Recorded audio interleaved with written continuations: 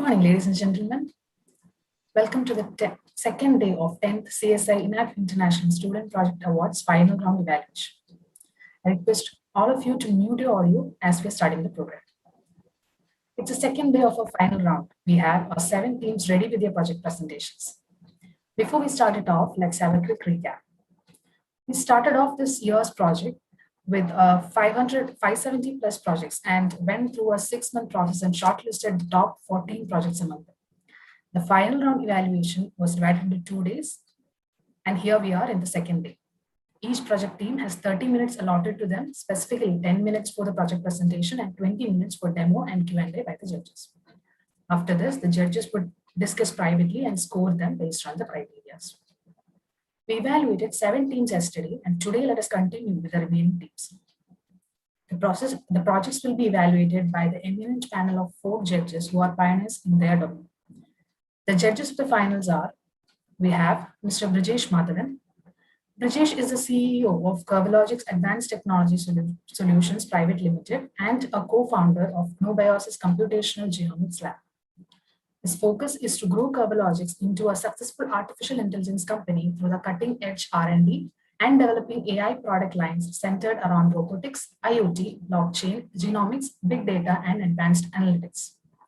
He has over 20 years of experience in advanced statistical modeling and machine learning and has held senior leadership roles heading advanced analytics, big data, and artificial intelligence teams in MNCs such as HP, IHS, and EY. I welcome you, sir, to the finals. Next, we have Dr. Vishnu Kumar S. Dr. Vishnu Kumar S is currently working as an associate professor in Cochin University of Science and Technology. He is also the vice chairman of the IEEE Computer Society Kerala chapter. He was a head of department of computer engineering at Government Polytechnic College, Nedumkandam, Kerala, and the chairman of Computer Society of India, Trivandrum chapter from April 2017 to December 2018. He is an active member of CSI Trivandrum chapter as well as IEEE Kerala section. He has served the society in various capacities of office bearer and also as an MC member. I welcome you, sir, to the finals. Next, we have Professor Balu John. Professor Balu John is the head of Department of Computer Science at Government Engineering College, Sri Krishnapuram, Palakkad, Kerala. I welcome you, sir, to the event. Thank you. Also, for the afternoon session, we'll be having Mr. Satish Babu. Satish Babu is the co-founder of InApp. He is currently the chair of Apralo of Internet Corporation for Assigned Names and Numbers. Satish has been an IT consultant, designer, developer, and trainer for 30 plus years. He is the founding director of ICFOSS, an academic research institution of Government of Kerala. Satish was the president of Computer Society of India in the year 2012 to 13 and its Golden Jubilee Fellow in the year 2014. He was IEEE Kerala section chair from 2011 to 12.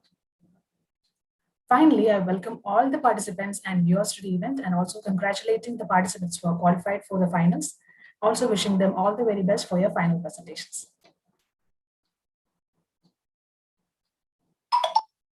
So we are heading towards our evaluation process. So for the morning sessions, we'll be having Mr. Brijesh Madhavan, Dr. Vishnu Kumar S, and Professor Balu John in the judging panel.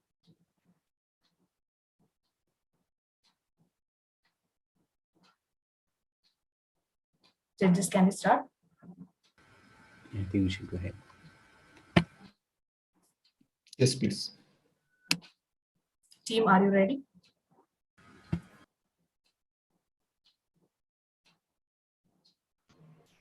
Yes, ma'am. We are ready.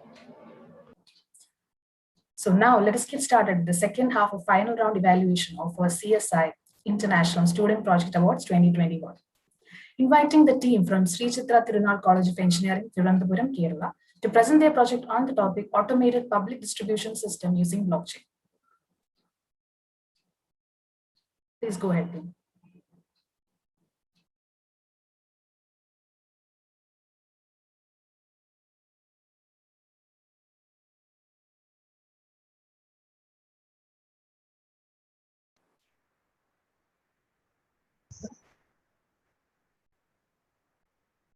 Is the presentation visible? Yes, you are visible. Yeah.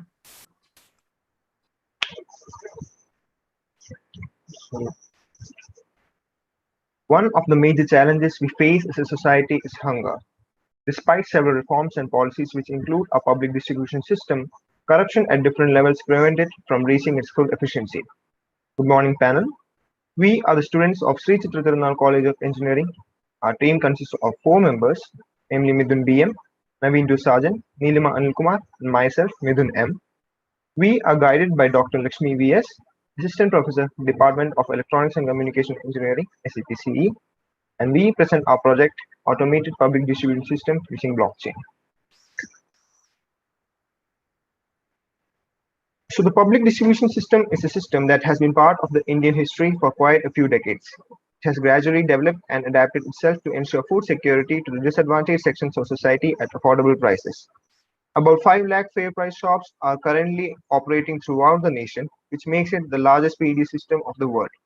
And naturally, within this huge system, there exist some loopholes and backlashes that create opportunity for exploiting vulnerable situations.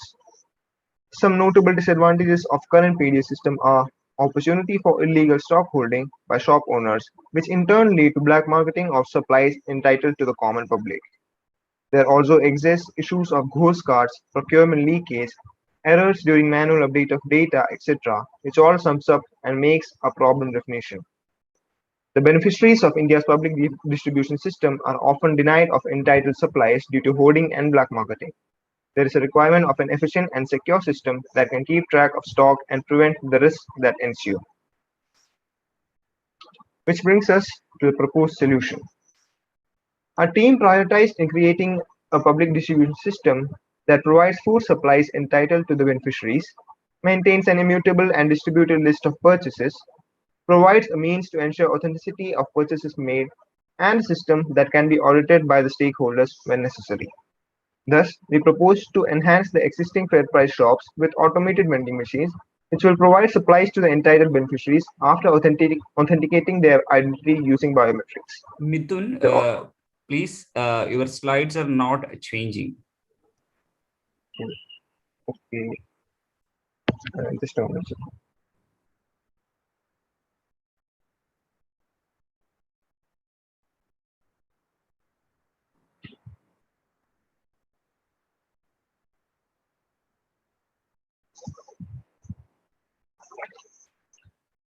Is it okay now? Yes.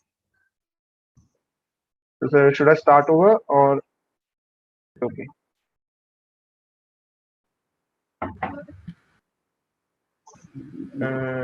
You continue. Very good. Okay, I will continue from proposed solutions. Okay.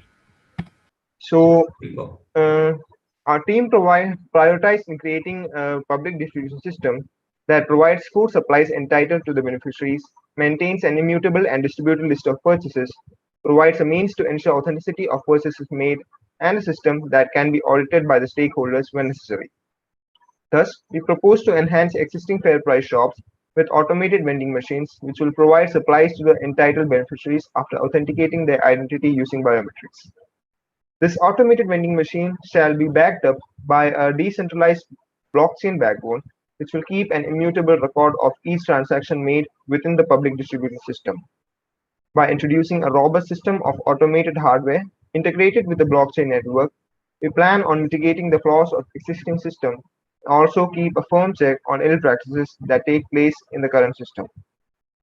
Moreover, the system would keep tracking of each and every commodity from source of production to the consumer across the nation with the means of a supply chain mechanism, closing the window for hoarding or black market. This is a simplified block diagram of the supply chain mechanism that we are proposing. Each of the commodity that will be available to the beneficiary will be tracked down from the source of production to each of the warehouse where it will be stored until the vending machine from where the beneficiary can access and receive the allotted quota of the commodity. Now we move on to the implementation of our project. Yes, so block diagrams gives us an insight to the working of any system. Here, the diagram shown gives us an overview of the various aspects of the APDS. We have a microprocessor, which acts more or less like the brain, guiding the overall working of the system. The web application, which is to be displayed on an LCD touchscreen, act as an interface between the user and the system. Now, the user authentication is achieved with the use of a fingerprint scanner, only after which the user may be allowed to input his or her requirements. We have a storage and dispensing unit, which is the main hardware part of our system to safely store the grains and dispense them when required as per the user's input. The web application interacts with the blockchain post and prior to the dispensing of grains, prior to dispensing to ensure whether the user has inputted a valid amount, and post dispensing to update the transaction details. Next slide, please. Now that we're familiarized with the various aspects of our system, let us move on to understand how the APDS operates. To put it simply, our system works like an automated teller machine, that is an ATM. So first and foremost, naturally, the user authenticates themselves. User authenticates themselves using their biometrics, and here we are using their fingerprints. After successful authentication, the web application displays the user details and allows the user to decide on a course of action. He or she may check the balance of grains left in his or her monthly quota, excuse me, and they may choose to dispense the amount of grains that he or she requires. Should the user choose the latter, he or she may select the commodity and the quantity that they require and wish to dispense. After which, the system checks if there is sufficient balance left in the user's monthly quota. If the above condition is satisfied, then it moves on to the next step. That is, the amount inputted is deducted from the user's current balance of grains available, and then the grains are dispensed. And if the condition is not satisfied, which means if the user does not have sufficient balance left in their monthly quota, then the system displays an error message. So we have a load cell on the dispensing end, which keeps an eye on the quantity of grains that are being dispensed. Once the dispensed quantity becomes equal to the quantity that the user has input, a signal will be sent to the microprocessor, which urges further dispensing to stop. The user may now return to the home page of the application, where he may choose another product to dispense, after which the same process will resume. Next slide, please.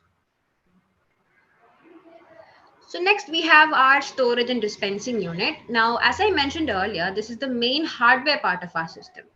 So as shown in the diagram, we have a storage unit of the given dimensions, so as to safely store the grains, which will be dispensed when required using a screw conveyor mechanism.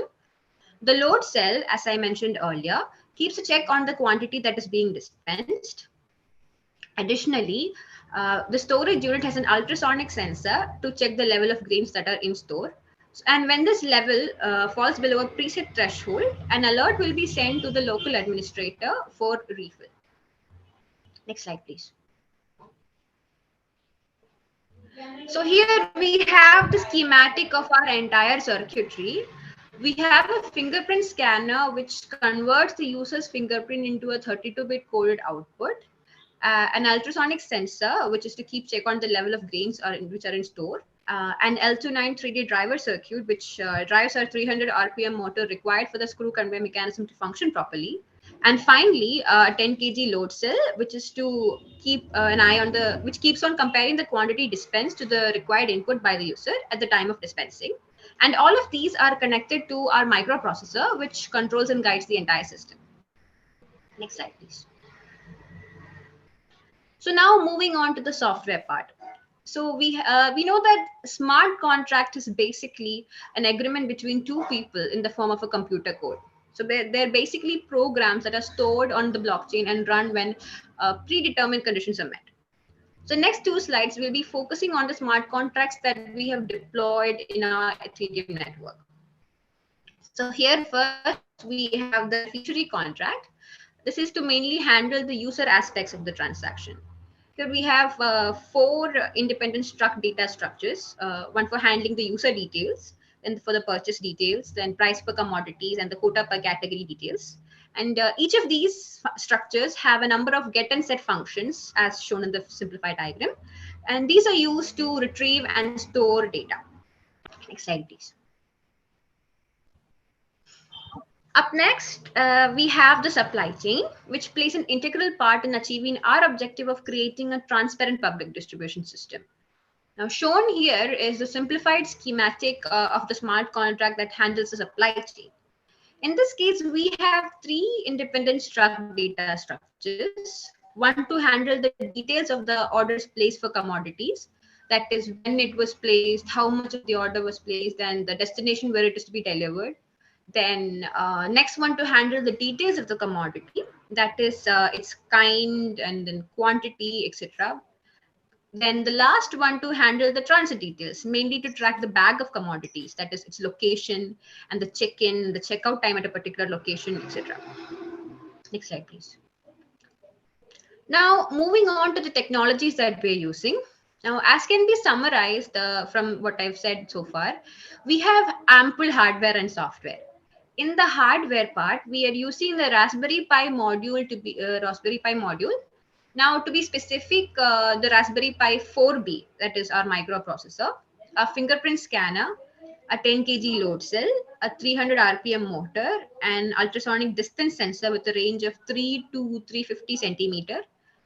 Now, coming to software, we're using Solidity, which is an object-oriented programming language for writing the smart contracts on various blockchain platforms, most notably the Ethereum platform, which is the platform that we're using for our project.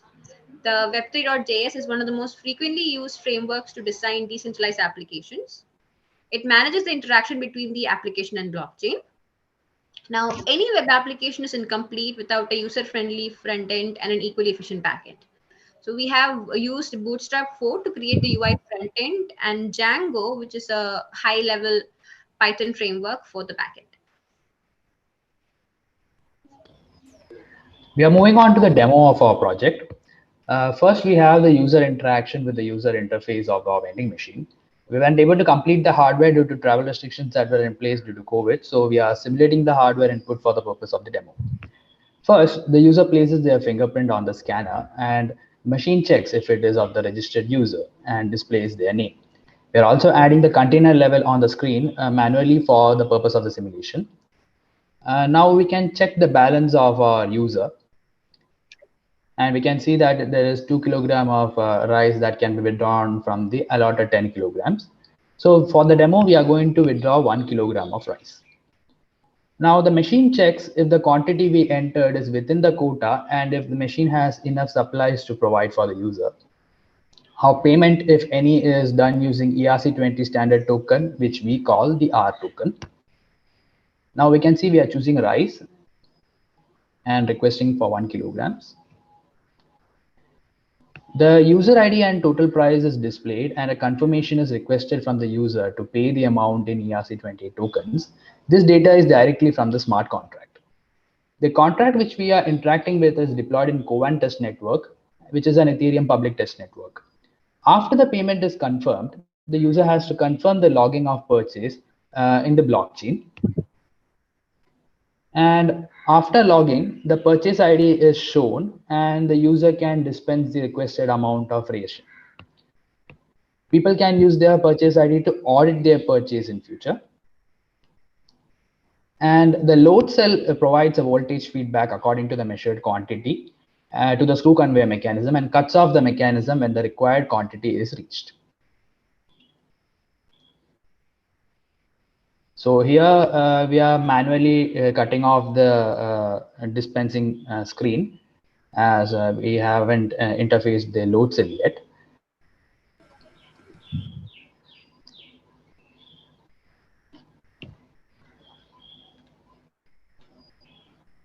Now we can check the balance of our user.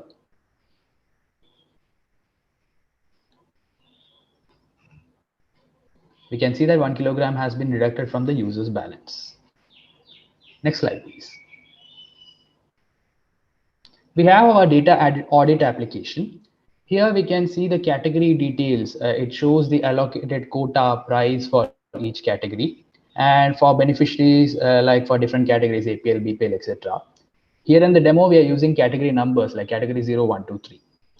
We can see the purchase details by supplying the purchase ID we see in the demo.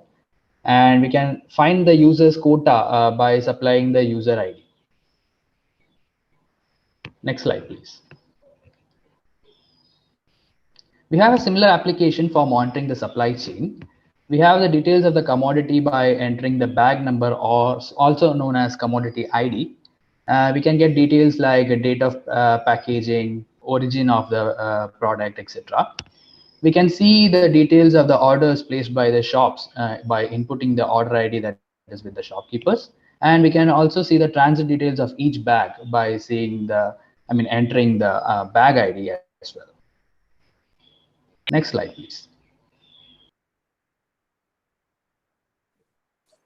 When we think about the future scope of our current project, the first thing that comes to mind is how to increase the transaction speed or how to increase the performance of our system. Due to high traffic in the main chains, the transactions are verified at a very slow pace, and we can avoid this by including side chains.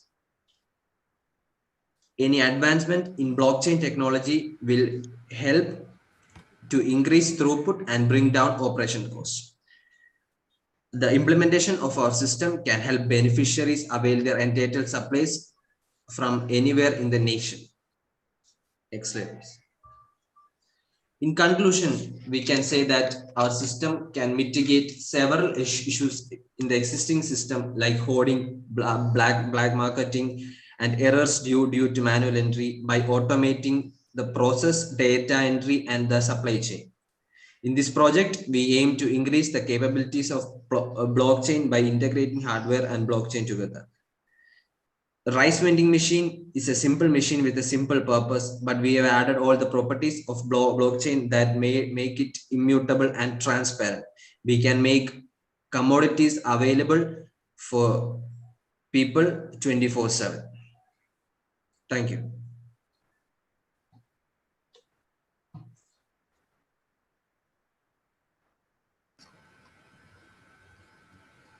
Balu sir, Vishnu sir, Balu sir. I will go last.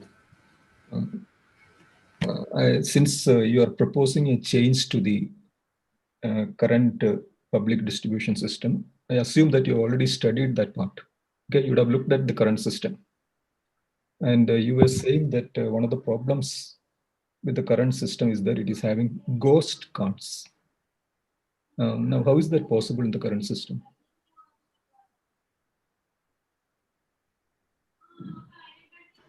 Sir, in the current system, the problem is that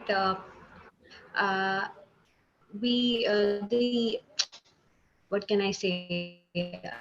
There are lots of cards that for the same person, maybe there'll be two cards, or even if there is for a dead person, even if that person is no longer alive, he might have a card, and people are using that card due to their relationship with the FPS. Let me accept that for the time being, and then how does your system take care of it? How does your system prevent these two cases? A person having multiple cards and a dead person still retaining the card? Well, in our system, a person since we're using our fingerprints and the person details, the same details cannot be recurring in our system. So. Okay, there we have a problem, because if you have studied the current system, you would know that it is actually Aadhaar based. The ration cards are linked to the Aadhaar, which means there is a biometric verification already there. So it's impossible for a person to have multiple cards in that person's name. Okay, so I don't see how. No, sir. We have checked. Sir, may I speak? Yes. So the problem is that we researched, we checked various cases. Can I just adding to Balu sir's question, right? And so that when you're answering, probably you can cover that also, right? So see, in a real world scenario, right, when people go for ration, it is one of the family members, right? Is that how it is, right? So now let's say there is an old person with disability, right? How is it possible to get the ration for that person, because the person would not be able to go to the automated dispensing machine, right? If you could also address that, right? Your idea is very good. I think eventually in the years to come, these kind of things are definitely going to happen, right? But we are just trying to figure out, how can you think through that, right? You have a solution that you have thought through? That's the thing. So yeah, go ahead, please.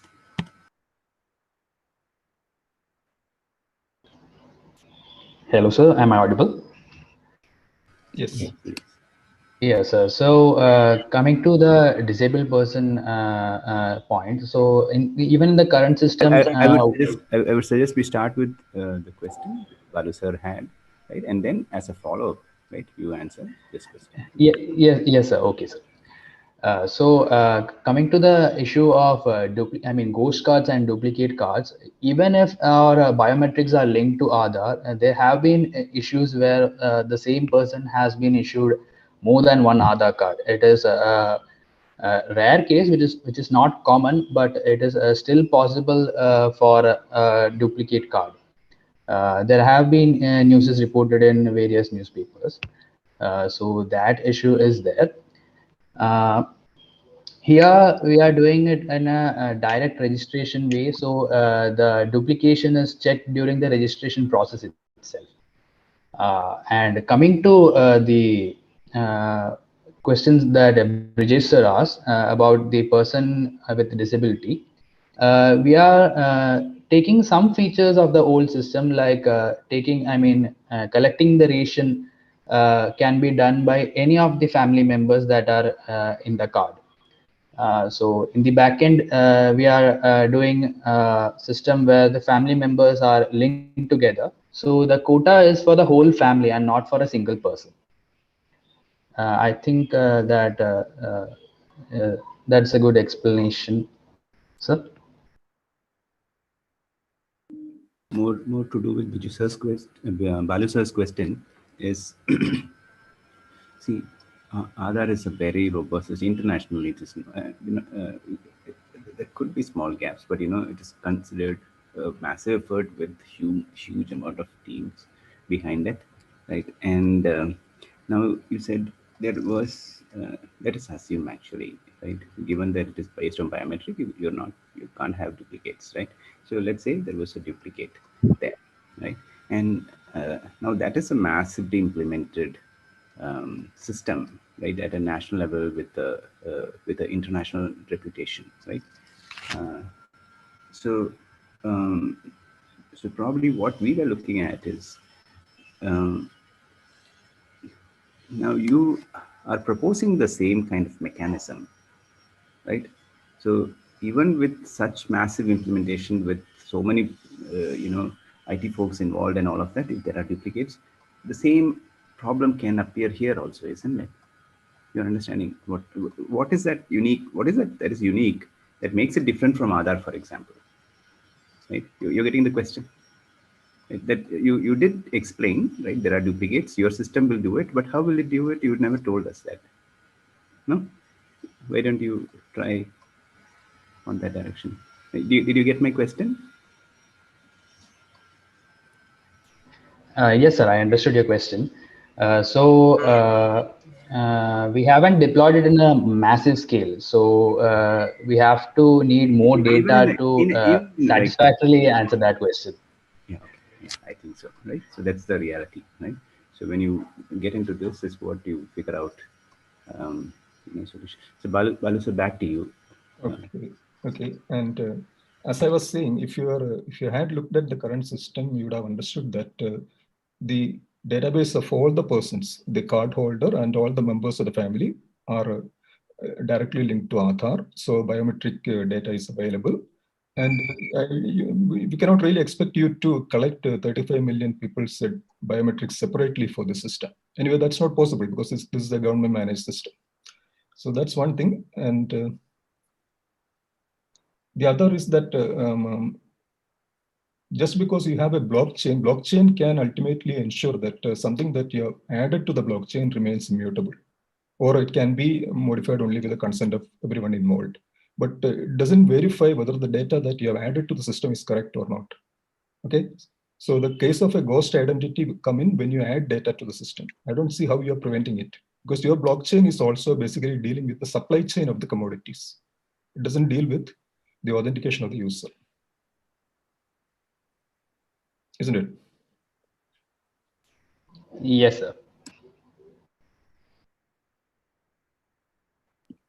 Okay. So that was one issue that I looked at. The other, let's look at your vending machine. Now you have some kind of a container on top of the vending machine. I assume that contains the commodity, right? Yes, sir. Yes, sir. So that is the container for just distributing the 1 kg or 2 kg, or is the container for the entire stock commodity in the shop?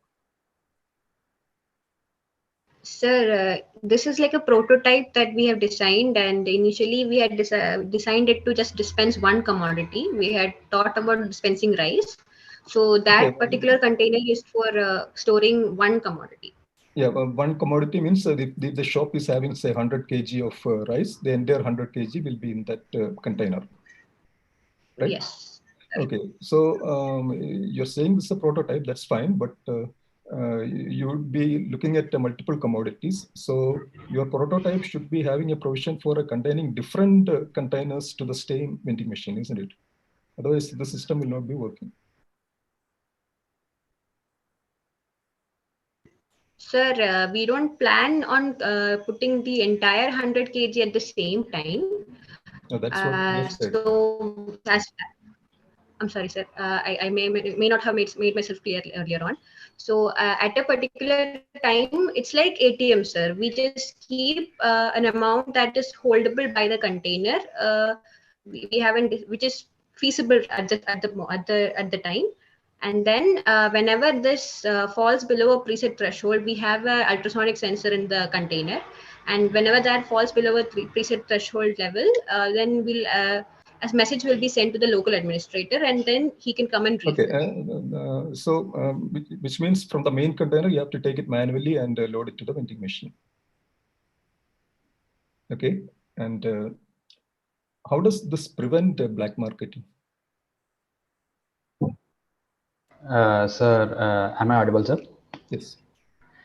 So now we are tracking the commodities from the place of procurement to the beneficiary. So if there is any kind of procurement leakage, that will be recorded by our system, and we will have some amount of data to flag that there has been a procurement leakage. So that's a little vague. Can you specify what exactly is the point at which someone gets an opportunity for black marketing? Sir, actually, sir, am I audible? Yes. So actually, in the current system, what happens is that there is a manual interface, that is okay. So within a ration shop right now, in this situation, in today's situation, within a ration shop, there will be a ration vendor, that is a person authorized by the government for operating that shop. So right now, in today's mechanism, the black marketing opportunity arises when this person is actually trying to hoard some of the stock that has been entitled to the public, or in different situations where actually in rural places of India, where the person is actually. Okay, let me stop you there, because we might be running out of time. So actually what happens is that if a person comes to the shop and claims what is due to him, he will get it. But there are many persons who don't claim what is due to them. And that is the amount which goes into black marketing. Okay, yes, I don't see how your system can prevent that. Because that can be prevented, because that can only be done with the help of the person that is operating the ration shop. Without his or her knowledge, that extra stock that has not been claimed will not be passed on to some other person or some other market, and that can be prevented here because it has been fully automated with all these vending machines. So if a person has not claimed their stock, it will be stored within the actual storage units of the government itself, and it will not be available for any other person for hoarding or any other usage. I'll pass it on to Vishnu sir and Brajesh sir. Okay. So if we are considering the current public distribution system, it has happened in two centralized manner. The central government will allow quota to state government, and state government will distribute to each and every ration shops.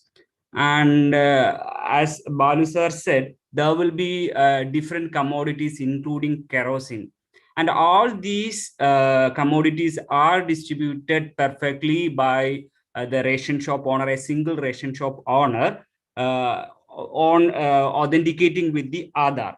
And suppose you are instead of, in place of a ration shop, suppose you are deploying your automated vending, rice vending machine or kerosene vending machine, how it can be handled? I think definitely two people should be there to manage and fill this particular commodity whenever it is finishing.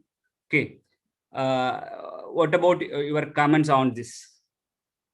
Sir, actually, when we are implementing this, when we will be implementing this in the future, this for each of the ration shop, the containers and the dispensing units shall be industrial grades, because a heavy amount of each of the commodity is required, and for each of the commodity, the texture and individual prior properties are different. So each of the commodities shall be dispensed using different vending machines, which will be authorized and controlled within a single or user interface.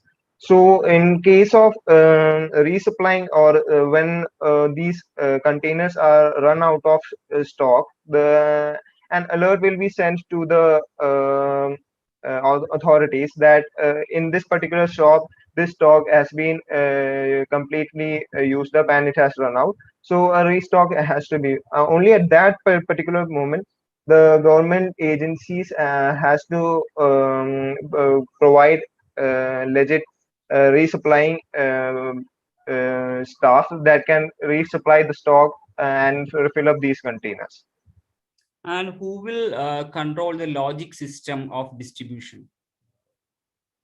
So all of these logical aspects has been already pre-coded and fed into this user interface that will be provided to the vending shops. So no manual data entry or manual handling of these data or customer service shall be required at the customer level. Only at the back end, when these commodities run out, there will be manual handling that the government agencies will have to restock each of these containers, and that will be controlled because the supply chain mechanism will have the data of each of the stock that will be coming and going to the vending machines. Okay, and another thing, the quota will be allocated monthly basis, right?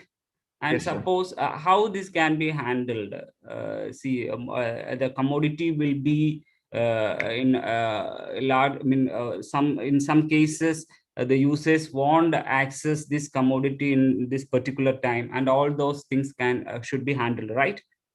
How it Yes, sir. can be handled. And some you see, for kerosene, in the case of kerosene, the kerosene will be allotted for a particular month for the high priority people and for others. So that kind of logistics, how it can be controlled. I know there will be a backend, as you said, the coding is there, and there must be a perfect administrative and monitoring system, right? And Yes, how all these logistics and distribution can be performed perfectly.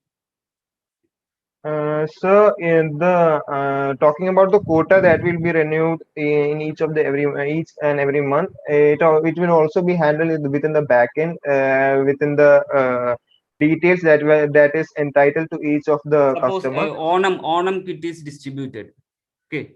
See, if a Yes, sir. single person is handling within a ration shop, it can be done perfectly. And what about your system? A special sugar is distributed in connection with Ramzan or Christmas. So how it can be handled? So when such special cases arise, a simple software update which will include the details of things that shall be given to the public will be included within the software, and the software can be easily updated within the system. If each of the system has been provided an agency for restocking, that restocking agency itself can handle the update of the software, which will include all these special cases when special allowances are given to the public. So there also manual handling can be avoided by a single software update that will be happening in just 10 or 15 seconds. So So That should that be a software update or a DB update? So database update, database should not be. There's some table, somewhere some data is stored, right? And then we say festival, Onam, right? And this is the quota, right? Yes. That's how it should, right? Every time there is a uh, um, change in the amount of quantity, or the quantity of items provided, you need a software update. That will be a very bad way of building applications, isn't it? So it is only data that is changing, isn't it? Yes, sir. So, Yes, sir. so how would you So do? what I meant with software update is that the details about which section of the, so that is APL, BPL, the different classes that are there. This class will be allowed this much amount of that special commodity. That only that details should be uploaded within the system in order to perform this task. So that's what I meant with a software update. So, Actually, the database and the software will not be altered with all this. database as in data update, is that what you meant? Or Yes, sir. still not? Okay, thank you. Sorry. Why don't you continue with Vishnu sir's question? Anyway, this is a good start. And one more comment, whether the immutability adversely affect your system. Balu sir also pointed out it.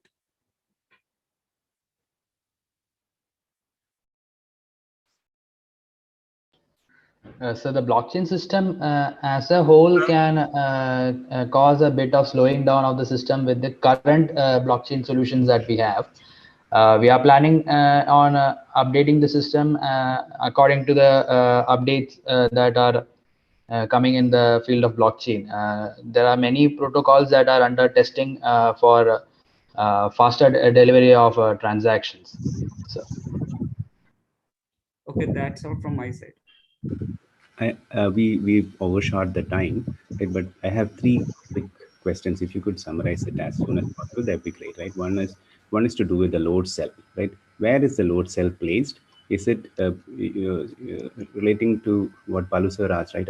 You have a container that has all of this one particular commodity loaded onto it. Is the load cell connected to that container, right? Which is basically it's a big repository, right? From where the commodity is going to be dispensed, or at the point where the person is collecting, right? The load cell is okay. So this is where you have your load cell, right? So Yes, the person will collect this and put it into his bag. Okay, thank you. yes, sir. It will be connected to the microprocessor. No, I got that. Right. My point was, where are you having the load cell? It is outside the dispensing unit, right? Yes, sir. Yes. Okay. So second thing is, see, you have the whole purpose, like Balu sir said, the whole purpose of blockchain, right? In a scenario like this is probably more associated with, things around supply chain, right? And things around people or, organizations, entities, etc., involved in different states, right? Things move from one entity to the other, right? It could be people, it could be firm, it could be, trucking companies, right? All of those, right? Who are the actual stakeholders that you've thought through? You did some research before you planned a solution like this, right? Do you know who are the key stakeholders in this? From the time grain is procured or a commodity is procured, all the way up to the ration vendor. Have you thought of it, or have you researched the core reason for having blockchain in your application, right? Can you hear me? Yes, sir. You're audible. Any have you thought of that? Did you get me? So in relation with stakeholders, we have actually thought only the government shall be the actual controlling authority for all this. And since it is a blockchain network, each of the consumer that will be registered and using this mechanism shall have their own respective accounts and their own crypto tokens, which will be further used. That's the only part that are actually we have considered for implementation. And actual real world industrial application, we haven't thought that Okay, the no problem. stakeholder part. No problem. Second thing is, see, when different stakeholders, as in we are saying, people who are involved in this whole supply chain, right? Different Yes, sir. points in time, right? Now, how would you fix the black marketing or any of those? It is one of the things we were expecting, at least. I think as an answer was, hey, do you have mechanisms that gives you checks and balances? At what point, what leakages happen? So analytics, right? Basic summarization of data, right? Should have been one of the answers. So if you are taking this to the next level, right? Definitely you should have mechanisms that has checks and balances, some kind of a checksum kind of mechanism, something similar to the checksum kind of mechanism, right? From the start point, you have some value of a particular commodity, then when it moved to something else and something else and something else, right?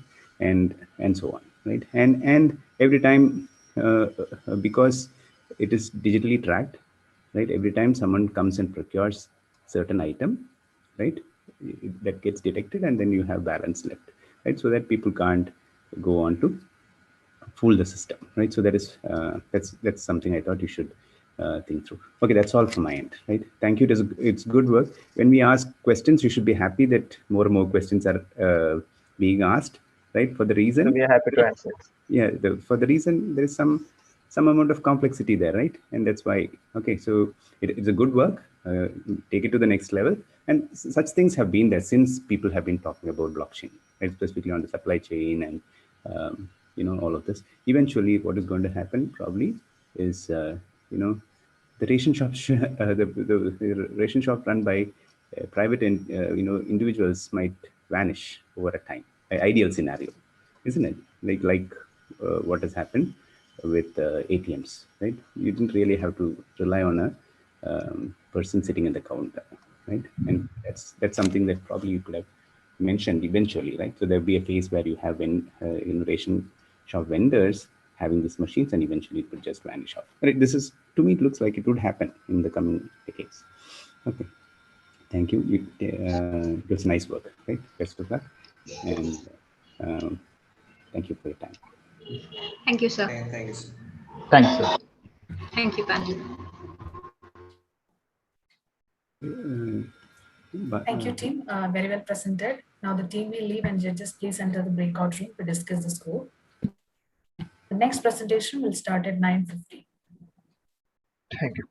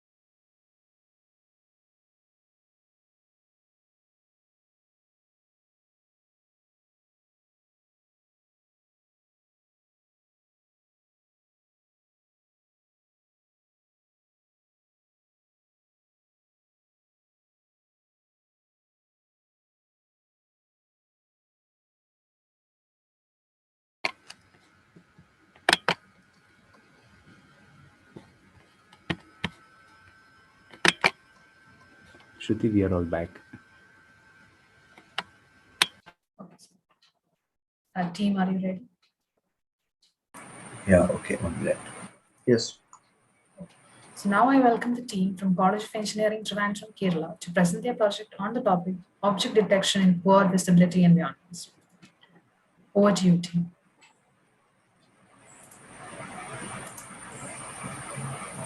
Can you see my screen? Yeah, yes. Okay, so good morning, everyone. So we are from College of Engineering, Trivandrum, and our topic for today is object detection in poor visibility environments. Okay, so we'll first move on to the problem definition. As we all know, the computer vision systems are used very commonly these days in various applications such as object detection, classification, surveillance, self-driving cars, etc. Now, all of these systems have one important dependency, that is, they require clear images or a very high resolution and a high fidelity imaging system so that these computer vision systems can make sense of the surroundings easily. However, in the real world, sensors, the imperfections are omnipresent, such as faulty camera sensors, low visibility environment due to lack of light, haze, etc. So all these affect the performance of a computer vision systems, and as so this is a big problem.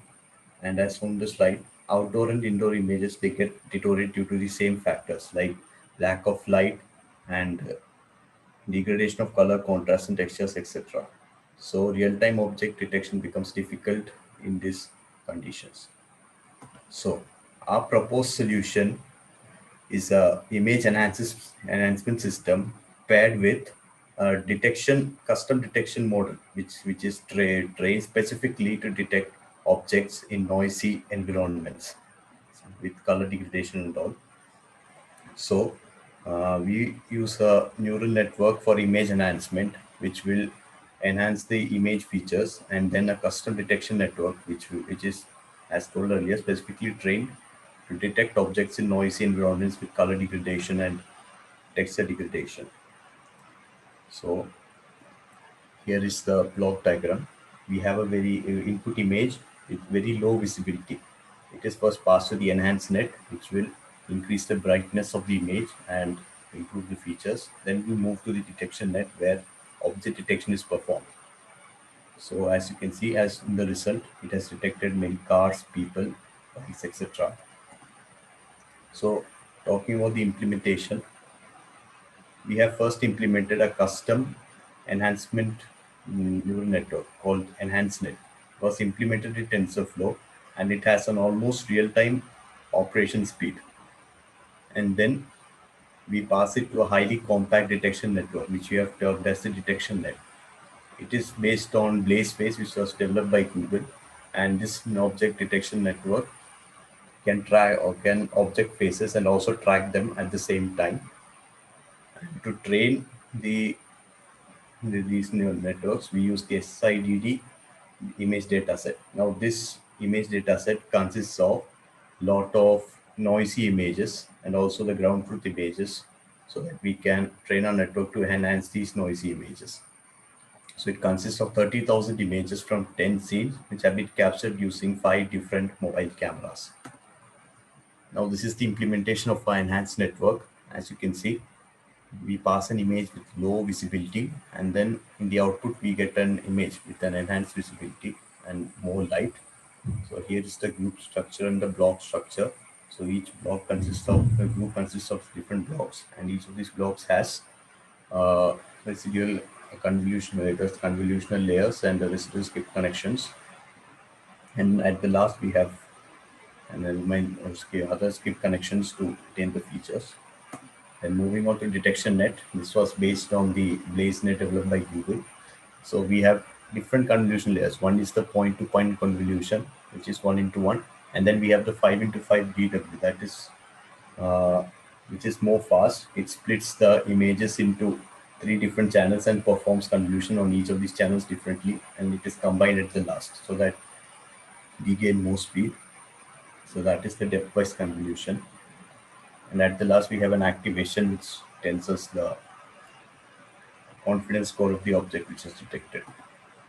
So moving on to the technologies used, we have used TensorFlow 2.4 to implement the neural networks and OpenCV for the tracking, and then we have also created an executable, a demo an application which we can run on our computer to perform object detection using our web cameras.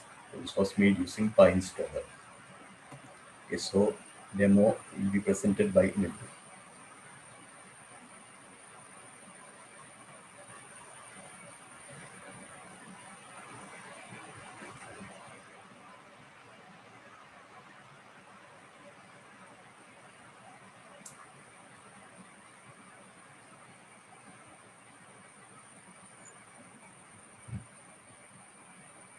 Hello, Nidhu.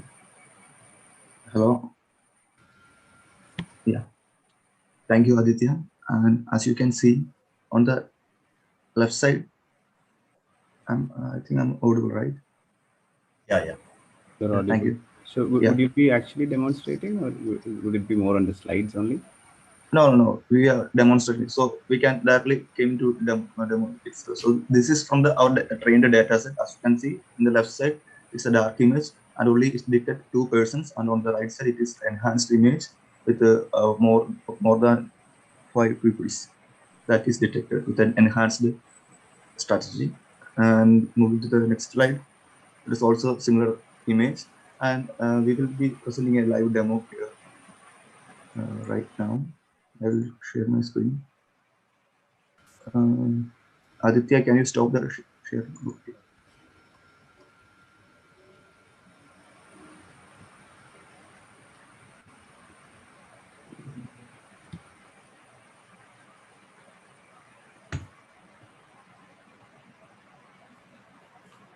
Why are you doing this, right? That the terms enhanced net, etc., are for standard or published architectures already. Right? So if you look at enhanced net is by one German university called Max Planck Institute, right? They had put together this one, right? So did you use an existing neural network architecture? Did you leverage what Max Planck Institute has put together? No, not actually. Enhanced net, right? And did you use that, or you went on to create your own? Yes, sir. We actually created our own compact model neural network for the enhancing, and just the name was just what is called like enhancing the image. So we just call it as enhancing for the time being. Okay, so Just a coincidence. Once we are done with this, probably we'll also look at the code and all of it. Yeah. Can you see the live demo right now? It was there on the screen till. Can you see this AI face detection? We can see. Yeah. Okay. On the left side, as you can see, this is the direct camera feed from my webcam of my laptop, and on the right side, it is somewhat enhanced, and it is then detecting my face. And as you can see, there is on the right side in the enhanced frame. First, the frame from the direct camera feed is given to the enhanced net, and after the enhancing, it is given to the detection net. So as you can see, the detection is keep failing on the left side on the unprocessed frame because due to the low visibility, it keeps failing. But it is the tracking is pretty good at the enhanced frame when we are using an enhancement for the images.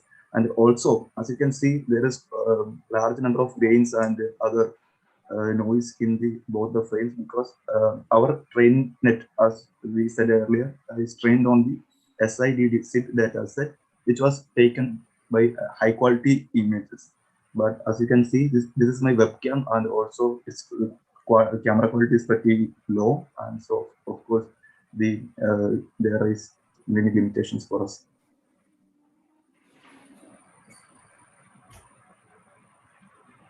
And that's a demo part. And also we have developed an executable application that I will show right now. We got it actually by installer you used. We got Yeah, by install. for Yeah, want of time, right? So actually, Vishnu sir is an expert in super resolution and image quality enhancement, right? okay. So I will ask Vishnu sir to actually um, you know start asking questions. Before we go there, can you actually show the code? Sure. So that we can quickly run through Okay. and also let us know how much of it actually you took from the public domain, right? Sure. From your Of course. GitHub and all of it, right? And the point is taking something like that from not everything needs to be built from scratch, isn't it? Okay, But I know. what is that you took from public domain? What is that you have added? That's the whole idea. Yeah, we have two parts actually, the enhancement and the detection model. And the detection model is completely taken from the Google's Blaze Trace, as we commented earlier. And the first part, which is the enhancement, don't mind the name, we just named it right yesterday or like that. Okay, the enhancement, the network is completely built by our own, and actually it was trained before for the dehazing purpose. And now because for the demo the haze is not practically created, so we have shifted it to a low visibility low light data set and trained separately for that. And also since the model is our own, I mean it is inspired from an FFNet, but it was quite large in parameters, 5 million, about 6 million parameters also, and we have reduced it by considerably by half. The parameter size was considerably reduced for making it in a real-time enhancing strategy. And also we have applied it to for a ICVJP conference. It is an Indian conference on computer vision and graphics, and we have applied it for a paper. We have just submitted the paper also. Can you show us the architecture? Yeah, sure. This is the basic thing like IQT, all of that is there. In here, the OpenCV is taking my camera feed and it's resizing, and things are doing predicting the outputs like that. And I can show on the training side, if you could actually show the sure architecture. Yeah, this is one, and the code is this is it, and we have made it in TensorFlow, and this is the CA block, which is channel attention block, and we have also pixel attention block for modifying it for giving more importance to the fine details like removing noise conditions. As you can see, this is a series of convolution followed by max pooling operations taking place here and here. This is the so combining this channel attention, pixel attention block, we have feature attention block. Actually, this feature attention block is used in the older FFNet. So these look like things that has been implemented from some paper, right? If you look at it, all of it has archive link, right? Yeah, of course, we have archive link. It is actually the FFNet plus what we it's the reference actually we have taken. Correct. But the whole model in the enhancement as a whole is completely developed by our own. It's not from scratch, but it is inspired from others. Yeah, we have added the discrete wavelet transform into this. This discrete wavelet transform is from another paper, So we have combined all these things and we made it into compact. We have also. So why did you use discrete wavelet transformation? Yeah, it was for enhancing the image for a better dimension. As you can, if there is some image pre-processing for the images you have given to for the neural network, it will be more, features will be more extracted easily. Is there anything to do with sequence that is involved? When do you actually use a discrete wavelength? Sorry, or you not spend enough time on that? Sorry, I don't get it. Do you know why actually it would be used? This DWT, discrete wavelet. what we see that in many papers, many of them uses this image pre-processing, because if you are in a discrete wavelet cosine transform, that is in another domain, right? The features will be more explicitly can be captured by the neural network instead of directly giving the frames images in the RGB format. So like any other transformation, right? Yeah, exactly. Discrete wavelet. Come back to your code. So show us where you. I didn't see neural network architecture still now, right? I saw functions there, right? Yes, this is the all functions, like we have built CA block, attention block, then pixel attention block here, FA block here, and all are all of them are okay. Got it. In the core, okay, core.py, and in the log file module, actually, you can see here we are importing all such structures like that from model.core, import FA block, DWT, and IWT, and we have called it, and we have processing it as a class FFA, ACR, baseline WS. This is the actually the whole network here. Why did you name it like that? FFA, AcerNet, baseline, WS? Of course, it was inspired from FFNet, as I mentioned earlier. Also, ACRNet is another similar dehazing paper, which is also it is not, of course, compact in nature, but we have inspiration from their network also. So we have named it as FFA ACRNet. Then the name baseline comes here because we have added many other features like pixel to shuffle, enhancer block, etc. from many other papers also. But the thing is that to make it this whole network to compact, we didn't use much additional parameters. So we made it a baseline paper like that. That's it. And W system, wavelet. W stands for wavelet. Okay. So as you can as you see, the enhancement, the video enhancement is taking the real time. So we have to make the network a compact, tiny nature. That's right. We didn't go for any other. It is baseline. See, you have filters into 2, filters into 4, etc. Right? Yeah. Self down 1, down yes. 2. Why did you do that? Because you have to when processing an image, you have to change the filter size into a mini filter size. Like if you have if you have, I think when we are doing a convolution process, you have to use multiple dimensional filters in order to extract many features, because maybe at the first level there will be a high frequency details will be extracted out. High frequency details like textures, edges, So, sharp edges. in this case, can you say what is it like? Say conv_1, right? Yeah. How many what is the dimension of your feature map, right?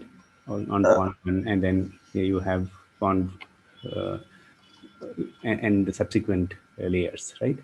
Yes. What is it? Can you say? Start with that conv1, right? Self.conv means layers.conv2, self.number layers, kernel size 7. Tell me what is the dimension of your feature map, right? So for the initial layer, we have all from the first one, from conv_1 onwards, downward, all the way down, right? This particular function that you have, this in that. Right? We have 320 by 320 into 3 was the initial image size. We are parsing it into the self.conv1, then followed by then the number of filters is multiplied into 2. So then, in self.conv1, it is 320 into 320 into 3, is it? Yes, exactly. The input image shape is given as self.conv1 is the basic, it is coming in the as the input to the network. Yeah. So on the downsampling, as you see in the network image, on the downsampling process, it is on the depth, it is going into 2 into 4 times like that. So you have okay, where have you called this class FFA AcerNet baseline? Can we just go back, and I will stop here, and then I'll pass on okay. question. Yeah. Where did you create the object of that class FFA? This is the video recap .py file that I was running, and here you can see in the PyQt file we have other things like all other dependencies. Can we look at FFA Ethernet baseline? Yeah. Where is that object you've created? Where is object? Here. From model parameter import FFA is here. Yeah, where did you create the object of the class? We get model in the get model. We FFA. So it's okay. You said 3 as a. Okay. Yeah. Then after that we pass it to object detection. As we said earlier, it is used in blaze face detection by Google was directly used here. It was ultra light model for also real time detection. Gives pretty good detection. Okay. And in this side, as you can see, we have the OpenCV code for generating real-time camera. So where does your so when you build this, did you see that there are certain scenarios where this starts failing? Of course. What is that? Actually, it is, as we mentioned earlier, we have combined the or many other stuff from FFNet, of course. Then we combined the ACRNet. So during the combination process, it was pretty hard. Like we are not expert in the neural networks or something like that. So of course there were many practical difficulties, like adding one component to another. Like you have to cope with the dimensional and all such. It must be in a sequential. It is a sequential flow, right? So you have to maintain the all the dimensionality in the all the feature size like that.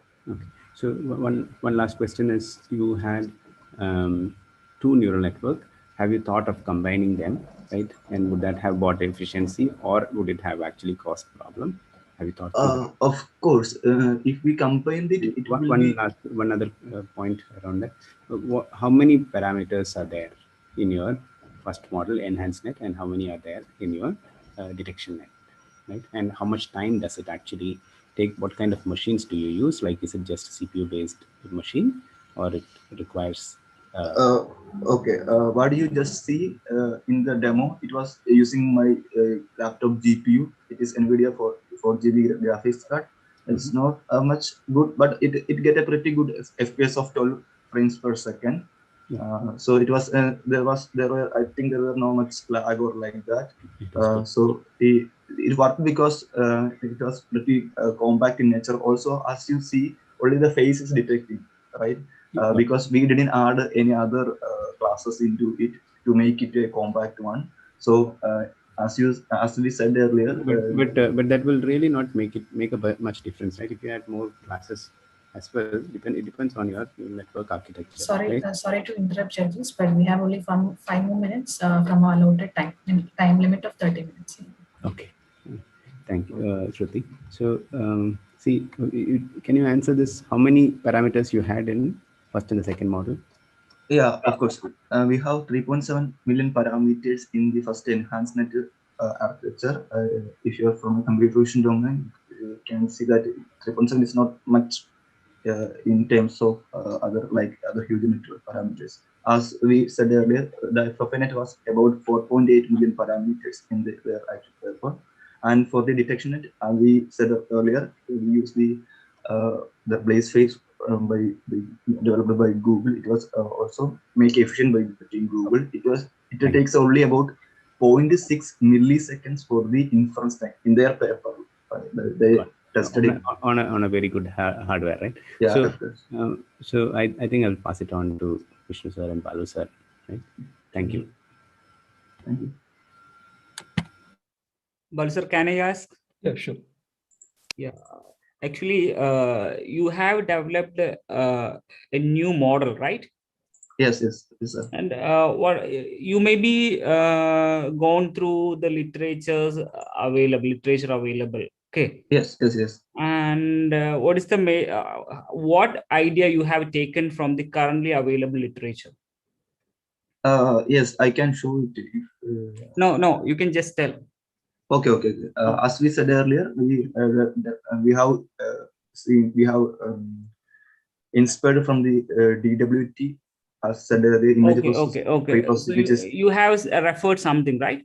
And what are the criteria you have taken for getting better result on making a new model? Because from the scratch, or from the scratch itself, you have developed a new model and you claim that you are getting better result, and from the demo itself we can see it.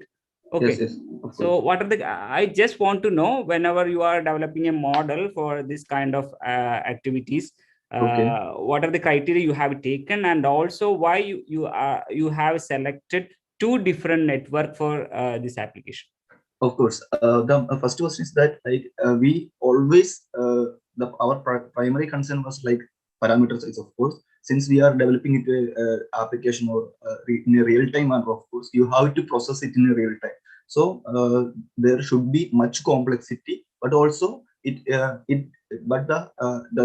low complexity does not affect the quality of the enhancement. So there should be a perfect balance between trade-off between this computational complexity and the detection. I mean enhancement output of the quality of the image. So that was the major criteria we have. The parameter size, of course, the components we were adding should not. I just want to know whether you have done a trial and error method. Of course, we have done a trial and error. For the paper also, we have some ablation studies, like if we adding part like a part A, part B, adding part C, like that. And another question. And you claimed the enhancement, the betterment in enhancement based on the detection, right? Have you gone through other parameter or metrics to claim that you have done the enhancement in a better way than existing methods? Of course, not done a better method, but also in comparable result. We have what is the metric used for that? PSNR, peak signal to noise ratio. Having gone for a structural similarity index and feature similarity. Of course, SSAM is also another parameter we were considering, but the PSNR was the major metric we were considering. And also, if you are using the video, how many frames will be taken for processing? Suppose you are done it lively, right, or runtime? Yes. Okay. Yes. So how many frames will be taken for processing, or it will be gone through the network, these two networks for the enhancement? Yeah. For the whole process, since it uses my GPU, it is about 11 frames per second. If you are running in CPU, of course, it will be about 2-3 FPS. Whether it affect your result? Of course, not the result, but you see there is a like a lag in the frames. As you see, there is of course there is a lag. Okay, and one more question regarding the database. Is this database publicly available? Of course, yes. SIDD data set. And what about the size of the image in the database? It is HD image, 1080p by 720 pixels. Okay. And your system will accept any size, right? Of course, any size. Yeah, we are resizing. And also, I want to know the resizing. Suppose I have 1024 by 1024 image, and your neural network will accept this 1024 by 1024, or you will be reshaping it? Yeah, of course, we are reshaping it. Actually, we are taking the patches of it by cropping, random cropping, and later it recombine into the original state. We are resizing it, of course, in the starting process itself, in the DW. Okay, and what is the use of reflection pad in the last layer? Actually, reflection pad was inspired from another network named EnsembleNet, because they said that it seems to be better if you. And suppose you are not incorporating this reflection pad, the last layer or last but one layer, what will be the effect? Of course the PSNR will be little bit down by 10%, 15%. Actually, it was there in their ablation study. They used it, and with the reflection pad, they have shown the effectiveness of reflection pad by it enhances the PSNR by 10 or 15%. No, it enhances the PSNR is not the correct answer. What actually the purpose on incorporating this reflection pad there? Reflection pad is like while you are recreating the all, it is like in the whole network. the first the image is downsampling and then the image is upsampling into the original features, like right. So during the upsampling process, and if you are performing downsampling then upsampling, the high yes. frequency component will lose, right? It not actually it not actually losing, it is filtering out and it is giving us the skip Yes. connection to the in the upsampling process, as Okay. we in the network architecture. Okay, that's all from my side, but more questions are there. Due to time limitation, I'm hand over to Balu sir. No questions from me. So if you want, we can continue. Otherwise, let's conclude.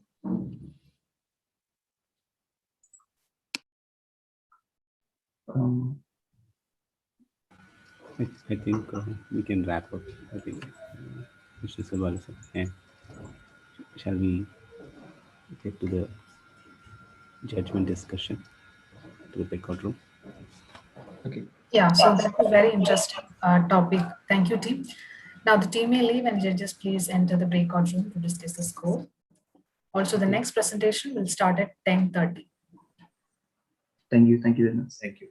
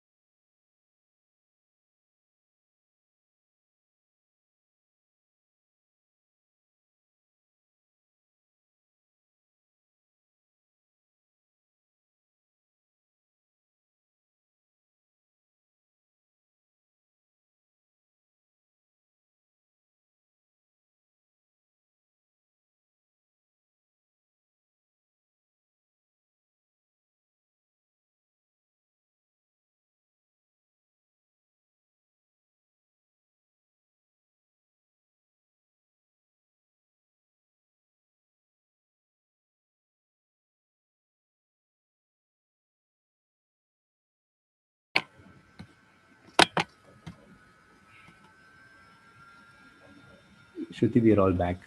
The judges are back. The judges. Team, are you ready? Yes.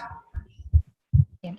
Next on the schedule is a team from KCG College of Technology, Chennai, Tamil Nadu, presenting their project on the topic AI proctoring software. Team, go ahead.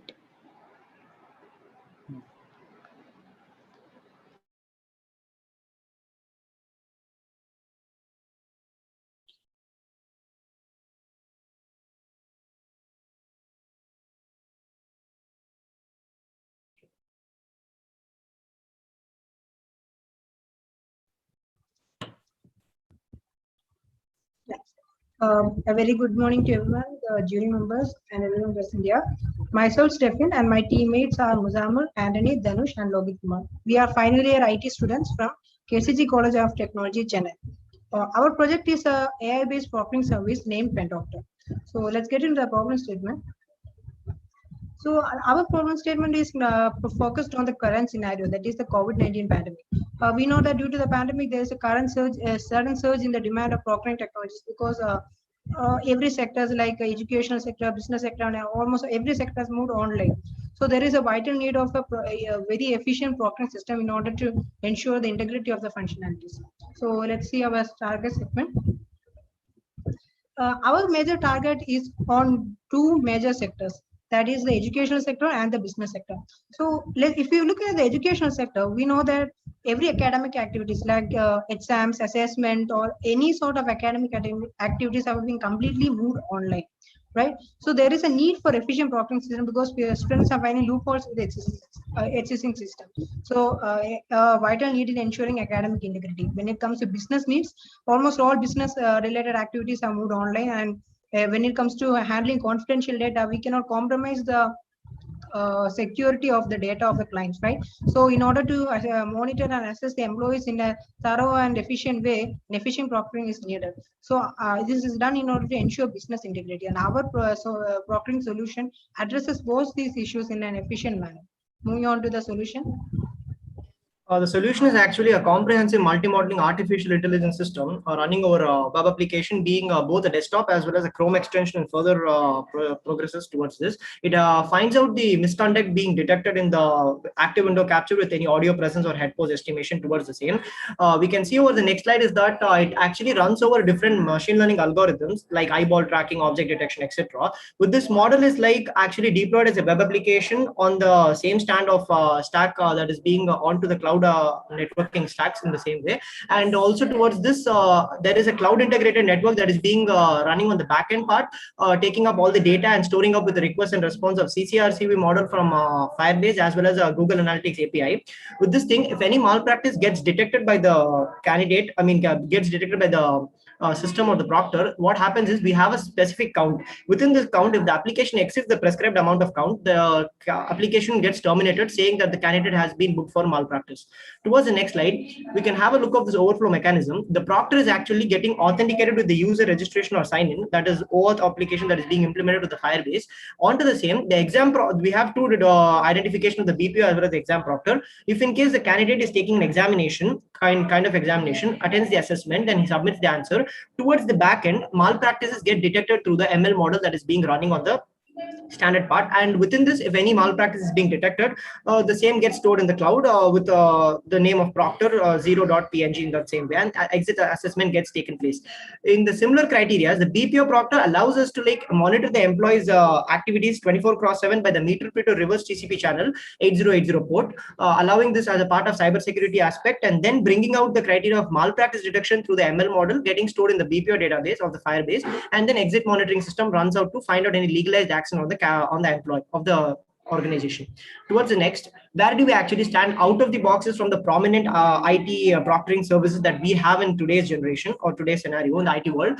We actually stand out as the object detection, speech detection, common word detection, and secret snipping and head pose estimation with an accuracy of about 83% on a tested of about alpha, beta, and functional testing with our own system integration teams.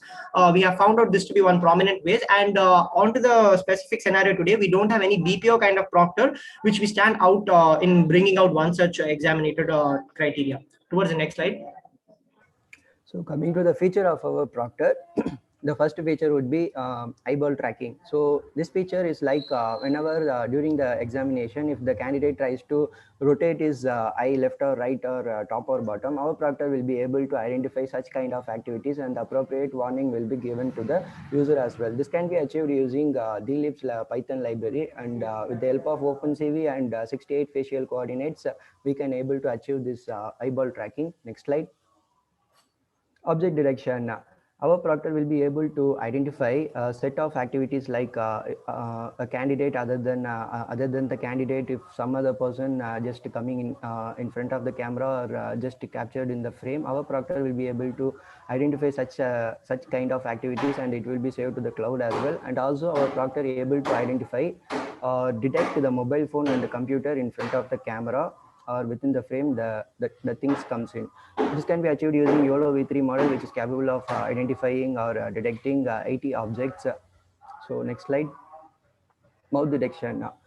This feature, whenever the candidate, when writing the exam, if they try to open their mouth, our proctor will able to identify such kind of activities, because our this will trigger the functionality of our next functionality of our proctor, or the unique feature of our product, which is next slide.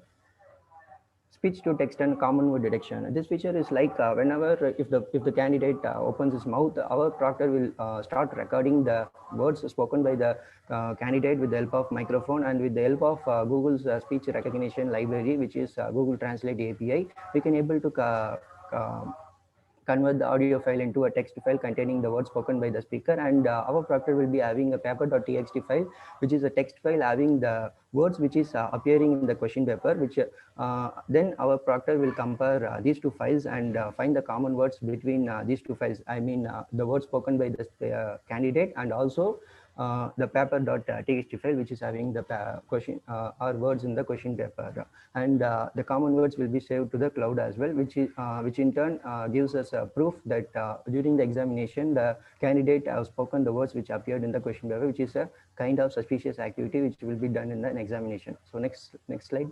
Head pose estimation, similar to what I have explained in the eyeball tracking. If the candidate tries to turn his head left, right, or top or bottom, our proctor identifies such kind of activity, and the appropriate warning will be given to the user as well.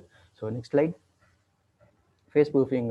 If the candidate tries to cheat our proctor by keeping his image in the phone or image in front of a camera, and if he tries to get out of the frame of the camera, our proctor will be able to identify such kind of space spoofing activities, which will be done in an examination most of the time by the candidate. Our proctor will be able to identify such kind of activities, and the warning and as well the count, allowed number of malpractice count, will be detected from the person's allowed malpractice count. Next slide. Yeah, coming to the BPO, which is similar to the exam proctor, we are just going to have the same features with a different inbuilt features in them. Like we'll be like monitoring the BPO employees who are going to access the sensitive information of the client. So here, not only monitoring, we are also going to save the particular data. That suspicious activity data will be stored in the BPO database, and those will be notified to the particular concerned departments as well as that admin portal. Yeah, next slide. Yeah, the feature of the PPO is like the first one is third-party intervention, which is similar to the face spoofing. Yeah, the same features and the same implementation was done with the OpenCV DNN module, and the authorized employee, that is other than authorized employee, will be like monitored, and then it will be the data will be sent to the particular database. Yeah, next feature. Mobile and camera detection, which is also similar to the object detection. Here, the mobile phones and camera are majorly specified with as every employee will be having a mobile phone with them. There is a chance of snipping and then taking a video of that particular data. So it was then monitored, and then it will be stored in the database and notified to the particular department. Next feature. Yeah, secret snipper, which is one of the different feature other than the exam proctor. Here we will be monitoring the exact employees system, we'll be monitoring each and every application, every action that was done by the employee, and then it will be like notified to the particular department or the admin. There will be a control over the admin. Suppose if there is any suspicious activity detected, then the admin can have the control, and then it can terminate the particular task. So it was implemented with the metaverse session, which is used to which is used to which is used to control the activities of that particular system, and also using the IP address, you can easily monitor the particular systems. There is an employee system. Yeah, next feature. So next will be the workflow of machine learning. For training the data, there will be a data preparation has been held, like high track, example features like high tracking, network estimation, etc. We need to train that model, and we need to validate it, and we need to improve the model as well. So next will be the functional workflow mechanism. First, the candidate will get logged into the proctor, and the identity verification occurs. Then the proctor moves with the features like eyeball tracking, object detection, mouth detection, face proofing, speech detection, common word detection. So the entire proctoring service will run in the loop until the end of the exam. So it will throw until 5 warning for malpractice detection. If the count exists, the candidate will be terminated and be booked as a malpractice. So next will be the use case diagram. In this use case diagram, we're going to split two functions. One will be the student and another will be the employee.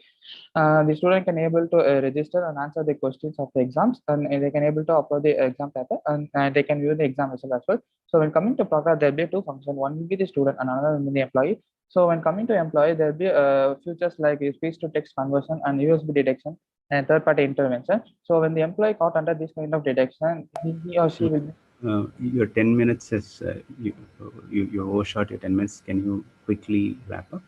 So just 2 minutes. Just 2 minutes, sir. Good. So if the employee caught under these kind of suspicious activities, the suspicious activities will store in the cloud, and the result will be declared as a malpractice, and the result will be declared. So next. Yeah, then this is the technology stack. The complete part of this is divided into 3 different levels. The actual framework runs over Flask with the Python part in that, and the different libraries already spoken out is the second stack of the particular application with OpenCV libraries and kind of dlibs that actually finds out the suspicious activities and the penalty check. The third is nothing but the requirement of what is from the part of the client. For example, the networking side, the computing GPU, CPU, and the cloud services storage as part of the Firebase. That's the third stack. And going to the next slide is the actual reference architecture on how this thing works that has been already implemented. It is divided into 2 parts. One is the exam and the other one is the BPO. Goes ahead with the authentication of MFA, and then the architecture design is a web deployed application with a MobileNet and pre-trained YOLO v3 model, and other solution building blocks are nothing but the libraries behind running with Python. Towards the next is move on to the timeline. It took around 1.5 months to complete the front end with 5 to 6 days waiting, 5 to 6 days waiting for each phases. Now going to the back end, from designing the UI UX to the integration with cloud, that is Firebase, it took approximately 12 days to complete the backend process. Now about the measure of success, we know that there is a sudden surge in demand, and this technology has a high business prospect. And when it comes to this project, is not just limited to exam or BPO, but can be implemented in various scenarios where efficient proctoring is needed. This can be further improvised by adding a biometric authentication, etc. So thank you, the jury members and everyone present here for providing us this platform and CSI for this wonderful opportunity. So can we go with the demo right away? Yeah, please.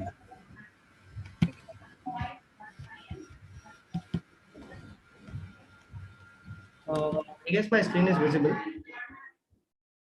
Yes.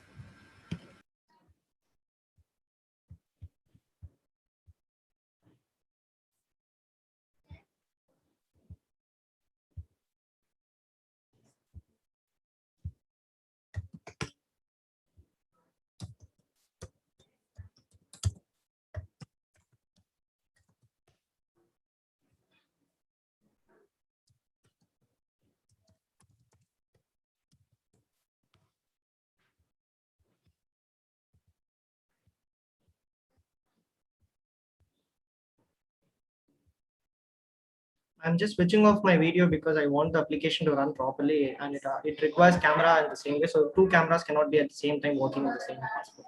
So I'm just switching off my video for that reason. Yes, you can.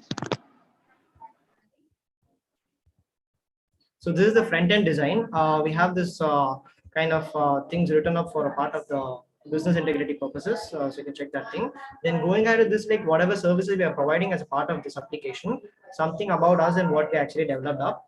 And our unique features, the secret snipping, speech-to-text, third-party intervention, USB storage detection, and our team for the whole project that we have developed. And some of the pricing integration that in case we try to like bring out this for business integration outside model and something like this, that's all. Over to that, I like to go ahead with authenticating myself. First thing is like if I'm not the user, I'll just authenticate after trying the same. I'm just trying to plot at like and my mobile number. I just try out for something like. You can skip registration. You can just directly go into login. Yeah, sure. We are more interested in the backend side. Yeah, just I'll just log in then just a minute. Sure.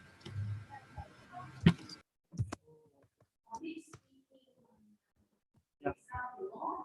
So any of the two that actually goes ahead for the purpose. If in case we know we need to go with the exam proctor, we start the service and instruction to the candidate, give it for that.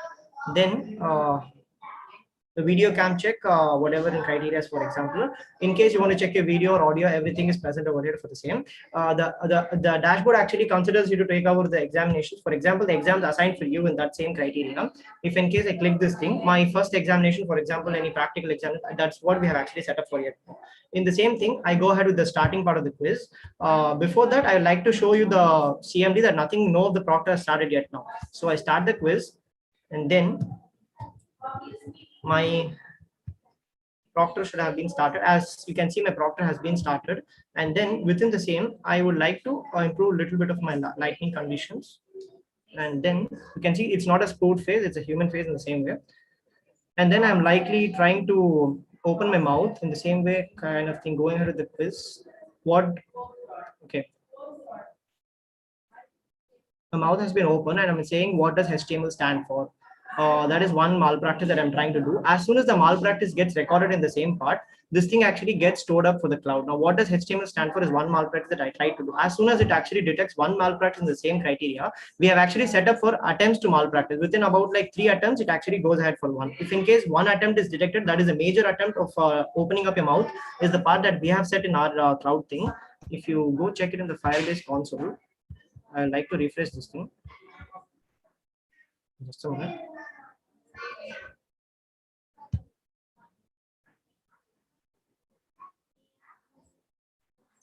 Go with my real-time database. See the error page that we saw is the intended output or something happened? No, this is actually a part of our output. Like we try to show this thing to the candidate that a malpractice has been conducted from his side, like attempt of malpractice. We just show this page of criteria from Flask saying internal server error. With all this front end and everything that you've done well for sign up, right? You could have actually had a nice screen that actually says that there was an error and then that has been reported. No? Sorry, I didn't get you. This looks like a server crash, right? Yeah, with all the nice front end that you've created for sign in and sign up and all of it, right? You could have had a nice page that actually conveys that. Okay, this thing, yeah. Actually, this looks like a server crash, right? Yeah. I understand that part, but actually we are on to this progressing stage of the application only. So actually, it's completely done, but this is actually a server crash, right? Your Flask. I'll actually show.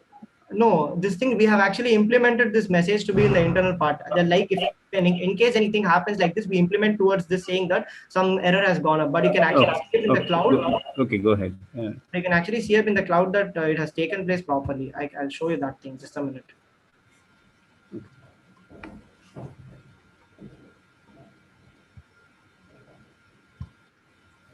Okay, so it doesn't matter. I think we got it. Why don't you proceed? There is some, just a minute. It should have been reflected over here.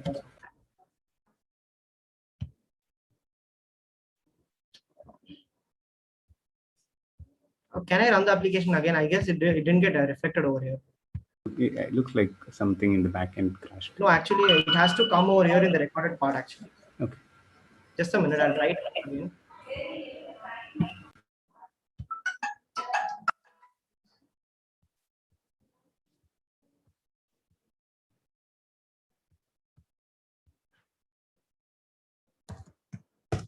The console, was the error arisen by your application? That's actually an exception we have tried to like handle out. You raised it? Yeah, we have raised the exception in case anything like that happens.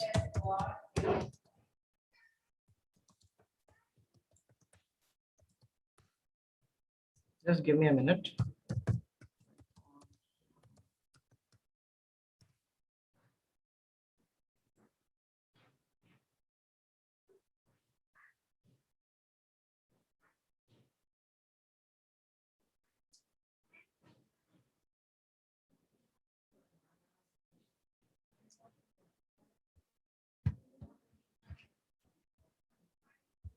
Since this is going to be a lengthy demo, I think I will start some of my questions. Actually, it's, the whole application is a full stack one, so I think it will be a little bit lengthier, I guess.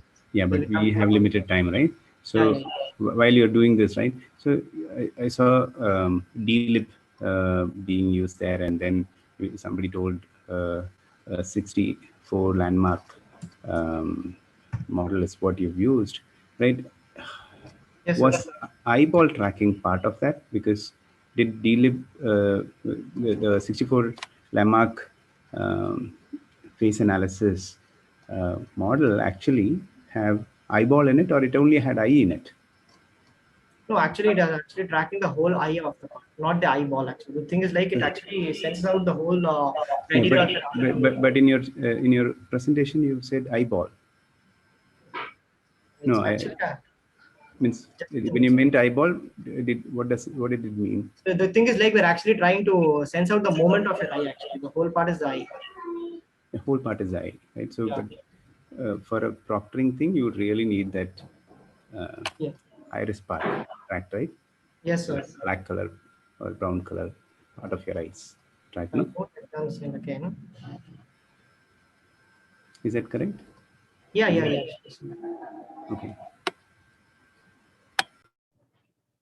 I'm starting with the proctor again, exiting my full screen mode. You can see it has to be started there. Yeah, so it started out. I'm trying to show my mobile phone as a part of an error right now, like if in case it gets detected. So mouth has been open as I'm speaking. My mobile phone, I'm trying to show this. Mobiles has been detected, and in case if any third party tries to come in between, like I'm trying to show a part of another kind of a third party intervention. I don't have any other person right now in this thing, but I'm just trying to show more than one person, just like a part of my shadow. So as soon as that thing also gets captured up, it leads to the cloud, and we can have a look into the cloud as well. Within that thing, we have to go with the examination. So as a part of this thing, as I told, it is again a kind of exception that we're trying to go ahead. As soon as the application gets ended up with the cloud, it will again show the same message. But still, you can have a look into the cloud. The part of this thing is like it gets uploaded. Can you show your console? That's the error is not that.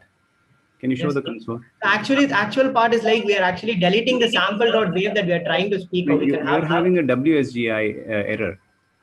Over the yes, sir, this thing. Yeah, so that's not this at all, right? It's a server problem. No, the error screen that you're getting is actually a server problem, right? Actually, isn't that correct? Am I? Okay. So, sir, the exception was raised by us in case we have any breakage in between the server. That's not we're not talking about that exception, no. You have a WSGI_app. We're actually using this graphical user interface from Flask Web. So whenever it tries to like bring out the required arguments to be re-raised at that point of time, in case any of the the attempts, as I told already, the part is like we're actually minusing the attempts at each and every point of time. As soon as that gets detected, we're actually bringing out to get it to the uploaded part of the cloud. That is using the Flask, that is using the Firebase. But that time this actually gets happened. Okay, that's so either the application has not been written well, right, and that's why you have all of these tracebacks there, right? Or probably you've not thought through the right implementation, right? So that's what I think, right? But let us move on. This is good. Let's move on and look at the other aspects like spoofing. So this thing again, I tried to show up another phase of this criteria of my shadow over here. If you can check it out. So third-party intervention goes working in that way. As in case I don't have any other person right now in my room, so I'll go ahead with my BPO proctor again rightly. Okay. Just get folded down with me. Sorry for this thing. No. Glitches happen. Don't worry. Glitches happen during demos. No worries. Yeah.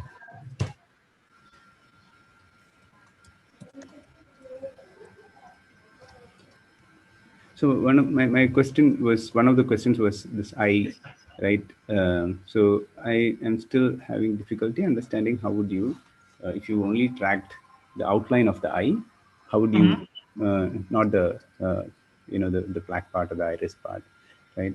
Sir, actually, this thing is like we actually turned out to the part of this consideration to be bringing out only the eye moment. Like if in case you go with eyeball moment, what I tried to like bring out with my team was like, in case he or she tries to like close up a part of his eye and we detect that out to be a malpractice, I didn't want that to be a session out there as a probable case. We are only when you close your eyes, the eye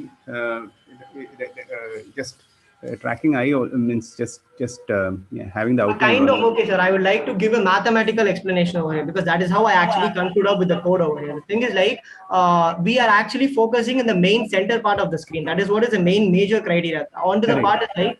So can I just intervene, since I've worked on this area a lot? Is what, so you are staring at the laptop and you are not moving your head and you are looking at the left or right. Your eye tracking application would not capture anything, right? The eyes is static.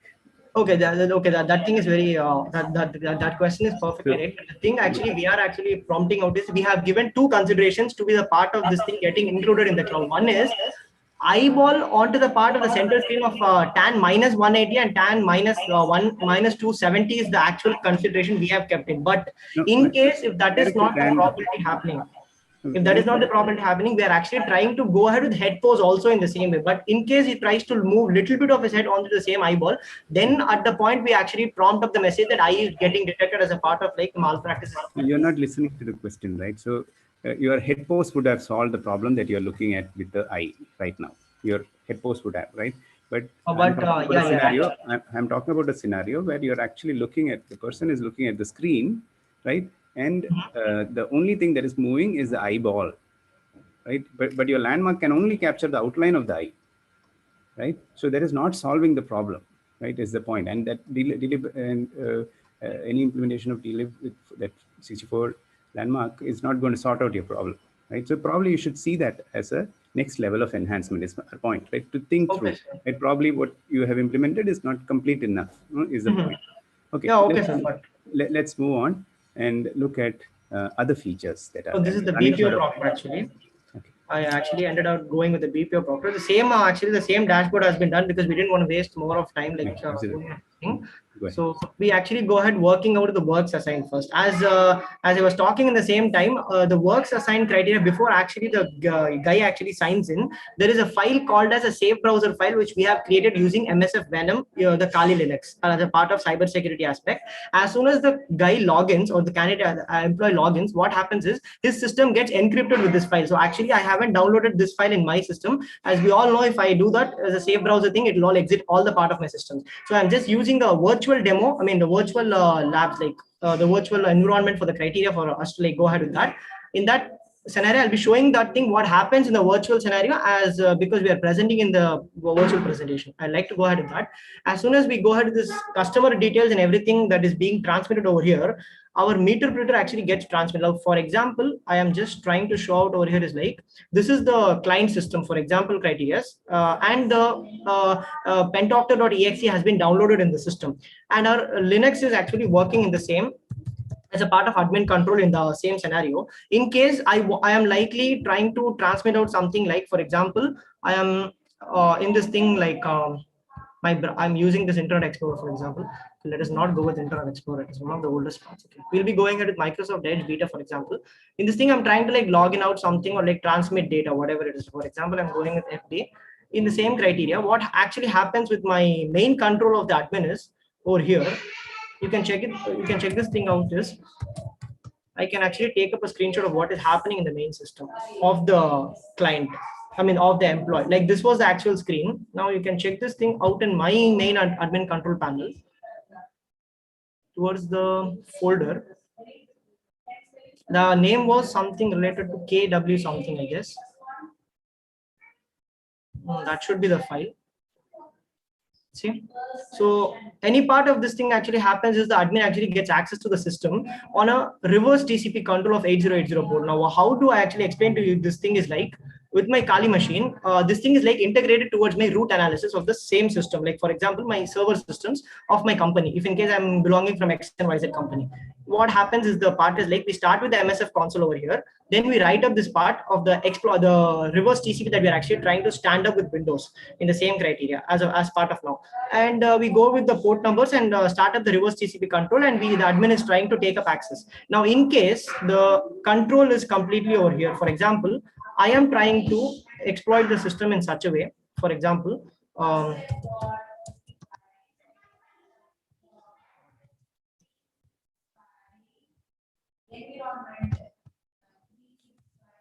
yeah, what is the user expected to do? The person who is running this proctoring the admin solution, the admin. Right? The admin is okay, sir. Now this thing is like he's going to use Kali Linux for doing all of this command line. No, sir. No, sir. No, sir. No, sir. That is not the idea over here. The thing is like we will be actually providing you this EC8666 chip that is a part of IoT kind of Arduino mini chip that happens to be a part of a little bit smaller kind of mini board. We will be reprogramming that thing with some sketches that happens to like. Did you say ECI or ESPI? No, we are actually talking about this Arduino mini chip EC8266, sir. It is there in the market right now with some of the cyber security experts use this thing as a chip. It brute forces the machine as well as it also brings out the exploitation in the machine, and it opens up a reverse TCP 8080 port that happens to be, and we have to write a similar sketch that brings out safe browser explanation in the same. If in case that is the criteria, once the machine has been integrated with this chip, the admin takes up over all the control, and all this code that I'm writing will be rewritten by the machine itself. He doesn't have to write anything. And the only thing that happens to be, he only has to go and check up the files like this that I showed you in the part. Like only a layout man work can be done. As soon as as soon as I start up this work, sir, you can have a look how this goes. I'm starting the keystrokes differ. We all know the keyloggers. Now in this thing, if I am going with my new browser, and before that I would like to go with Notepad itself. Like, does it work in the internal machine? I'll show you that. So those are things we understand, right? Yeah, okay. So you are doing keylogging. I think we can move on because you have limited time to. We don't. I think you probably overshot, right? So you're using a keylogger. You're using Kali Linux for it. How did you integrate this with your application right now is a question, right? So the thing is like it's a part of the application that you've developed, right? Which means the user probably is not, the admin is not supposed to be actually using these things. These all can happen in the backend, right? How is that you're doing that? Right? So this thing actually is like we have developed a NSF Venom file. That file happens to be in layout languages. People tell that to be a Venomous file, but we are not tremping out that way. We are actually creating an integrated part of a safe browser with the same file. Now that file. My question is it already part of the application? Yes, right? It is a part of the application. So we don't need to actually. We'll go back to this if required by other judges, right? So. All of this will run in the backend is what you're saying, isn't it? Yes, sir. Okay, show us show us how the admin would access those things instead of. Sir, as I already told in the part, if I am trying to do that in my main machine, it will actually exit the Zoom meeting that is being run in the behind part. No, that is the problem. All this should be available in the application, isn't it? Your screenshots and all of that. Right? Isn't that the right way of doing? If you're having an admin panel that you're giving somebody, right? It's not. We're not talking about the server side, right? So there are things that are all happening on the server, but the admin should be able to use through his interface. That you had that Flask application for the user like that. You will have a Flask interface. You'll have a front end using Flask that. You will have for the admins, isn't it? In that is what they should be accessing all of. So they took a screenshot. There was a keylogging done. This is the log file. No, that's how applications are built, isn't it? So you're actually meaning that if this meter-operated reverse TCP 8080 is a part of the whole proctoring service, or it is like an embedded part of the proctoring service. Is that the actual part that you're trying to go ahead with? Yeah, this should have been part of your backend, right? Actually, this thing actually is right now. It is actually standalone part that only the admin of the company will be given access for. Only he or she can do. It's not like integrated with the application. The part I already told was it is not integrated with the application. No, it is not integrated yet. No, because right now in the lockdown we couldn't bring that. That's a fair enough thing, right? So my question was that, right? Is it all accessible in the admin panel, right? So let's see, time is over. The only thing that's not actually a big deal, sir. If you actually want to integrate with the application, I already told about the chip. If you get the chip right now in our Indian market, we can actually do that. No, that's not the point. Right? So in the lockdown, I couldn't actually bring it out. What all are there additionally? What are all the other features?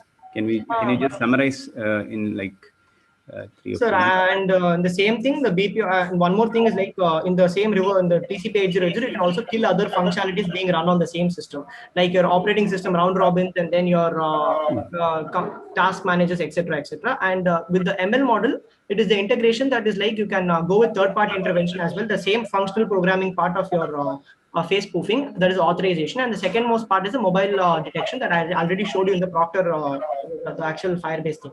The same integration happens. ML, what all tasks it does in your entire. It all the factors that it does is, sir, the malpractices that we count up for is mobile detection, then any kind of pen cameras, if in case we have anything like that, then our head, that is our turn of our face for a longer period of time over to the left or the right. That is one way. And the third party intervention, and the other part is like the other part is your any face spoofing. For example, I'm trying to show any external photograph of the image. Okay. So now and on the back end, you use Flask, isn't it? Yes, and you've integrated this Flask with an ML, yes, backend that is there, right? And running in the backend. So now that ML part, what all you developed, right? What all are the things that has already been the thing is like machine learning part is my members Stuffin and Anthony are the only two people who are part of ML. Myself and other teammates are part of full stack development from the front end and the back end. So that is our part. I would like them to answer this question, sir. Okay, so in that couple of things, right? So I saw sklearn, I saw I think TensorFlow, I saw DLib, Yes. Why would you use an sklearn, right? Why would you DLib? Probably you used for that face parsing, face landmark detection, right? And so on, right? So can Anthony actually answer that in like 2 minutes or so that I can pass on? To the Anthony. Sir, we have used sklearn for especially the external library, which will be available in the sklearn, but not it's deprecated now, which is joblib, which is kind of with API or joblib is not deprecated. No, sir. In the latest version, they just removed the joblib, sir. They have incorporated it as a inbuilt one. But the previous version, when we are actually developing this product, it's like it's in the external part. Okay, joblib is to Marshall, right? Yeah. So Yes. what would you? Why is sklearn there? Sklearn for that one we have used sklearn, sir. For what? I didn't hear. Sorry. Joblib, that external library, sir. For using joblib, you use sklearn, is it? Yeah, yes, sir. And also for the pre-processing steps, we have used it, sir. Like okay. What pre-processing are you doing? Some like image normalizations, like that one, sir, and also doing vector calculations, sir. Like what? Some cosine distance? Cosine distance. Yeah. What vectors are you generating? What vectors? Like whatever we are getting output from the libraries we have used, like if you take dlibs, there will be output which will be coming. We will be converting it into vectors, which is numpy, and also processing with the help of sklearn. No, what are those vectors? So what vectors for image, like vectors for text? For example, as you said, the 68 facial coordinates, like that one, sir. Okay. So that's a different thing, right? Okay. So you're not extracting any feature vectors, or you're not extracting some vectors that is more to do with image or text or anything, right? So by the way, using joblib for sklearn using joblib or using sklearn just for joblib, it doesn't make any sense. You can have joblib installed separately, right? And you could directly use that. And for some some transformations, definitely sklearn is a good thing. And then you have dlib. Dlib, what all you used? Dlib taking, we have used this for eyeball tracking, especially for the 68 facial coordinates. You don't have eyeball tracking, right? Eyeball tracking in the sense we have, sir, but it's worked in a different way. Like the coordinates of the two eyes will be taken, and there will be some kind of ratio. Whenever the difference between those coordinates gets below or above that ratio, we will be confirming that the eye is rotated left or right or top or bottom, sir. See, there your face positions, you are already doing that face pose, right? Yes. That's a different thing. Your eyeball tracking is a different thing. Not completely, but the mathematical way that we are predicting will somehow differ. I think we already discussed eyeball tracking. It is not it is inadequate in your system, right? It is something that you need to explore. Is the point? The questions that we are asking is for you to take this to the next level, right? It is people, since we've been working on this field for really long, right? Is what we are trying to get you to understand, right? That's all. So there is an inadequacy. You need to go on to look at it later after this presentation, right? Why some of the questions we have asked and how it is relevant and how you could actually improve this if you want to put it out as an application there, right? So I think I will stop here and I'll pass it on to Vishnu sir and Balu sir. Thank you. Okay, sir. And there's a lot of questions to ask because you said your application seems to have a lot of things, right? Yes. But Yes, probably it's not completely implemented, right? Is what I think, right? So like your friend was actually trying to show us things around Kali Linux and all of it. That's not already part of the application, right? It's a lot of moving parts there. Very good work, right? Keep up the momentum. If you're taking it to we really usually do a code review, right? But since you were saying that you want to take it out as a product, we thought we will not. Otherwise, we really get into the details of if some of this has been actually just taken from the GitHub, or how much part of it is actually taken from the GitHub, how much you have created, and all of it, right? So since it is since it is looking like something that you want to take it out to the market, we are not getting into the details. Okay, thank you. I'll pass it on to Vishnu sir and Balu sir. Just a couple of questions. Can you show a log for the demo that you just did?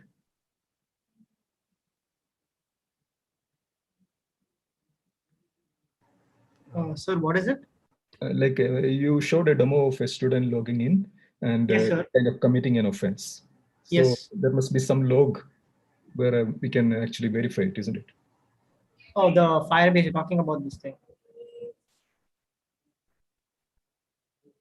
The image, you're talking about the image, sir? The evidence? Do you just, is it the image? So finally, when you disqualify a student, there has to be some proof that the student has committed so many offenses. So there has to be a log of the offenses committed, isn't it?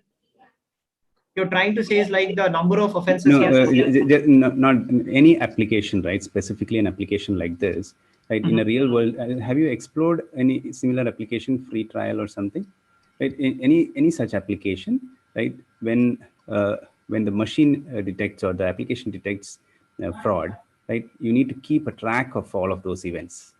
And that's called the log, like any other application, right? It's called the log, right? So in the admin panel, they should be able to see the log of the issues, right? So what Balu sir is asking is, can you show a log? Log can have text comments. It could have, okay, it could have, spoofing detected at 10:31 a.m., right? It can have comments like that. It can have images like what you have, right? So if you have a whole log of that somewhere, if you can show, that is very good. So actually, one thing is like onto the same part is like something gets shown over here in the AP. I mean the CMD itself as a part of like spoofing has been detected as so told, but we aren't storing any of the logs anywhere. We are only having your admin will not see anything on the command prompt. Yeah, right? but the only thing is right. We are not having any such kind of logs stored in the admin control panel. Only the images are a part of evidence that it has taken place as of now. Okay, so you will need to add that also. Yeah, okay. And regarding that reverse TCP exploit, I'm not even sure whether it's legal to do that. Sir, I didn't get you. Sir, I didn't get you, sir. That reverse TCP exploit, I mean, is it really legal to do that in a proctoring software?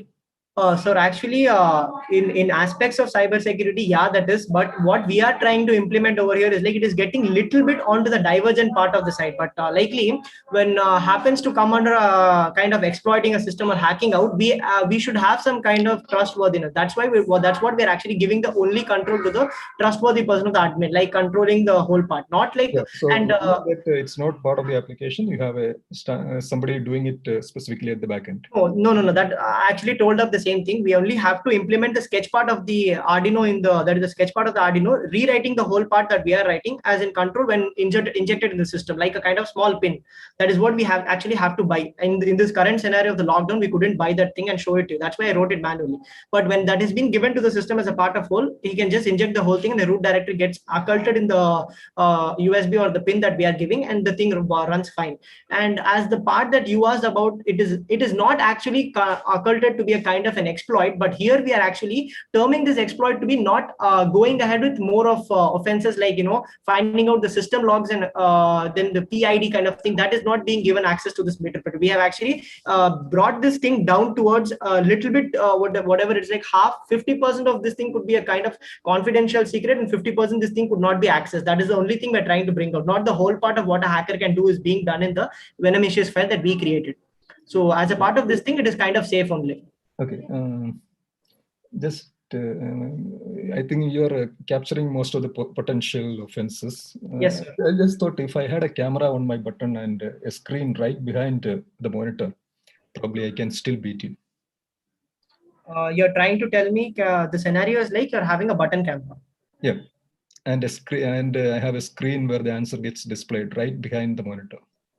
Yeah, okay. That thing is actually I didn't tell this thing, but okay. When it actually happens to go ahead with this thing, like the Anna University examinations right now that got conducted, they had the same issue. But what we are actually implementing is like having a screen. You need to actually connect it with other kind of a device, like a kind of integrated cable, something like that. As soon as you do that thing, what happens is the safe browser that we are actually it's a separate machine. Oh, it's a separate screen. It might be connected behind your monitor, isn't it? So it might be okay. But even then, somebody okay. And your eyeball tracking again will not be able to detect it because I'm still looking at the same position. Okay, I didn't think about that thing. No, just suggesting that's all. Yeah, but okay, that's a kind of malpractice again, I guess. These are real kind of malpractices. No, real features that anybody going for a proctoring solution would ask. Okay. Right? So these are really, so you need to start thinking through. It's not that your application is not good or anything, right? The point is it's good, a lot of effort, right? But if you are going commercial, right, you need to think. Some of what we asked is just rudimentary, right? There's so much more complexity there. I get it. You need to be open to understanding what are the gaps in the feature. If you're going to be an entrepreneur, right, you are supposed to keep a watch of what is missing in your application to add it. Right? Sure. Not necessarily defend it if it is not meaningful. I get it. Right? You need to be open to actually, hey, that's a feature we don't have. Only then you make an awesome application, or you just fail utterly. So that's how it is. Okay, thanks. Balu, sorry to keep interjecting. No, thank you. Vishnu, please. How many students are there in your college? In my college, sir, I think there would be 2,000 to 3,000, I guess, maximum. Okay. Suppose an examination is going on for the entire 2,300 students or 2,000 students. What would be the behavior of your system? So actually, this thing is, we are actually planning to bring out this as a Chrome extension as like what Metal has done. And the same thing is like we have different session IDs as well. As soon as you authenticate yourself, we get different PIDs. And within that PID, you can actually transmit out the different like the logs that is being shown over here. We have kind of, instead of this thing being shown over here, we'll be having a PID that is being shown with the candidate's ID as soon as he registers. The application will be running. We have actually done the functional testing with the same. So it has been running fine. One thing is, like, we have given the same application as a part of our college when the practical examinations were taken up with the same features. So it did run well. Judges, sorry to interrupt. We have the next presentations at 11:30. Okay, that's all from my side. Thank you.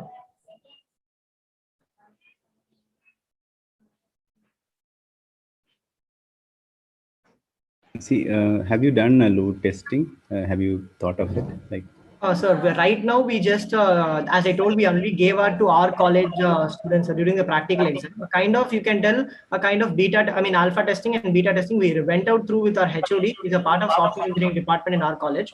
He did some kind of testings with the same college students. About 51 members are there in our department. Not 51, 46 members. We did with the 46 members. And at that time, it actually went well with the web practical. Actually, you saw the quiz that was showing IT 8511 as web practicals. okay, So we just run that thing. So all of this runs on one server. Is that how it is? We actually gave it to, yes, sir, our college server that is implemented by one of our admins. So I could see Firebase like that. The rest of your backend, is that on the cloud or is it on a machine in your college? It's actually for the time that we gave it to our college's machine, sir. Okay. We didn't, because we don't have such features of implementing the thing. Do you know what kind of configuration they used, and did you recommend, how many cores needs to be there, right? And any of those kind of things? Did you actually? I told about the part of cloud integration to our members in the admin panel, but no, even if it is cloud, you are supposed to say the spec, right? What is it like? How many cores? How many? How much should be the RAM? Have you thought through that? No, sir. We actually have to do that. That's a very important thing, because if you're going to implement that for some customers, right? There is a cost associated, even if it's cloud. Right? So You're talking about pay as you go, right? Yeah, it can be anything, right? But the point is, when you put a $25, $28, that one is after factoring in the infrastructure behind it. It could be a dedicated server that you have at your premise, or it could be something on the cloud. And the payment modalities can be, can be pay as you go, or you have reserved for a year. Like Amazon, you could reserve for the whole year, right? Or you could do pay as you go and stuff like that, right? So it depends on that. So you need to start thinking in that direction if you're going commercial. Okay. Thank you. Thank you. Thank you. That's it from our end. Okay, sir. Vishnu sir, Balu sir, I think we'll meet up at the breakout room. Right?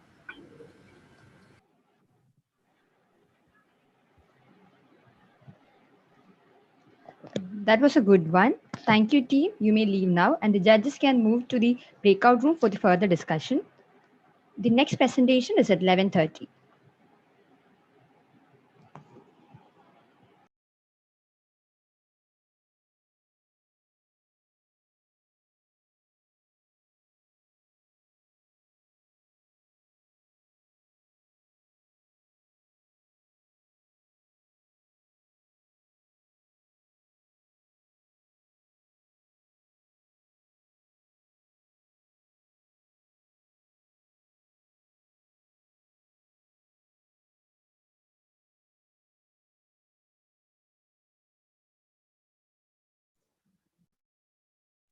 Hello, am I audible? Yes, you are audible. We'll start the presentation as soon as the judges come back from the breakout. Okay, thank you.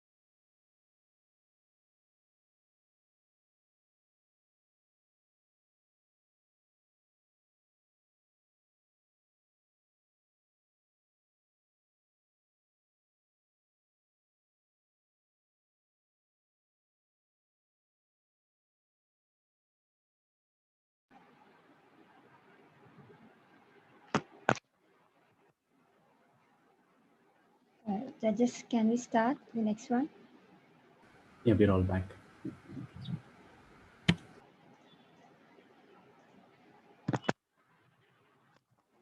Team, are you ready? Yes. Now, I would like to invite the team from Basilis College of Engineering and Technology, Thiruvananthapuram, Kerala, to present their project on the topic stereo HDR imaging. Team, you may go ahead. Okay, thank you.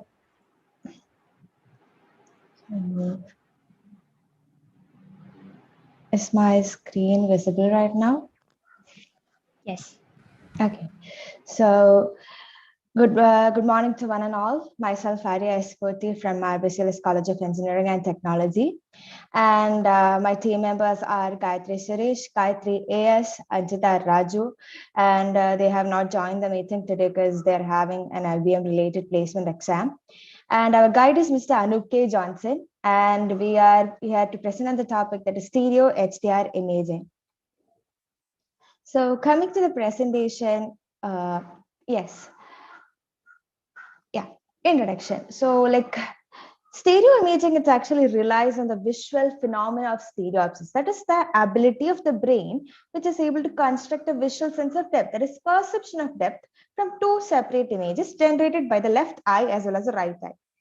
That is the concept. Stereo HDR imaging came from the motivation that the human eyes have the ability to see objects in dark starlight as well as in bright sunlight. That is, we have a huge dynamic range. And also the sense of depth, that is a stereopsis. So bringing these two concepts together, we bring the concept called as stereo HDR imaging. And it is a technique used for obtaining enhanced stereo images captured by using two or more cameras, which is having the depth information that is obtained from the differences of the two cameras. And the applications of this such a method is actually ophthalmology, imagery for dark navigation, 3D imaging, stereo photography in space exploration, terrain and weather analysis, and so on.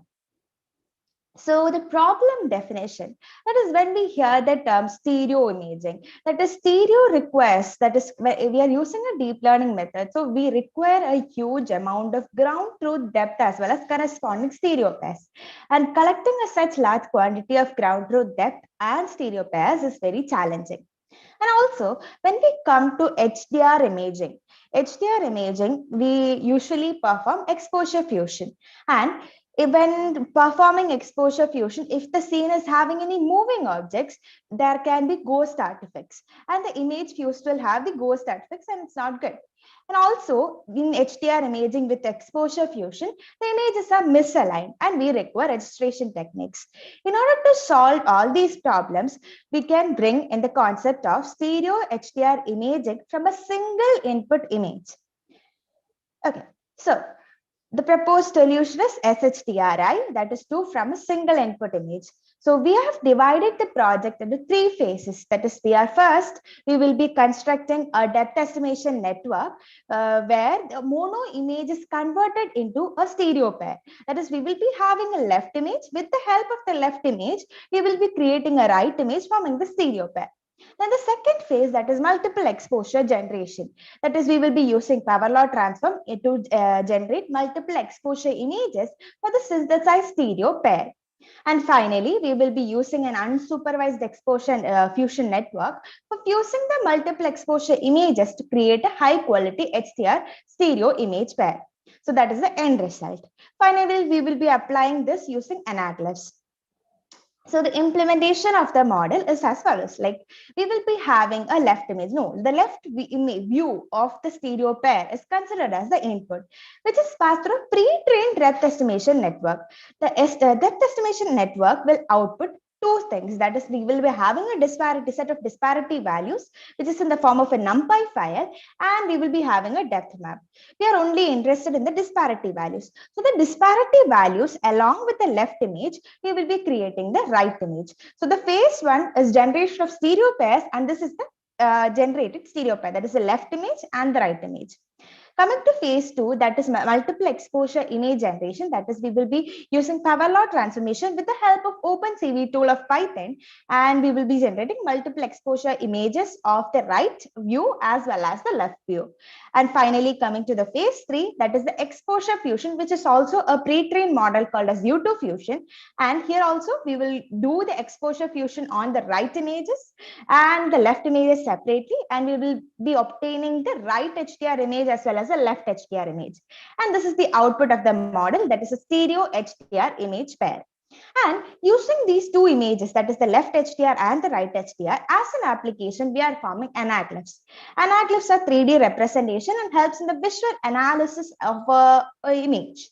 And with the help of anaglyphs, it is used for terrain analysis, weather analysis, space exploration, and in ophthalmology, and is used for detecting diseases in ophthalmology. So the technology we use is that we are using a computer vision algorithm using deep learning. And coming to the demo, we have actually created a website to describe our project. I'll be heading towards the website. So this is the website. So this is actually created to explain the project in detail. So coming to as I said that we have divided it into 3 phases, phase 1, 2, and 3.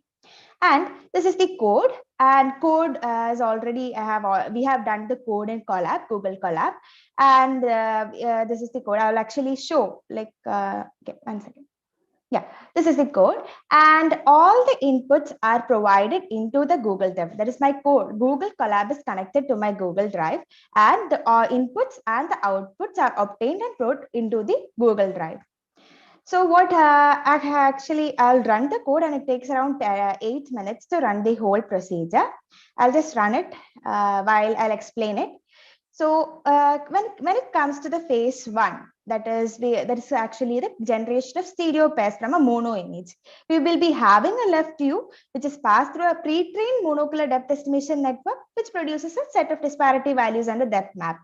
So the disparity values is actually of is a numpy file is having a size of 1024 by 320, and to match that we will be resizing the input image, and this is the resized left view. And for the each pixel area, we will be adding the disparity values in the corresponding numpy file, which is having a numpy array. So we will get the right view. So this is the output of phase 1, a resized left view and the right view.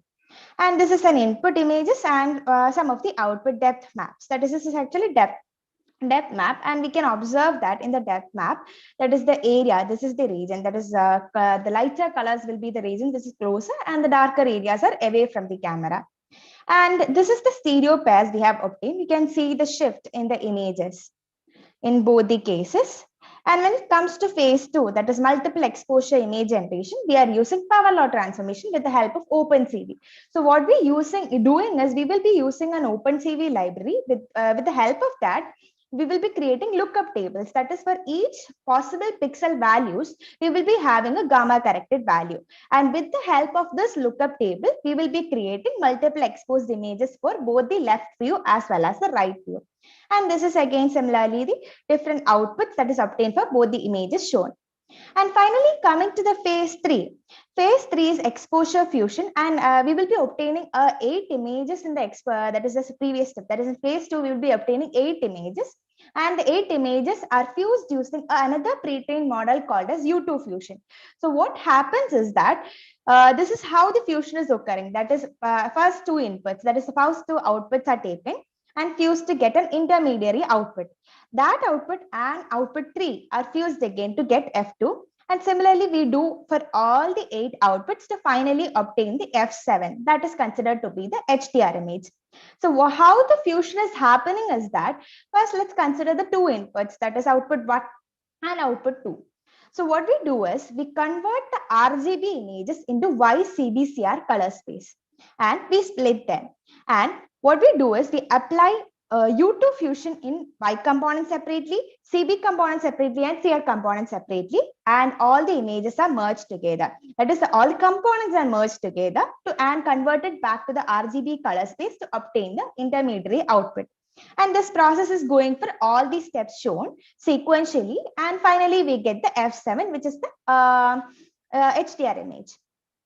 So this is this stereo HDR image pair for this images shown before.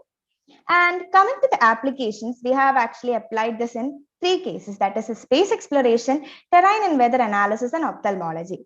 So when it comes to space exploration, like let's consider that outside Earth, that is, it's not easily accessible to human beings. So what we're doing is we are sending rovers and satellites, and with the help of that, we are capturing images. So with the captured image, we will be creating a stereo pair, and those images will create an anaglyph. And if we use a red cyan 3D glasses, we will be able to observe this image in 3D. And similarly, for this is the case of a nebula, and also like this is an image obtained by the Hubble telescope, yes. And this is the stereo pair, and finally we will have the anaglyph. It's actually a color anaglyph where there is complete reproduction of the colors. And finally, this is gas giant, that is the Jupiter. So inside the Jupiter, there are gas clouds on top of the Jupiter, right? So in order to obtain the changes or the storms that are happening on the Jupiter can be used with such a visual analysis. Then coming to the second application, that is a terrain and weather analysis. That is, we will be having on the surface of the Earth, there are actually places which is not accessible to human beings, that is not easily accessed or treaded. So what we do is, with the help of satellites that are revolving around the Earth, we will be capturing images, and the HDR images helps in identifying what are the hidden features that are there in the shadows of the image. And the anaglyph help in visually popping out the features that are on the surface. And when it comes to weather analysis, let's consider the case of a hurricane. So when a hurricane is developing, with the help of an anaglyph, we will be able to pop out the center or the eye of the hurricane, and we will be able to locate the point where the center is evolving. And finally, the third application, that is ophthalmology. That is, when it comes to eye, we will be having 2 types of photography. That is a fundus photography and slit lamp photography. Slit lamp photography, this is actually an example of slit lamp photography. So if we generate a stereo HDR image pair and create an anaglyph for the same, we will be having the ophthalmologist will be able to identify the axis of rotation of a human eye from a slit lamp photography. And the stereo HDR image pairs help in identifying the axis. And when it comes to fundus photography, it is actually the change, that is the photography of the retina of the eye. So if we are having a single image, that is a photo obtained from the fundus, we will be creating a stereo HDR pair. And the HDR image helps in identifying the patches. That is, for a diabetes patient, there can be white patches on the surface of the retina. So this white patches helps to help ophthalmologists to identify that this person is affected from diabetics.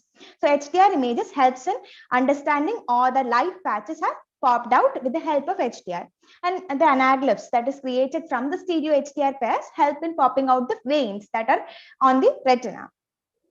And finally, we have done image quality assessment on 2 things. That is 2 tools. We have used 2 tools, that is entropy and brisk. Entropy is actually the amount of information. And as the entropy value increases, it means the amount of information, that is the content or the image quality, has increased.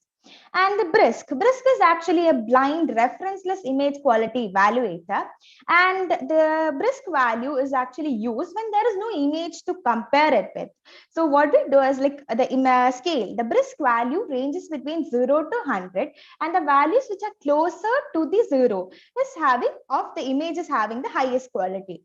And these are some of the outputs we have received from all the images that is shown in the website. That is, for example, let's take the case of a gas giant. It is the original image is having a 6.48 entropy, and HDR will be having a 6.78. So the entropy has increased, implying that the quality is increased. And when it comes to the case of brisk, the original is having a 27.41 original image brisk value, and the HDR images is having around a range of 14. That means that the image quality is again increased. And as a future scope, as you might have observed that all the images are having a size of like a stretched bit. That is the input images of a size of particular resolution, and the output images we have obtained is of actually stretch size. That is exactly to say that is 1024 by 320. That is, we identified that the pre-trained model we used is having that resolution of that particular 1024 by 320, and the model is not preserving the aspect ratio of the original image. So if the aspect ratio of the original image was preserved, we would be able to bring out the original size of the image. So that is what we have considered as a future scope, and also trying to apply this concept onto the video. And this is the whole project in detail. And this is the code, and the code has actually completed its execution. Yes. So we will be first mounting the Google Drive, then coming to phase 1. That is, these are the required, we are actually installing a image quality assessment tool. The BRISC is actually a library coming under image quality. So we are installing it. And for coming to the phase 1, that is the mono to stereo part, we will actually initially calling all the required libraries of Python. And we are, let's consider like I'll show like, okay, in the Google Drive in mono to stereo, like we are providing the input images to this particular area, and the area or the name, I am only supposed to change the name of the image, and the location is actually the same. So this is the input image that I have run on. And this is the calling of where the pre-trained model is called, and the process is done, and we will obtain the okay, for the moon image, this is the depth map as well as the disparity values. That is actually a NumPy file. And this is, we resize the input to obtain the resized left input, and this is the stereo pair we have obtained. That is, what we are doing is we are adding onto the y coordinate of the image the disparity values that are obtained in the NumPy file. So we get the stereo images, and that is the output of phase 1. Coming to the phase 2, that is the multiple exposure, we are using again gamma correction, that is power law transformation, to obtain the gamma corrected values, that is that multiple exposed images. And it is actually seen in, this is the left images, that is we obtain 8 images, and the peculiarities of this 8 images are that it is having entropies which are 97, which are within the 97% of the original entropy. That is, we use the 97% as a reference. That is, if you are producing such a images with a 97%, we will be obtaining, while fusing, we will be obtaining an image which is having of higher quality. And we obtain the multiple exposed images for both the left view as well as the right view. And see, this is the entropy for the left image, and 97% is actually that is 6.98. And all these are the entropies that are of the original image, that is the exposed images we generated, and it lies within the 97th percentage. Then finally coming to the phase 2, that is U2 fusion, that is the fusion, that is exposure fusion part. Again, a pre-trained model is called, and the images, that is the 2 images are taken and they are split, the components are split, and finally we obtain the fused image. And this is the left fused image, and this is the right fused image. And this is the stereo HDR image pair. We measure the entropies, then BRISC value, and we also did analysis on the SSIM as well as the PSNR. But what we observed is that the comparing factors for this SSIM as well as SNR is actually the image we generated itself. That is the stereo pair we generated. So like this not has that is it basically means that there is no particular reference to it. So it's not valid, I guess. Yeah. Then coming to the output, that is, this is the stereo left image, stereo right image, HDR images, and we generate anaglyphs. So this is actually a true anaglyph which is having only a partial color reproduction, and this is the color anaglyph. That's it.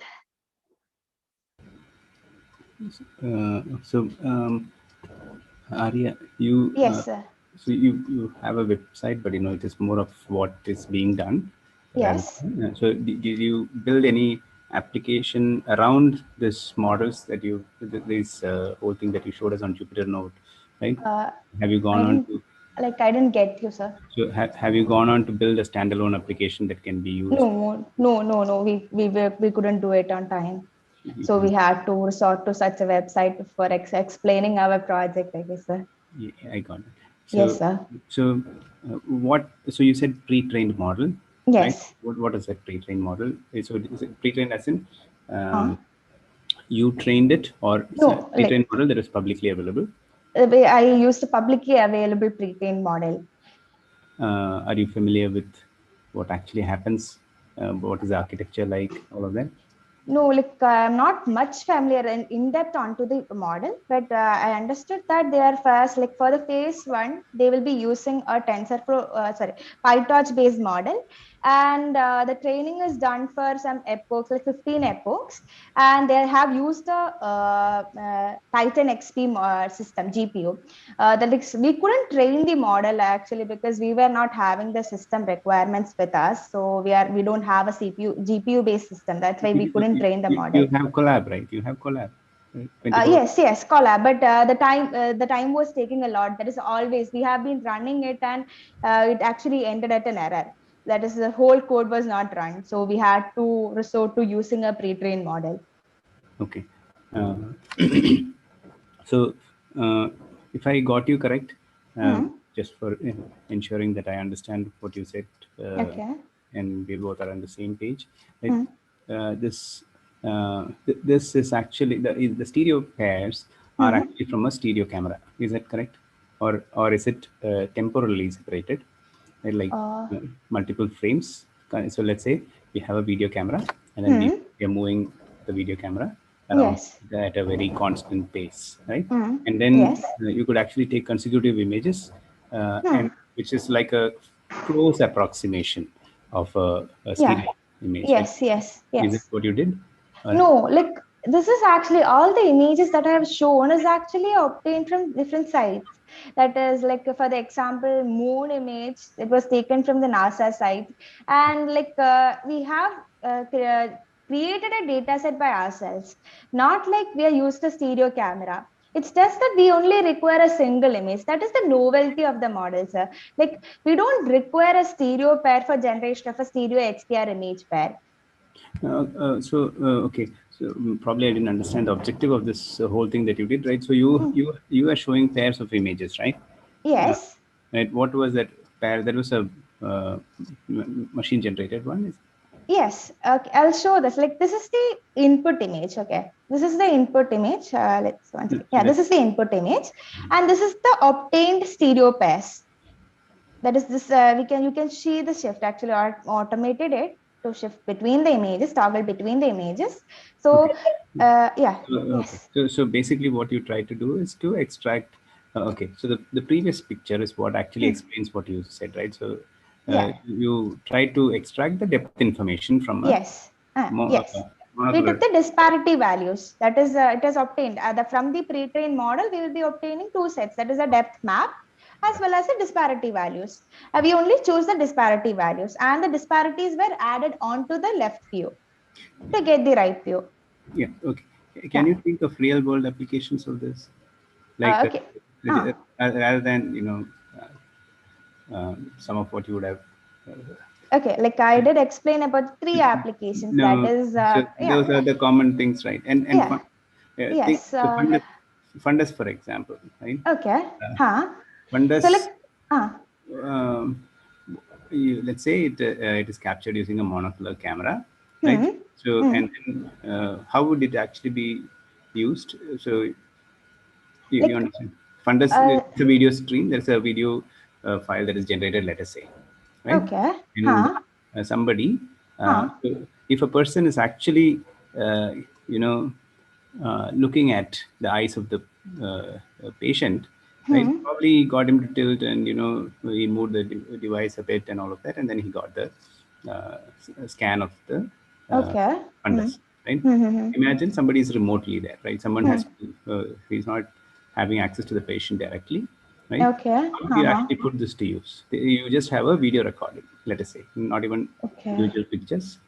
Okay, okay. So I'm having a video recording with me, and a doctor has to analyze it. Okay. Yeah. So like what I think what would possible. be the problem with the doctor? The doctor can't actually tilt left and right and see what is happening, right? Yes, It is yes. cameras, Like right? if possible, I don't know exactly, but if possible, we will be able to take a perfect snap from one of the video shots, and with that video shot, we'll be able to create a HDR pair. Yeah. Okay. So yeah. So instead of one frame, right? You have a video, you convert it into frames, right? Yes. And you could do all of what is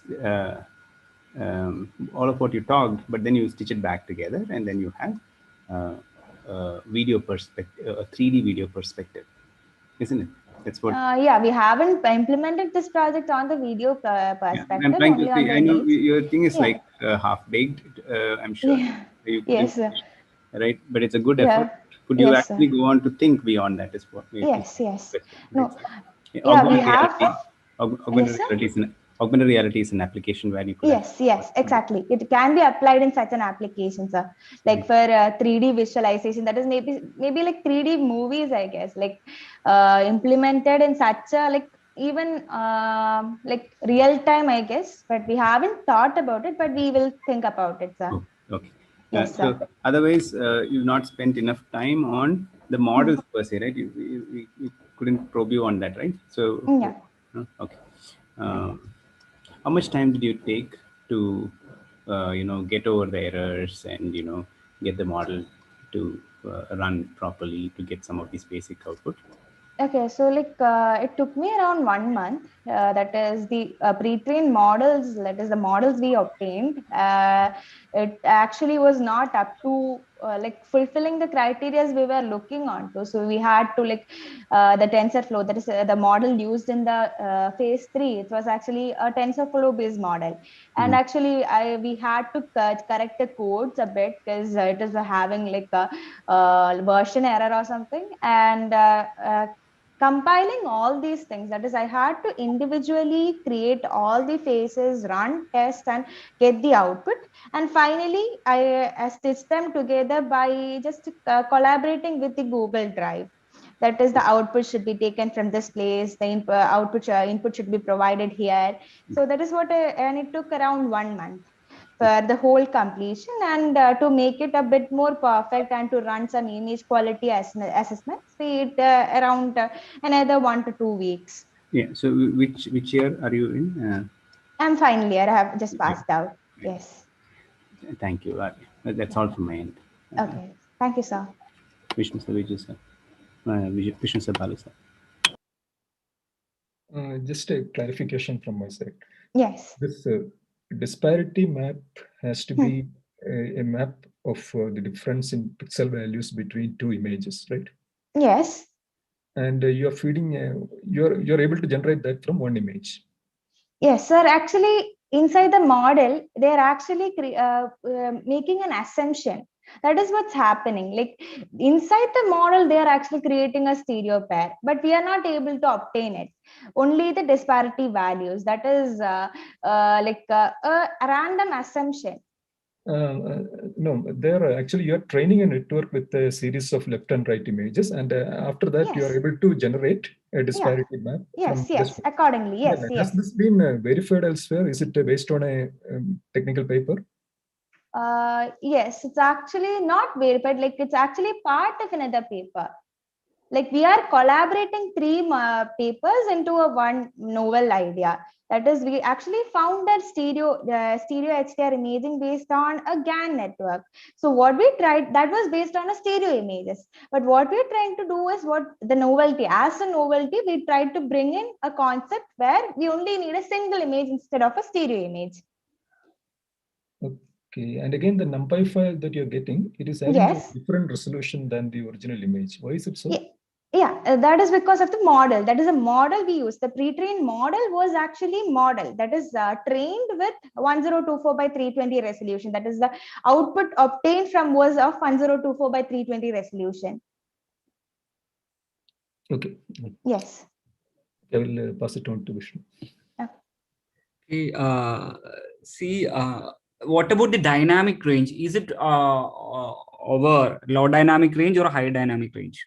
High dynamic range, sir. Okay, and what input also high dynamic or low dynamic? No, it's actually of the low dynamic range, sir. That is you haven't mentioned this dynamic range anywhere in the presentation. And also another thing, actually you are only inputting left HDR, right? Left image, just a left image. And left view. You have mentioned the pre-trained model. Hmm. So can you explain the details of the pre-trained model and what actually this pre-trained model is doing? Okay, so that is, we are using two pre-trained models. For the first phase, it's actually generating a depth map and a disparity value from a single image, which is actually a monocular depth estimation network. Okay, and the second pre-trained model is used in the third phase, that is for the exposure fusion. It's actually a model called as U2 fusion, where it's used for generating, it's actually for multiple purposes like multi-focus generation, multi-exposure generation, and we only extracted the multi-exposure generation from it. So these are the two models we have used. Can you give what is this left and right images, the difference in left and right view? Yes, when we consider the case of just consider the eyes, we are observing, close one eye, and we are observing a particular object at a distance from using the left eye. Okay, so if we are viewing that particular object with the left eye, it will be in a particular position. But when we close our left eye and the right, we open right eye and view the same scene or the same object, we will observe that there is a difference in position of the image, that is that particular object in the particular scene. So that is what the difference between a left view as well as a right view is. That is, there is a perspective change between the images that are obtained. That is clear. Yes. And what about the multi-exposure fusion? How many images are using there for this fusion process? We are using 8 images. So how you arrive on this 8 images? Is there any reason for this 8 images or taking 8 images? When it comes to exposure fusion, when we have done the experiments in using 6 images, 8 images, 10, 12 out to 18. But first thing is it takes time. But moreover that, when we use the 8 images, we were able to arrive at a better quality image. That is, when we were using images of 12 images and so on, the quality was not up to the mark. So we just standardize it at 8. Okay, then another question, we have different color models, right? Yes. So why did you specifically select CBCR? Because it was the model. That and is also you are processing over the chromatic B and red components. Usually the processing will be happening over the Y component, right? Yes. When it comes to the model, what we thought was we tried with an RGB input, that is exposure fusion using RGB input, but there was some errors, we were not getting properly fused images. That is, the images were having pixel errors. And so what our guide did mention, or we had a mentor, and he also suggested that let's try using converting an RGB input to a YCBSCR color space and then fusing them. So that is how we arrived at converting from RGB to YCBCR. Okay. Yes, sir. Yeah. So one last question from me, Arya. So yes, sir. When you had this 8 images, so it goes back to my question of temporal aspect, right? So that 8 images are sequenced from a video. Is that what it is? No, we are generating the 8 images, sir. That is, we are using the we have created the stereo pair, right? So they have a left view, right view, and for each left as well as the right view, we will be generating 8 images using a power law transformation. Okay. Yes, sir. Probably I didn't get. So you have eight images. Yes. And what is the purpose of it? I'll show that phase once again. These are the 8 images. You can actually see the okay. these are the 8 images observed, and these 8 images are fused in the next step to obtain the HDR image. Got that. Yes. Yeah. And the fusion is happening like this, in such a sequential manner. Got that. Yeah. Yes. And one more question, regarding the disparity values. Yes, so sir. why there are different methods for finding the disparity values, right? So you Yes. have used this depth estimation for that. Yes. So is there any relevance for that? Why I came to such a method? Is that what you're meaning? So have you think the depth estimation is better than other existing methods to find the disparity values?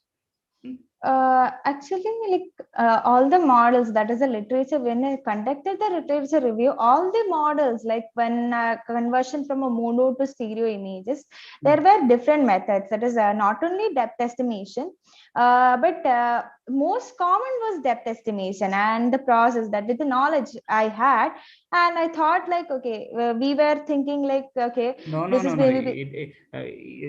It's common. It may be common, but when you are incorporating a common thing, it should give high performance, right? Yes. If there exists some other high performance or outperforming methods, it should be followed. So this way I'm asking, why did you select this depth estimation method for your project?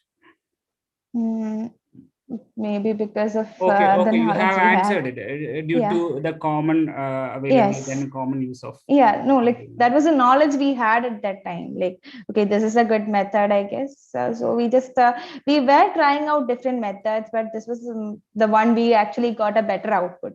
Okay, that's Arya, if you were to go on to enhance this, what would you do?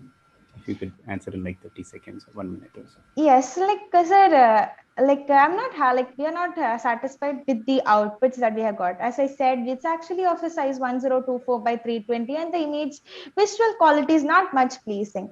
So first thing is we would like to train our model itself, that is to match the aspect ratio to obtain a better visually good output.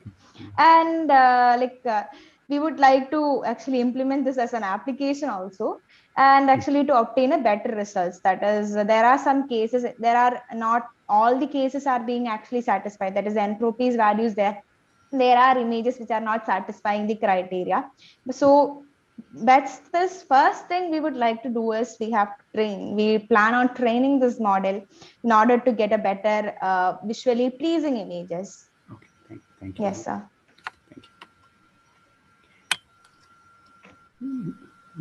Vishnu sir, Balu sir, I think we'll meet at the breakout room, right? So thank you so much, team. Very well presented. Now the team may lead, and the judges please enter the breakout room to discuss. The next presentation will start at 12:50.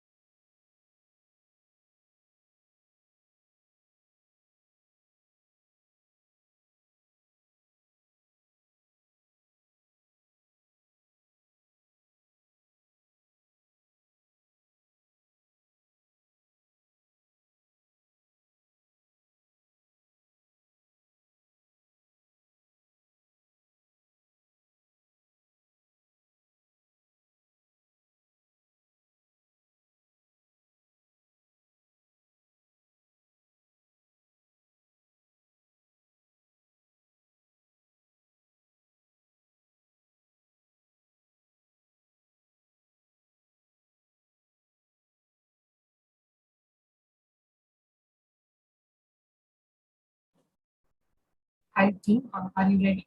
Is everyone present from your team? Ma'am, they will come in a minute. Okay.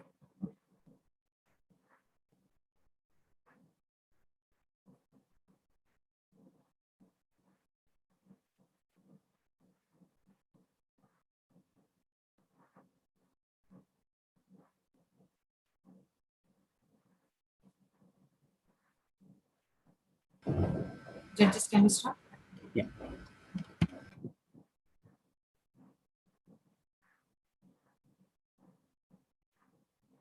Team, can we start? There is one more person to come. I hope she'll be here in a minute. Please join us. Now, let us all see the presentation on the project. Hyperface implemented multiplayer TPS game by a team from Federal Institute of Science and Technology, Ernakulam, Kerala. Welcome, team. Over to you.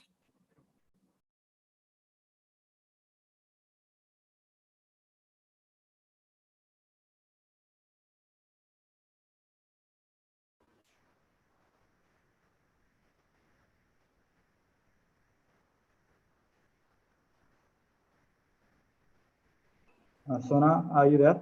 Sona KK?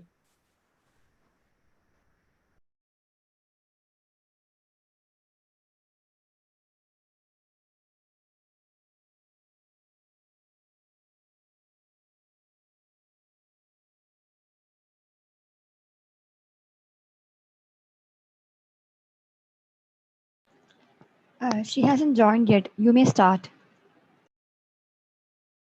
Okay, she was the one to initiate the presentation. So okay, yeah.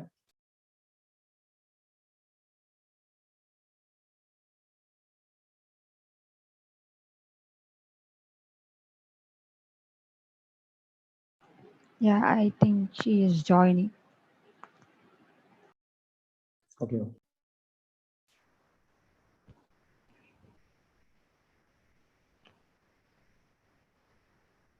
Thank you, judges, for your patience. Sona KK, you can start.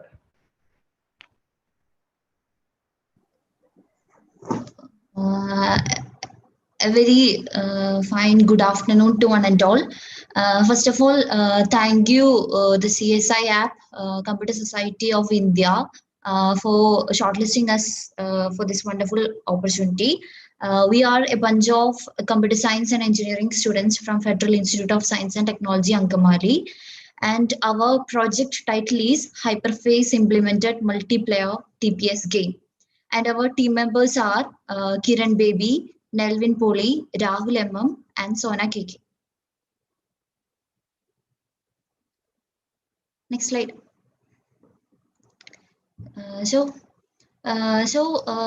Coming to the introduction, so we actually built this project based on two technologies. First of all, the first one is face detection and the second one is game development. So face detection, we all know actually is a technology used to identify the human faces from the digital images. So here our model, hyperface model, what we built here is actually can detect the face, then localize the location on the face, then recognize the gender of the detected face, and also estimate the pose. And what differs the hyperface from the rest of the model, existing model, is that it can detect all these features simultaneously. And the second technology we use here is game development. Actually, we all know the most important thing for a person is for his existence or his or her existence is his happiness of his mind and also peace of his mind. So we all know game plays an important role in bringing the relaxation and also joy to many people, to most of the people. So we actually took it as a challenge and we developed a game in Unity engine. Actually, Unity is a cross-platform engine that is used to create 2D, 3D games and all. So what we done here is that a game is developed in Unity by exploiting all the features of this hyperface model. Next slide. So here is the problem definition. So we all know the technology is evolving day by day, and the existing features is replaced by the upgraded versions. So here we removed all these. Actually, we used to play the games with all the giving inputs through the peripheral devices like keyboard, mouse, and all. So we transfer all those gaming experience from these peripheral devices to automation, like without the use of keyboard, mouse, and all. The game can be played. And also here the movements and actions from a person's face is used as the input, and it is used to control the game. That is, the game can be played actually with the help of your facial gestures. Next slide. So I'm handing over the next slides to my friend Rahul. Thank you, Sona. So, proposed solution. So, our primary aim was to create a brand new gaming experience that has never been seen before. So, our project was based on a base paper hyperface. Simultaneously perform the task of face detection, landmark localization, and gender recognition. So we used a top-down approach for this project. That is, we divided this project into 3 phases. The first is the hyperface model. We improvised and modified the hyperface model as per the requirements of this project. The next phase is the creation of multiplayer game using Unity 3D engine. We created a third-person shooter game, which is a multiplayer game in the Unity engine. The next phase, we merged the above 2 models. Next slide, please. So the technologies we used, as you can see, the face detection, landmark localization, and general detection, these are all the hyperface technologies. We used glib library and OpenCV libraries for face detection as well as landmark detection. In the landmark detection, first we identified 68 significant points in the face, and we mainly used the points on lips and eyes for this project. The next is the gender recognition part. This model is trained using the CNN algorithm. We use the Kaggle dataset. This dataset consists of around 3,000 images, half of which is males and other half being females. We also use the rotated images to improve the accuracy. Next slide, please. Next is the Unity 3D game engine. It's a cross-platform game engine, and the games created in the Unity 3D can be played across different systems like laptops, PC, mobile, the gaming console, you name it, it's all there. And there are a lot of assets in the Unity 3D, and some of which are paid and some of which are free. And the C# is the language we used as a backend. For multiplayer mechanism, we use the photo networking asset. We use the free version of photo networking asset, which has its own limitations. And next is the PyAutoGate. As we are moving from the keyboard as an input to an automation, we use this PyAutoGate. It also used for merging the both models. Next, I am heading to Kiran Baby. Good afternoon, to my name is Kiran Baby, and the next slide deals with the implementation of our project. So we created our project based on the base paper hyperface. Well, hyperface is a term that is used to define the combination of 3 main technologies, and those 3 technologies are face detection, landmarks detection, and gender detection. So in our project, we implemented our project as in 3 phases. And the first phase is the hyperface model. The second phase is the game model. And the third phase is the merging phase. And all these 3 phases combined together makes the hyperface implemented multiplayer TPS game. So as you can see from the diagram, the leftmost part shows the hyperface model. And in the hyperface model, there are 3 technologies that are used there: gender detection, face detection, and landmark detection. So in the gender detection, we are mainly using the CNN algorithm to train the model, and the dataset used is collected from Kaggle data, from Kaggle website, and Google Photos, and some other GitHub repositories. And And then we give the dataset as input to the CNN algorithm. And after some pre-processing and model fitting, we finally obtain the trained model. And this trained model is then combined with the face detection and the landmark detection models in order to make the hyperface model. The face and landmark detection models are made using OpenCV and DLib library. And that's all about the hyperface model. Next one is the game model. So in the game model, we will be solely talking about the game only and not the hyperface implementation. So we have created our game using Unity engine and C# language as its backend. We have created a TPS game. TPS stands for third-person shooter, in which the character inside the game is visible as a whole from the camera angle in a virtual 3D world. And the multiplayer mechanism inside that game is done using Photon library from the asset store, which we got it as a free version, and it has a limit of 20, maximum limit of 20 people per person to be admitted at the same time in that Photon server. And once we load the game, the player is prompted with 3 options. First one is the create match, second one is the join match, and third one is the quit game option. So create match lets you create your own room inside the server, inside the Photon server, and join match lets you join in on someone else's server that they have already created upon their joining. And after we have joined the server, the player has joined the server, the next window that is prompted to him is the character selection window, where he can select the character according to his choice. And after selecting the character, the game loads. After pressing the start button, the game loads, and where you can move the character with using traditional inputs like keyboard and mouse. And after and then you can also compete with other players inside the server. And the final phase that we have used in our project is the merging phase, in which we merged the hyperface and the game model together using PyAutoWay automation, which is a Python library that is used for automating activities in which we don't want our own inputs to give, in which we can hardcode all the code that we need and carry out all those activities in a time basis. So that was all about the implementation of our project.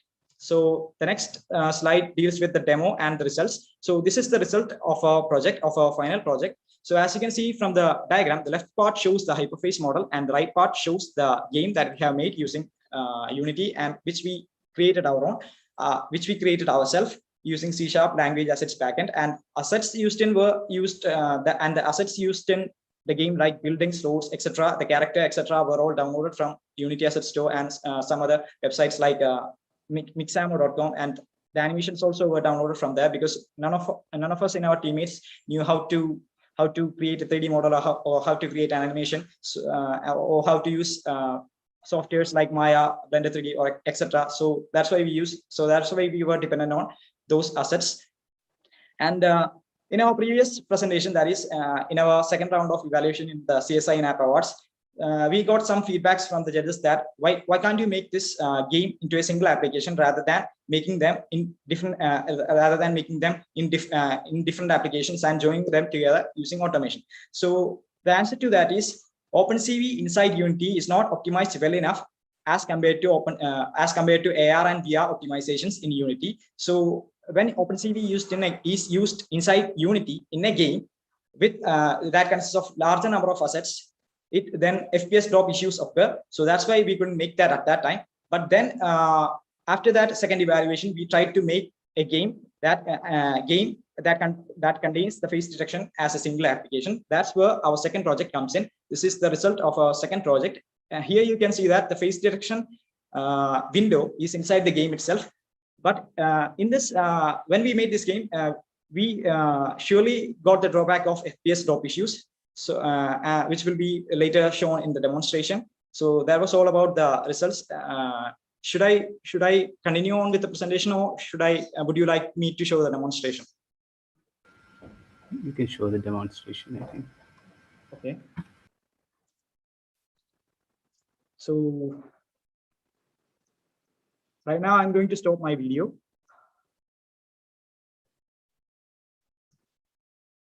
So is the screen visible? Yes. Yes, correct. Okay. So in our hyperface model, there are 2 Python files that are used in our hyperface model. First one is the train.py file, and second one is the trackface.py file. So the train.py file is the file that is used to train the model using gender detection using a CNN algorithm. So what we are doing is that we are invoking or we are getting the data set from the folder known as gender dataset face, and it consists of man and woman folder, which contains approximately 1,500 images of each man and woman. And then we are resizing the image so that an ideal model can be obtained. And then after resizing image, we are converting it into arrays, so that processing can be done inside the CNN network. And then finally, we are fitting the model using 80:20 ratio training and testing data. Then finally, we get the output. Then finally, we get an output file with the name of gender detection.model, which is the trained model after running this train.py file. And this gender detection.model is invoked at the start of the trackface.py file at the beginning of the code itself, as you can see. And trackface.py file is the main file that carries out the hyperface implementations, or it can be stated as the hyperface model, where face detection and landmarks detections are carried out using OpenCV and dlib library. As you can see, we have invoked the dlib library for face detection and landmarks detection, and we have also added 2 more extra features like mouth opening detection and eye blinking detection for giving some inputs to the mechanics of our game. So that was all about the hyperface model. So next, I'm going to show you the demo of the game that we have made. So this is the game that we have made, and I'm going to click on create match. So as you can see, when I clicked on create match, I have been shown into another window where you can select the character of your choice. Here we have given 2 characters. One is male and the other one is the female. I'm not going to click on the start button now, and I'm going to let the hyperface code do that on its own. So what the hyperface code does is it identifies my gender, that is the person playing the game's gender, and it selects the character accordingly. So it has detected my gender as man. So right now, so it has detected my gender as man, and the character was changed automatically without me giving any inputs to the game. And right now I have paused the game because the game detects if I move my face up and down, it moves the character inside the game accordingly. So that's why I have paused the game. So the basic mechanics inside the game is, if I move my head upwards, downwards, or to the left or right, the character inside the game also moves accordingly. And if I open my mouth, the weapon with the character starts shooting. And if I blink my left eye, the weapon with the character re-equips to another weapon. And if I blink my right eye, the weapon with the character re-equips to the previous weapon. And I am going to show you the demonstration now.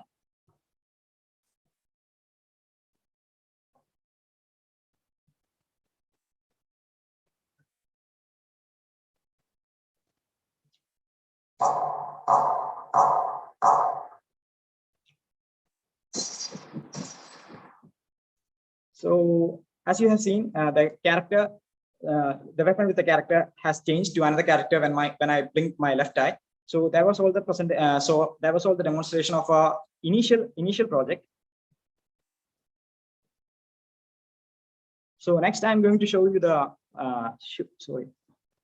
So the next, I'm going to show you our second project that we have developed, where face detection and game detection and game are converted into a single application. Here, as you can see, I have given a raw image at the center of the game, where you can see the camera output, where you can see the camera feed from your phone or from your camera in what devices you play. So right now I'm going to click on the run button.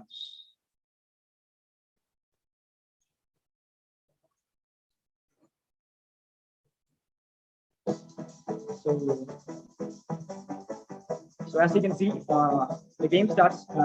So the game has started, and it has started detecting my face. And when I click on when I tap on the screen,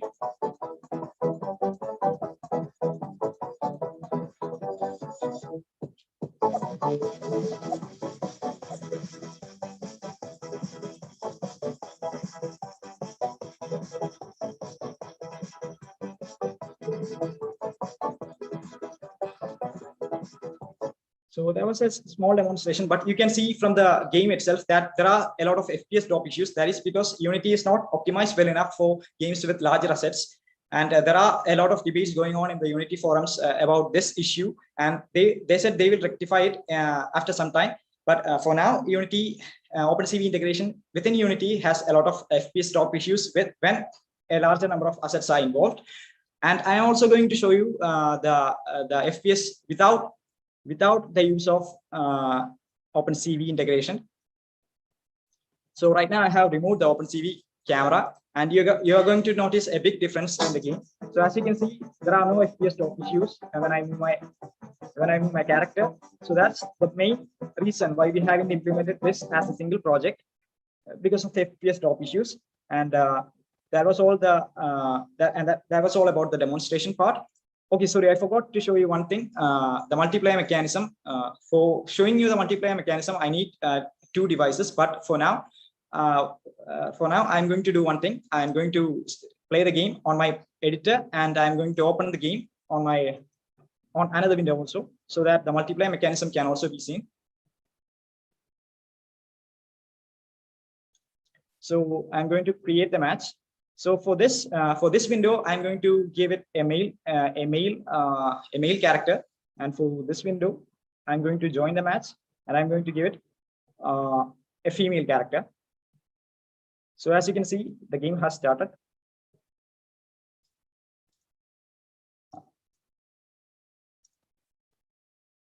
So as you can see, the female character will be present there when I go to that location inside the game.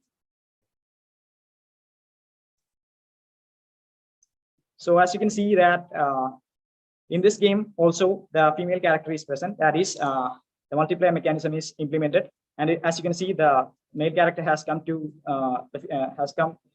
the side of the female character, and that's how we implemented the multiplayer mechanism using Photon.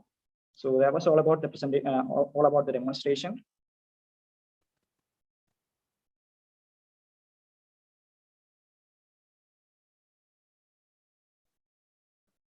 And back to the presentation, I'm handing it over to Melvin.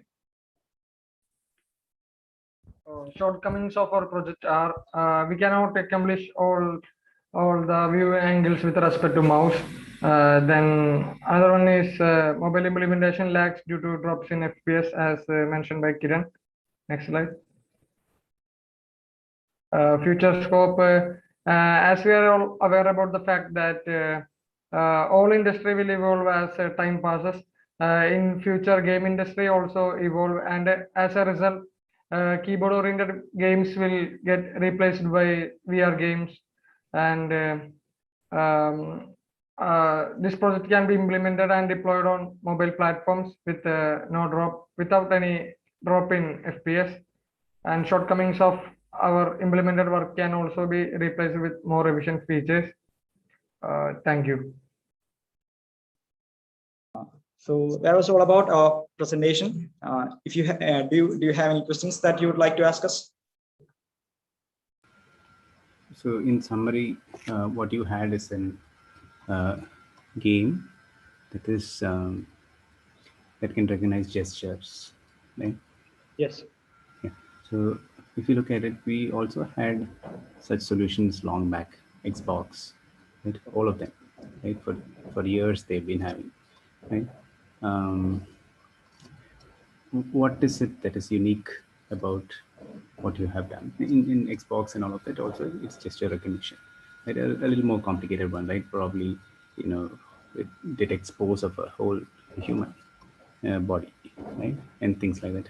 How is it different from that? What makes your what is innovative about what you have done so far? The thing is, in Xbox, I think it's basically AR and VR games, and not a blending of both AR and VR. Our project is kind of a blending of both AR and VR, as you have the live feed from the real world, and you also have a virtual world surrounding you. So that's the main difference, and I think it would pique interest with many of the gamers out there to at least try this game out. No, so what I'm trying to tell you is that, Xbox with the right gears, right? You you have exactly the same thing, right? Okay, Where Sir, you can play tennis, you can play, yes, the games, but the and thing, all of it. yes, but sir. the thing, In Xbox, and we need Yes, a so device like a gaming console, like VR device. All there is needed to play the game. Here, no external devices are needed. Only just the camera in the inbuilt system itself. That's the main difference. yeah, you need a Yes, in Xbox we need a like joystick or any other gaming device. For VR, we have a VR vision. no. You have vision-based games, right? Yes, yes. PS2 and Xbox and all of it, right? So you have the right kind of camera. The only thing is some of these camera have like things that project infrared, like spots and dots and nets and all of those kind of things into the room, right? And then it detects depth, right? So cameras that can detect depth is there, right? In that. So those kind of, so my point is not even about that, right? The point is these kind of applications have been there for a while. For really people who are really deep into games, I'm sure you're all right. You have seen gesture recognition already in very advanced games, right? So you have gesture recognition already there uh, in in some of these kind of products, right? How is it different? So example is pose, right? Detecting human pose, right? How do you move your leg? How do you sit? You squat, you stand, you turn, right? Based on what you do in front of the device, right? The character in the game also does. So that's why I said you could play tennis, for example, right? With two people playing tennis, right? Only probably you're having only one small, one small gear in the hand, right? Which will simulate, which will have some haptic feedback and all of it, and it will make it look like you're really playing tennis, like holding a real racket, right? But on the screen, it is actually, uh, you know, uh, some character playing tennis, right? And you get the feedback. It's not just it receiving; it also returns, right? Like the haptic feedback, right? Those things have been there for 7-8 years now, right? How is it different? No, see, this is a good project, right? How is it different? Have you thought through? Have you gone on to do enough research on what is already there in the market, right? In terms of this is gesture based control, isn't it? Am I correct? Right? Well, So our motion is to build this game for mobile platforms, and we know that mobiles are much cheaper than all those yeah. exclusive Xbox and Xbox consoles, and mobile is much more convenient for a regular player. And Xbox can be only purchased by people having that much money and are able to spend that much money on gaming. So what our motive is to bring this kind of games to the mobile platform world, and make it available to all the users out there in the world. Okay. And how do you improve on, so OpenCV, actually there are commercial plugins that are available for Unity that takes care of this performance issue, right? You could The thing is, we are in a mediocre level to Unity. We only started learning Unity. no, as engineers you should be engineering that. Okay. Right, is the point. So it is not that nobody will, so you will not get open source stuff, right? Okay. With high quality. So as let's say you are aspiring to take this to and put this out as a commercial uh, commercially viable game out there in the market, right? As engineers, it's your duty to actually go and figure out how to optimize. It is already there, right? For 6-7 years, it has been OpenCV, which can perform really well on Unity. So if Unity was here, if OpenCV was your problem, same thing, right? With dlib and anything, right? You'll be able to do a fair amount of optimization from your end as engineers, right? That's what is expected. Okay, I think I have only that much question. I will pass it on to other experts, right? Probably they have a lot more expertise than me in this field. Right? Vishnu sir and Balu sir. Vishnu sir, please go on. So you have mentioned two drawbacks: the incorporating mouse click and also the running your project in mobile phone. So what is your plan to perform that? One of the those were serious drawbacks in our game.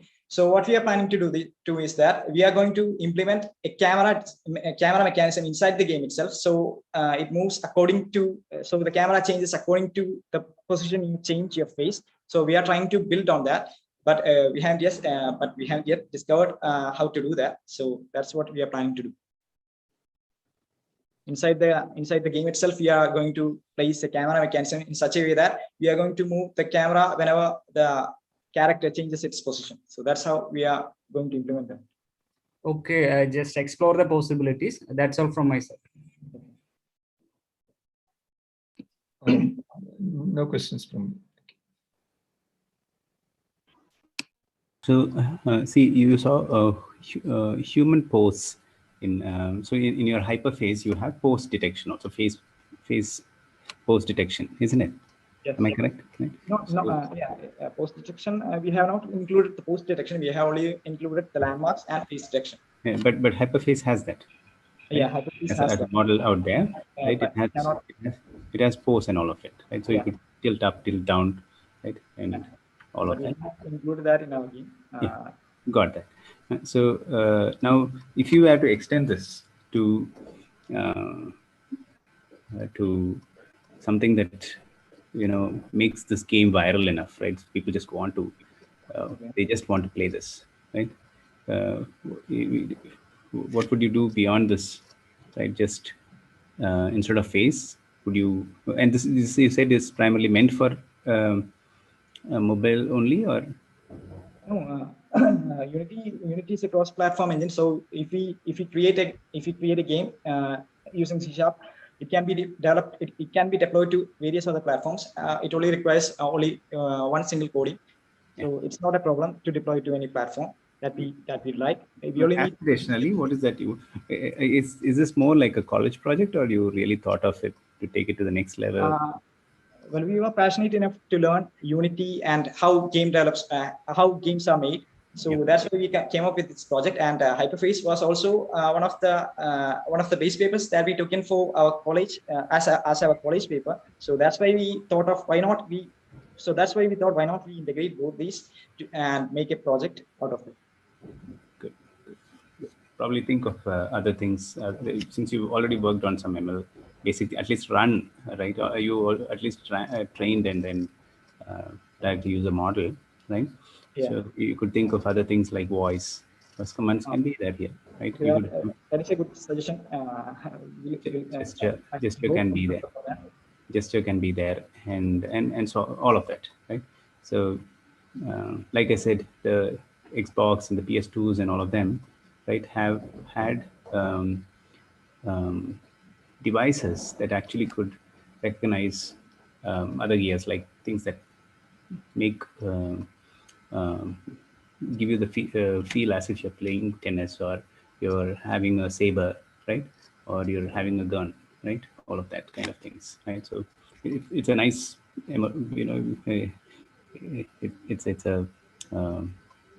an area where you could actually build things that are very commercial, and it could be monetarily rewarding.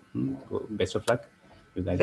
So one more question. So you have mentioned about the gender detection, right? Yeah. So suppose a female is logged in your system, the automatically female character will be selected, right? Yeah. Yes. How it is performed? It is performed using CNN algorithm. First, as I have shown the data set of the images. A particular CNN algorithm is specifically used for this. You have mentioned the face recognition, the pose detection, and all those things, and also the gender detections. So all these are performed using a single model, a CNN model, or a different model. Well, the trained model is used only for the gender detection. Okay. Yeah. The face detection and the landmarks detection are carried out using only dlib library and the landmarks positions. Okay. That's.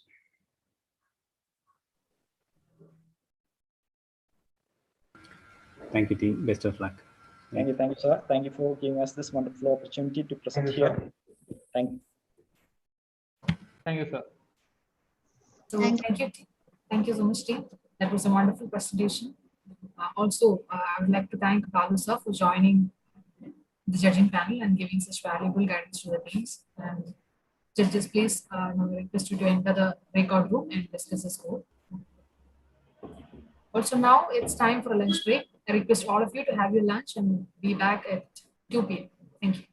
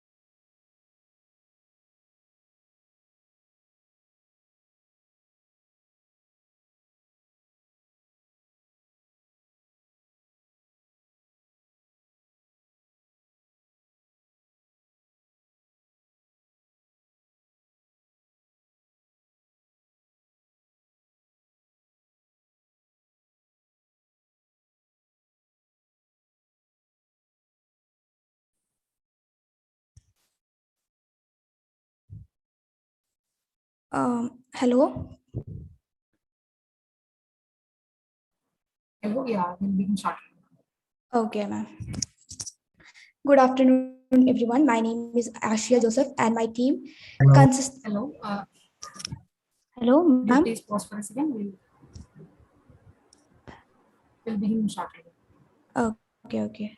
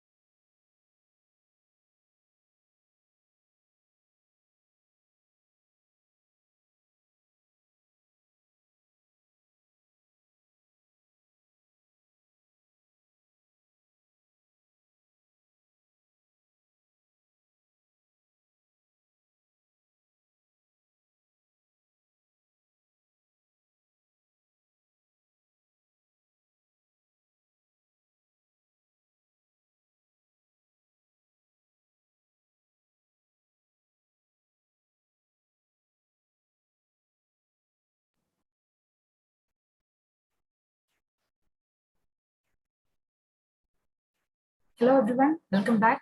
The CSI InApp International Student Project Awards is an annual event that involves a 6-month process, starting from the call for applications to several rounds of evaluation. This year, we had a little over 2,000 students representing various colleges with a total of 551 projects that were present. For the rest of the session, we'll be having Mr. Brajesh Madhavan, Dr. Vishnu Kumar Yes, and Mr. Satish Babu in the judging panel. Mr. Satish Babu is a co-founder of InApp. He is currently the chair of APRALO, of the Internet Corporation for Assigned Names and Numbers. Satish has been an IT consultant, designer, developer, and trainer for 30 plus years. He is the founding director of ICFOSS, an academic research institution of Government of Kerala. Satish was the president of Computer Society of India in the year 2012 to 13 and its Golden Jubilee president of Golden Jubilee Fellow in the year 2014. He was the IEEE Kerala section chair from 2011 to 12. Welcome, sir, to the finals. Thank you. We are heading over to our next session. For that, we have a team from Rajgiri School of Engineering, Kochi, Kerala, to present their project on the topic cross-modality, image-to-image translation, MRI to PET. Welcome, team. Thank you, ma'am. Yeah, please go ahead.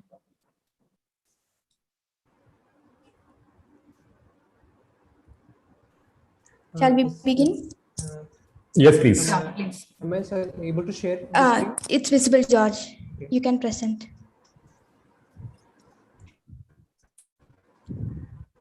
Good afternoon, everyone. My name is Ashia Joseph, and my team, consisting of Anthony, George, and Harishma, is here to present our project titled Cross-Modality Synthesis MRI to PET. We belong to the Computer Science Department of Rajagiri School of Engineering and Technology, and we are guided by Meherban ma'am. Moving to the problem statement.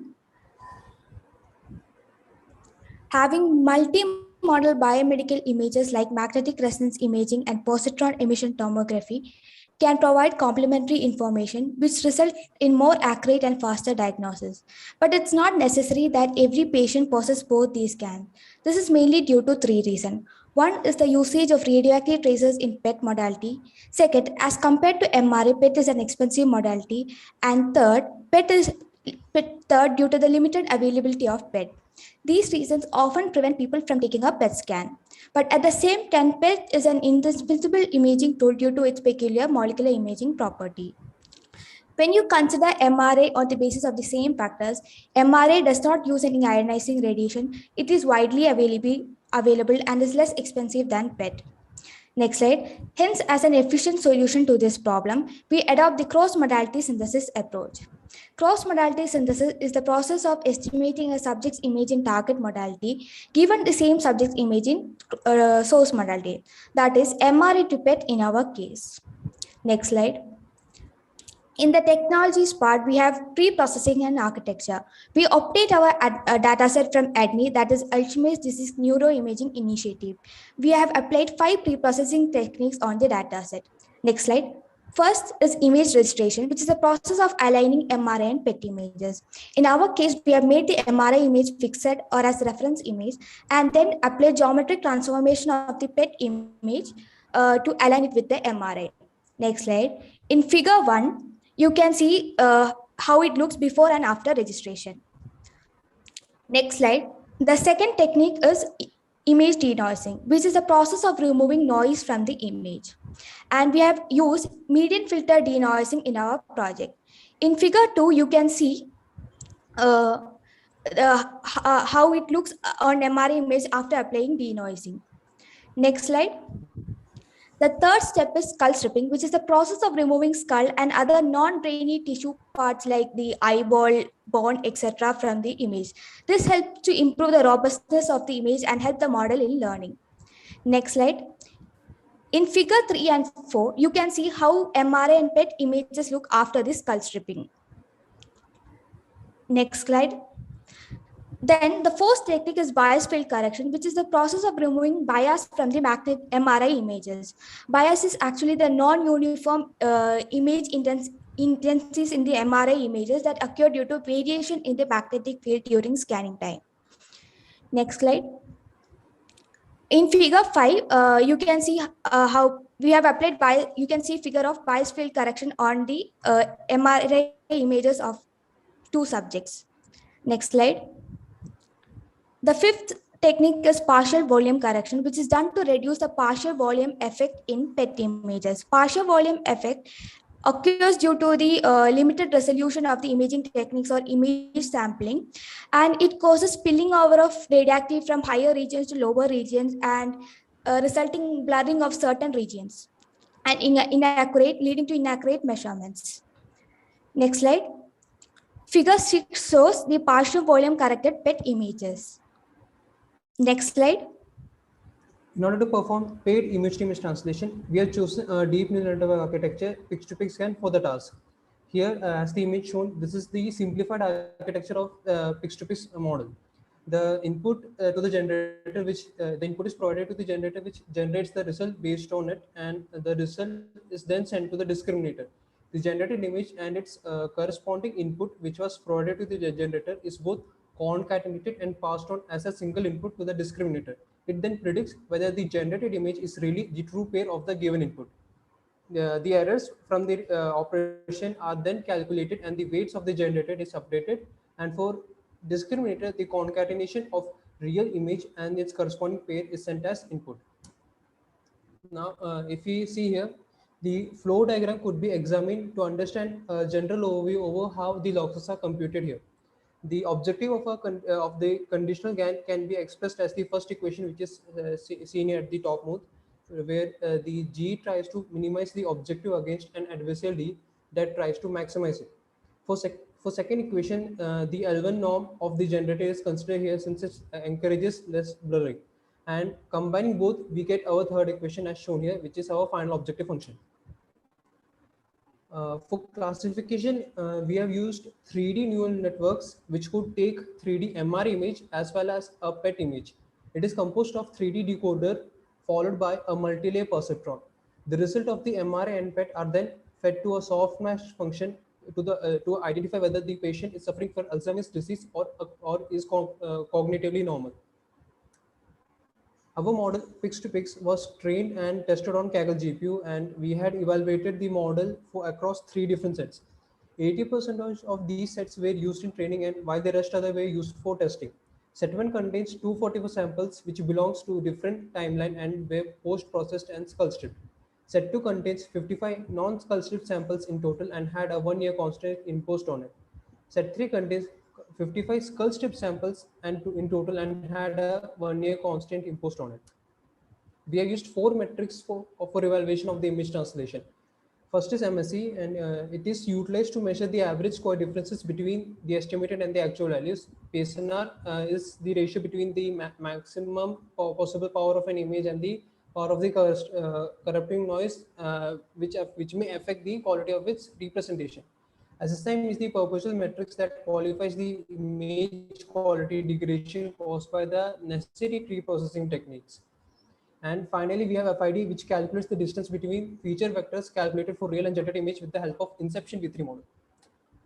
Here, these are the equations for each of the said metrics. Now here we have a table which is showing the quantitative results of PSNR, MSC, FID, and SSIM. And as per the result, here we can see that set 1 is having better performance as compared to all other sets, all the set 2 and set 3. This is the graphical representation of the table which was shown in the previous slide. Now, apart from that earlier accuracy measures, we have also taken the quantitative results of the 10 samples and calculated their PSNR, MSC, FID, and SSIM individually, which is later averaged to get the mean results. These are the accuracy scores of the translation task. And these are some of the samples of what the original PET were like and how our generated PET are like from the translation model. Apart from the translation, we also have the classification, which is done using 3D neural networks and to predict whether the patient is having Alzheimer's disease or is cognitively normal. And these are the accuracy scores. And we are using precision, recall, F1 score, and support from the construction matrix generated from the model.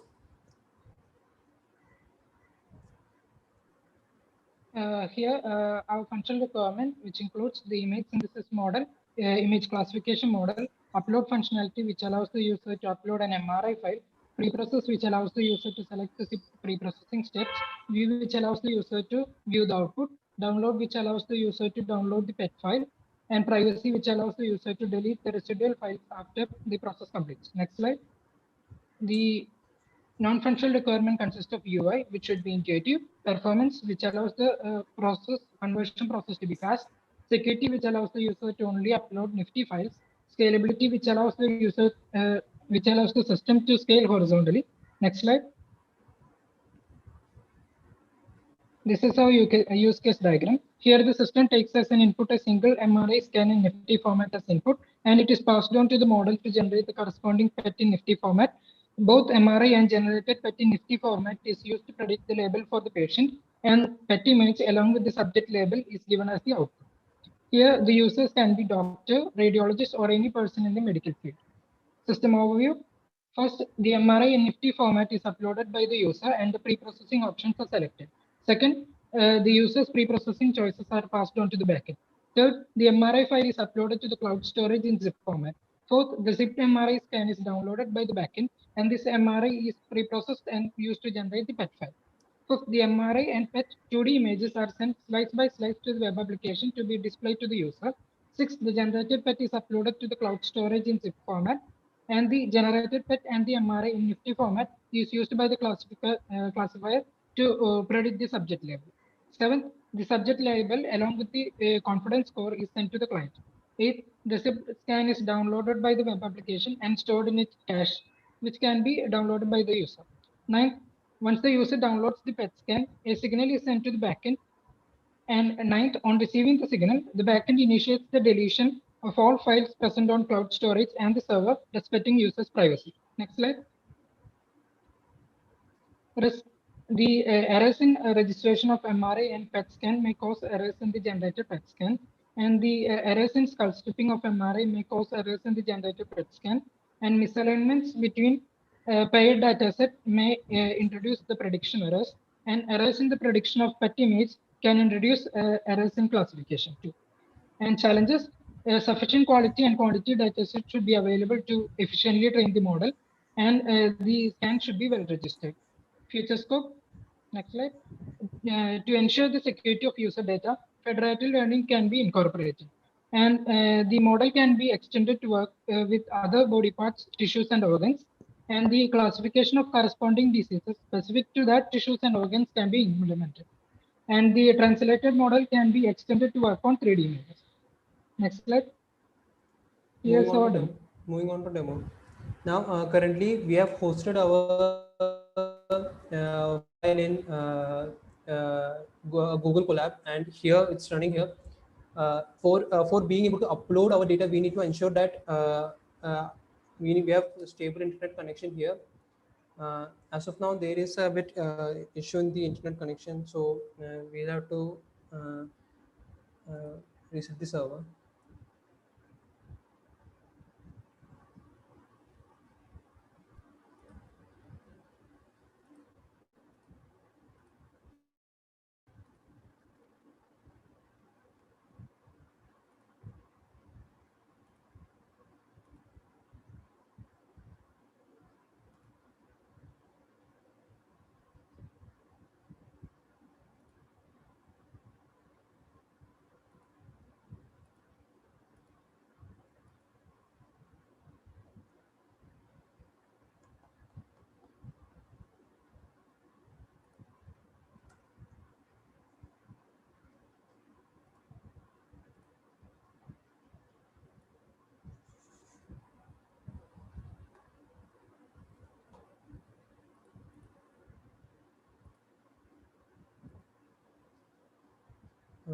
Currently, there is some issue due to internet connection here. We'll have to reinitiate the server.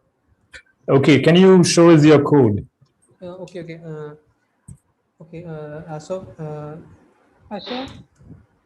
okay, I will just stop screen sharing. George, did you stop? Yes. Okay.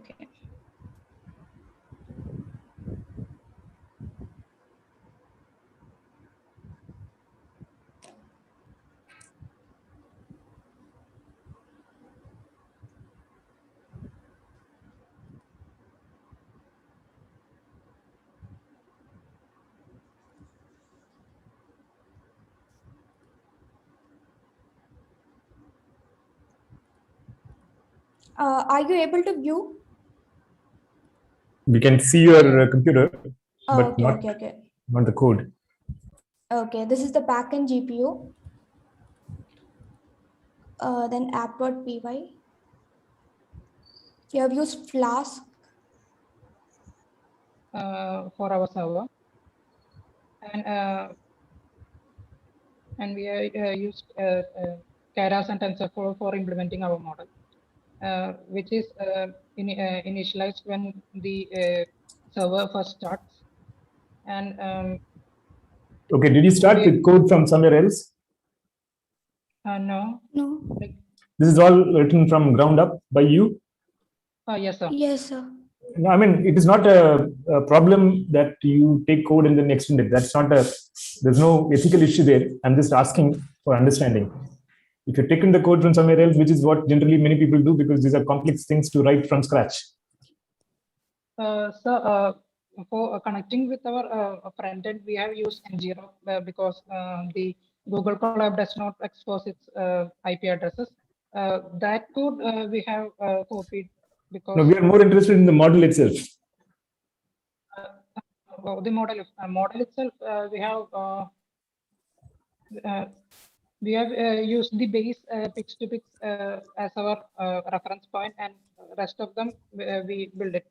So can you show us that part of the code? Okay. Am I right about model pix2pix.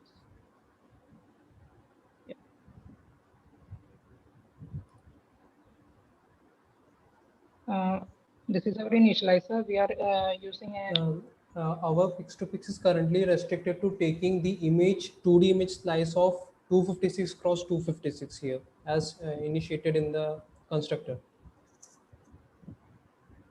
And is it 256 pixels or something else? 256 pixels. Okay. So, Anthony, this pix2pix, this class that you have here is actually part of another. Is it a pix2pix implementation that's already been there? No, sir. We have just implemented it as a class for our We have referred to other various research papers regarding how they have focused on pix-to-pix, and we have just followed what they have prescribed for this implementation. Currently, it's following the standard pix-to-pix research paper, that is the vanilla pix-to-pix. However, there are other implementations also available, such as pix-to-pix high resolution, which is developed by NVIDIA, which is having a bit differences in the implementations. Okay, so and right now what you have done, you're saying you have done all that from scratch. Yeah, all the parameters here are directly taken from what the research paper has been specified. Okay, go ahead, please. Okay, go down, keep scrolling. Can you go down further? Yes. The server is started, and we can also now focus on demo part 2. Yeah, we will go back there in a minute. Let me just take a look at this. Yeah, keep going.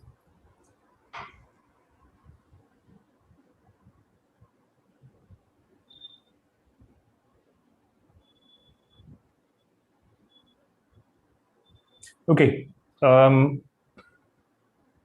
So you're saying that pix-to-pix is a kind of standard implementation, but you have adapted it for this particular medical purpose. Yes, sir. Our model works like we take MRI file, we split them into, the MRI file is actually 3D data. We split them into n 2D slices. Now, these 2D slices is nothing but can be treated as a 2D image. Now, and with the help of pix-to-pix, we are feeding this 2D image to the model one by one, since the pix-to-pix is trained to work on 2D images. So how long does it take to convert an image? We have there are certain Python modules and tools which is able to understand the 3D model for both MRI and PET and able to generate the PNG images for them, and we are taking them and directly doing them. However, there are other files too which can help us directly convert to 2D data, but when we are trying, it was a bit erroneous. So we are resorting to translating the 3D MRI into n 2D images and then converting them into machine readable NumPy data, 2D NumPy data. So how long does the whole process, end-to-end process, take? It's actually dependent on the computation power. For generating the images, it is pretty fast. It's fast on its application. It takes hardly 10 seconds. However, there are some pre-processing techniques which we are using, namely denoising, bias correction, and skull stripping. Denoising is nothing but correcting some of the minor noises in it, and it is efficient in its task. However, we have bias correction and skull stripping, which really takes a good number of times, since it is working on the 3D MRI data rather than some random 2D images. So as for the demo, we are currently focusing on data which is already skull stripped rather than a raw data, since we may not have enough time to perform the pre-processing and the translation followed by it. So it takes more than, say, 3 minutes, 4 minutes? Skull stripping takes, if you are doing skull stripping and all of the operation, it's going to take at least 13 to 15 minutes entirely. Okay, go back to the demo. Okay, I will start screen sharing. Okay, am I visible? Yes, sir. Yes, sir. Here, this is our front end, and it has successfully linked our backend. And currently, this is the section where we can add file. If I'm adding anything apart from the Nifty file, which is the 3D MRI file, such as a PNG image, we'll get a notification saying we have to upload an NI file. So at first, our task is to translate MRI to PET. So first, I will select MRI of some sample, and it will upload. It will be loading. It will load, and here our model is trained to work on skull stripped data, and this data is already skull stripped in order to be able to complete within the given time. So we are already uploading a skull stripped data. However, apart from skull stripping, we can perform this bias correction and denoising pre-processing operations. And as soon as click next, the data starts getting uploaded into to the backend. Currently it will take some around 10 to 20 seconds to upload for uploading this file. Is it uploading or processing? Because It's getting uploaded. when it is uploaded, just like now we got the message that we have uploaded the nifty file after converting it into zip. Now currently this is our visualization for 2D MRI image. Here I'm using keyboard to scroll through the MRI image, and here each one of these slides is a 2D images, and we are able to visualize it from the jawline to upper head in this manner. And currently there are totally 104 slices in this given 3D data. And these images are not the exact one which the user uploaded. This is the gamma corrected one. As soon as the pre-processing gets over, we also receive a notification that we have completed this bias correction, we have completed this denoising, we have completed skull stripping. And after completion of all these pre-processing operations, we are focusing on translating each of these pre-processed MRI image into the PET image, which corresponding PET image. Currently we are generating it one by one, and even in the server we can see how it is translating each slice one by one. And currently we are using free tier of Google Collaboratory, so it's a bit weak on computation power. However, if you are upgrading to much better options such as Google Colab Pro or some other dedicated servers, we can expect a much higher speeds. Okay, we only have 8 more minutes, so I think it will be that's okay. Let it continue, but we will ask questions. The judges may have questions. Okay. So we have to stop at 30 minutes. So I have a question to start with. Now, have you validated these results with doctors? We are yet to validate the results to the doctors, and Asha, I think you have some. Actually, we still now we haven't, but we like our guide told to go for the mean opinion approach, where we present our generated PET to 5 of the radiologists or doctors, ask them to give a score between 1 to 5 and take an average value. We haven't done that till now, but we can opt that. Okay, Bidesh, Vishnu, please go ahead. This MRI to PET, right? So there are 2 different technologies as such, right? And so the information captured is also very different, right? But then people have tried to do this. I remember some Nature paper, right, where Nature is like the world's best research journal, like Nature, Science, Lancet, and all of it, right? So I remember seeing MRI to PET kind of implementation that I think it's some Chinese organization, a Chinese entity. So where was this idea original, the MRI to PET, or did you rely on papers like this, right? You get the point. See, there are a lot of people have used pics to pics for doing image translations of all types, right? For example, from Day2, from images that are to do with night to day, or black and white to color, CT scan to MRI, and back and forth and all of that, right? So this MRI to PET, right? How did you come up with the idea, right? Did your guide tell you this, or you did some quick research, and then you found out that a breakthrough has been there, and based on that paper you started off with, right? How did you originally come up with the idea of MRI to PET? This idea was initially proposed by our guide, and earlier it was on 2 different versions. One was MRI to CT and one was MRI to PET. And we chose this option of translating MRI images to PET. And as far as research goes, we have seen some implementations which have been done on, we don't really know for MRI to PET, but we have seen some research on MRI to CT. And when it comes to some knowledge regarding the knowledge in terms of medical domain, such as pre-processing operations and how the 3D data in MRI and PET and all are distributed, and how they are generated, we have relied on these papers to carry out our all other tasks, which was just little bit deviated from the deep learning knowledge. However, we haven't seen any implementation for the pics to pics though, and because in those research work, most of the people were using some bilateral 3D networks. That is, they are taking 3D data, decoding it into some high dimensional latent space, and then translating them into the corresponding PET image. In our case, the translation one is not relied on the entire 3D data. It only focuses on 2D image, and it translates and for an entire 3D image. Yeah, I think you should be brief because we don't have time. Yeah, it translates the data one by one for translation. However, when it comes to can I also ask you? See, there are pros and cons of doing this, right? So one is you might have achieved speed, right? But when you're talking about MRI or PET, we are actually talking about 3D scans, isn't it? So that spatial information is in. It's not just X and Y. It's not only in the two-dimensional space, right? You really need information in 3D. Only then you have the complete information, right? The moment you go on to treat all of this slice by slice, aren't you losing information? And what is that kind of information that you're losing? Yes, right?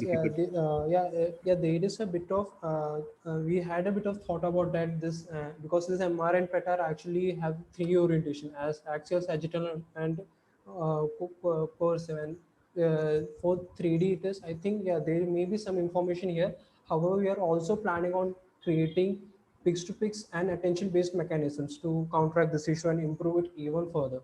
And so, but would that still be you're going to use attention-based mechanisms? But would it be still on 2D or you plan? If we are using attention, then the data will be focusing on generating 2D images, but with the knowledge of 3D. Okay. And here, if you can see if you see my screen, you can see how just like how MRI, I can use a slider to create my PET. Yeah, but that's only visualization, right? Yeah, that's it's only visualization, and it also creates the Nifty file of this visualization. And apart from that, we can see. But the problem around information not being available in the third axis, right? That will not get rectified. You can see it, right? Slice by slice, you did. You snagged it. There is We are loss of currently information. working on attention-based mechanism also to incorporate into the pix-to-pix model and improve it. Okay. So one last question. You said you deviated from deep learning, right? But all of this pix-to-pix and everything is deep learning. Right? Some what is that deviation? That deviation regarding the medical domain, we lacked some knowledge regarding how MRI and PET are there in the field. So that's why I think it goes back to Satish sir's question, right? You definitely need to also talk to them about when you handle the slice by slice, is there loss of information, right? Means you can't ask them technical questions, not in like information theory, entropy and stuff like that. Yeah. However, we are going to work on 3D mechanism too, 3D attention too. And apart from the translation, we are also working on classification, whether the patient is cognitively normal or suffering from Alzheimer's disease. From the given prediction, here we can see that it is cognitive. The patient is cognitively normal. Third axis, right? All that you should be definitely. This model is working on 3D data for both MRI and PET. Correct, 3D data, but you processed all of it in 2D, right? Because you took each slice and did it.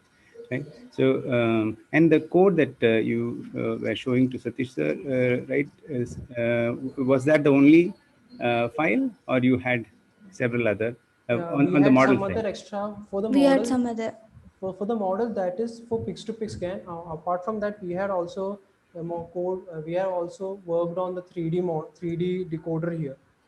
Okay. And we can also download the Nifty file of the generated PET too to make it. We got that. We understand the generation of 3D format files of any format is not difficult, right? You have packages for it, right? And okay, that's all from me for now. But if time permits, I will ask later, right? So, Vishnu. Yeah, Vishnu, please go ahead.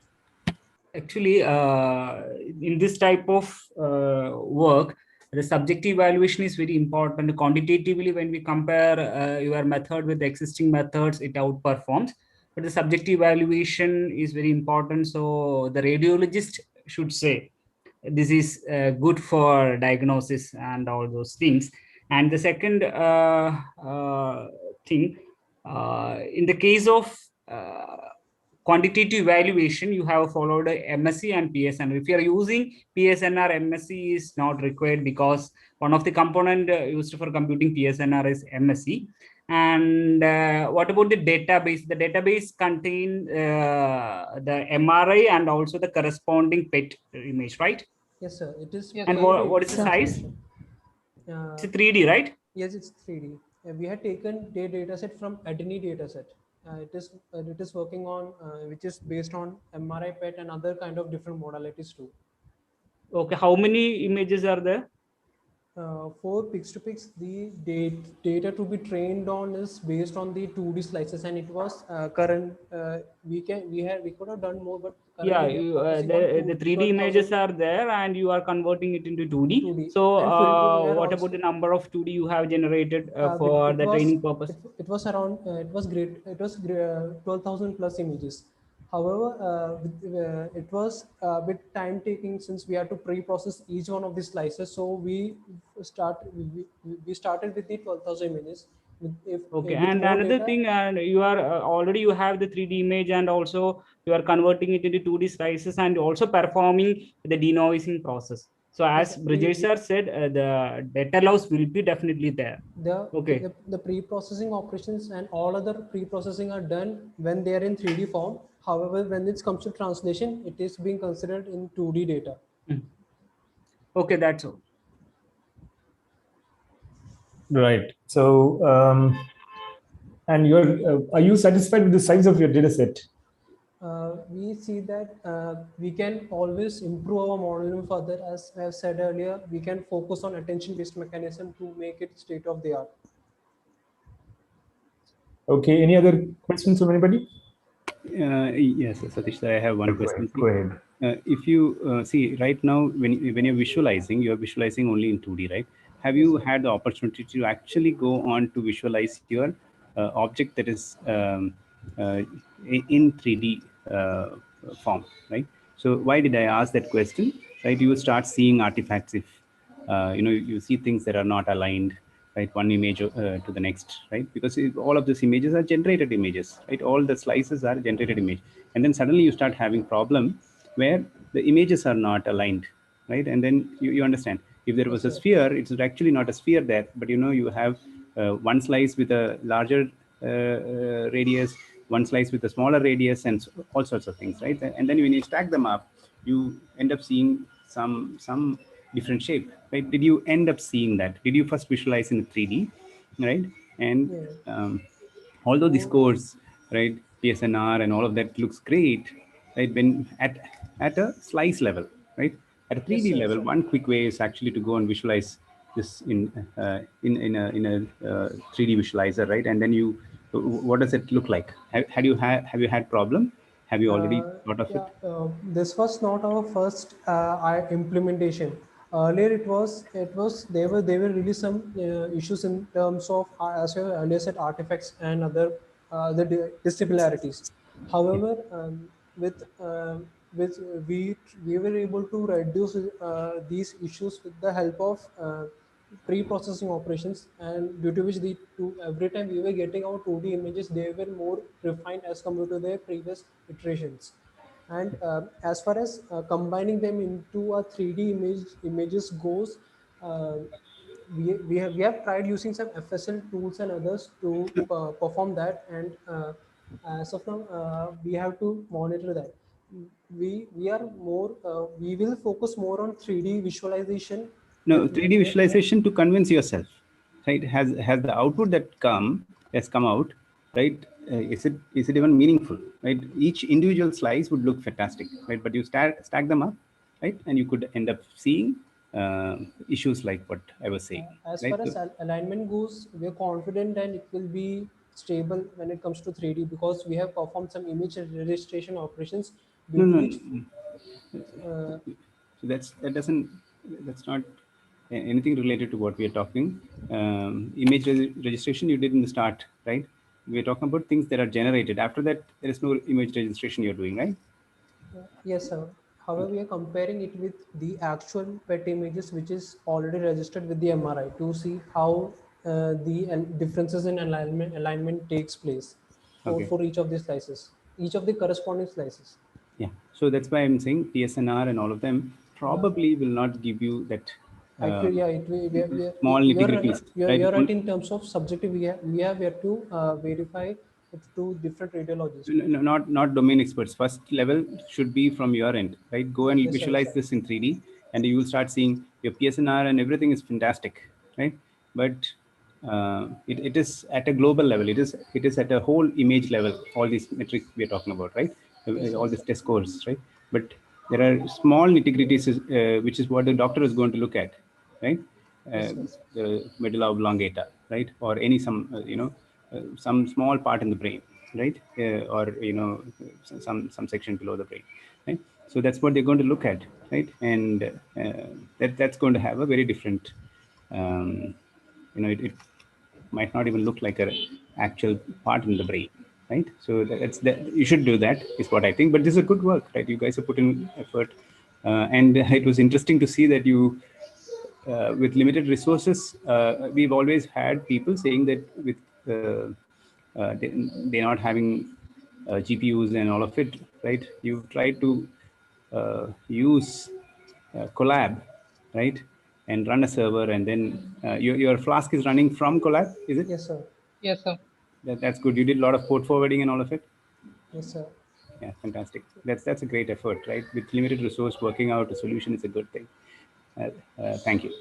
Thank you, Satish, sir. that's all from my end. Yeah. So before we close, the comment about what is essentially an organic 3D image getting separated into slices, which are then individually processed, and then it kind of loses that organic wholeness of the 3D.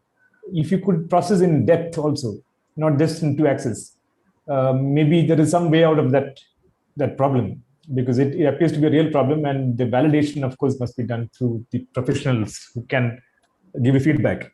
Because otherwise, if you go only by the metrics, you may be kind of in an echo chamber. You are just hearing yourself. This has to be validated with external sources. So thank you very much. This is good work, and best of luck for the future. Judges, Thank you, please sir. join the breakout room. Thank you, sir. Thank you, sir. Thank you, team. Nicely presented. Now the team may please leave, and judges please enter the breakout room. The next presentation will start at 2:45.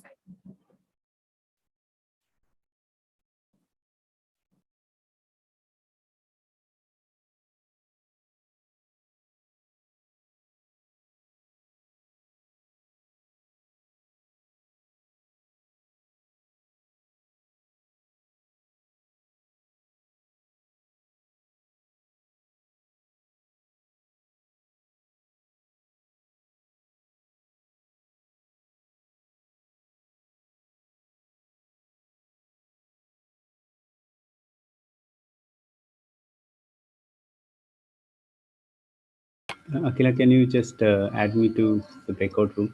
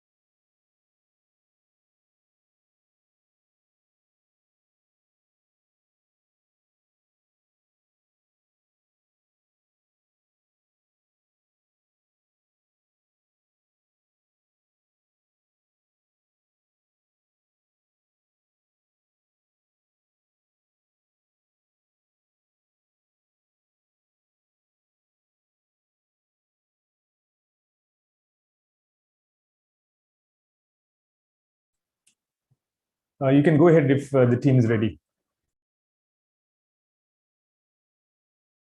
The team hasn't yet joined, so they most probably would.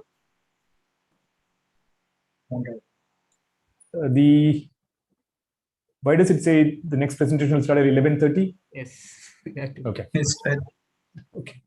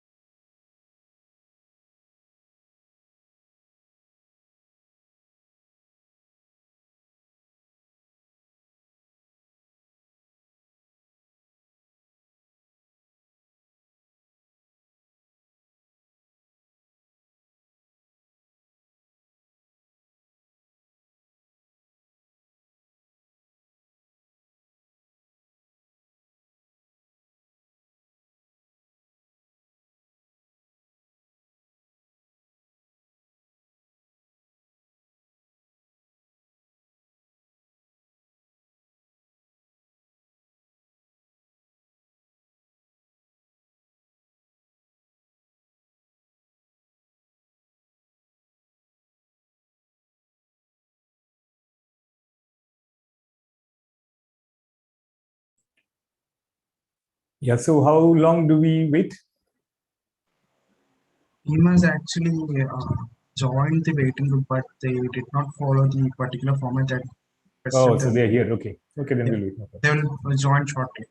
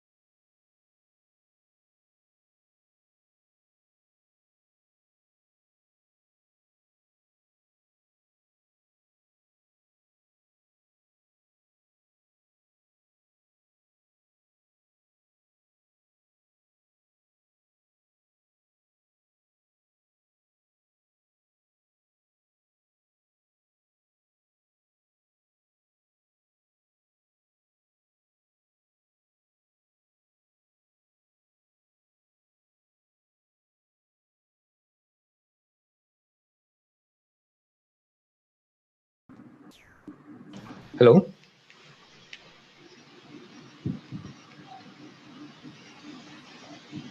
Yeah, team, are you ready? Hello.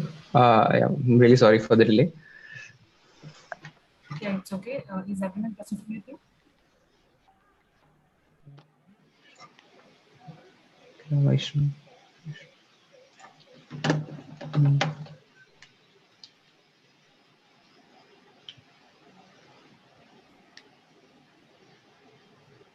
One more person is there.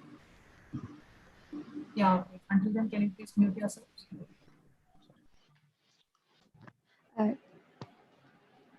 Can you start with without that person?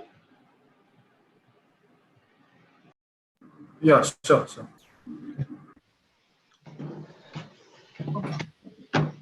Okay. So it's time for the last presentation of our final ceremony.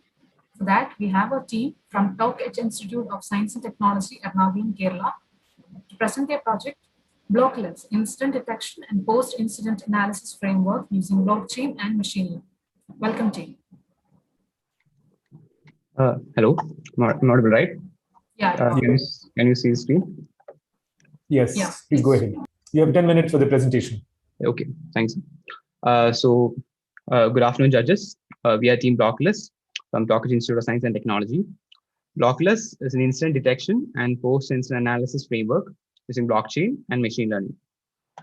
According to the World Health Organization, more than 1 million people in the world are losing their lives each year because of transportation-related accidents. So detecting traffic accidents as rapidly as possible is essential for traffic safety.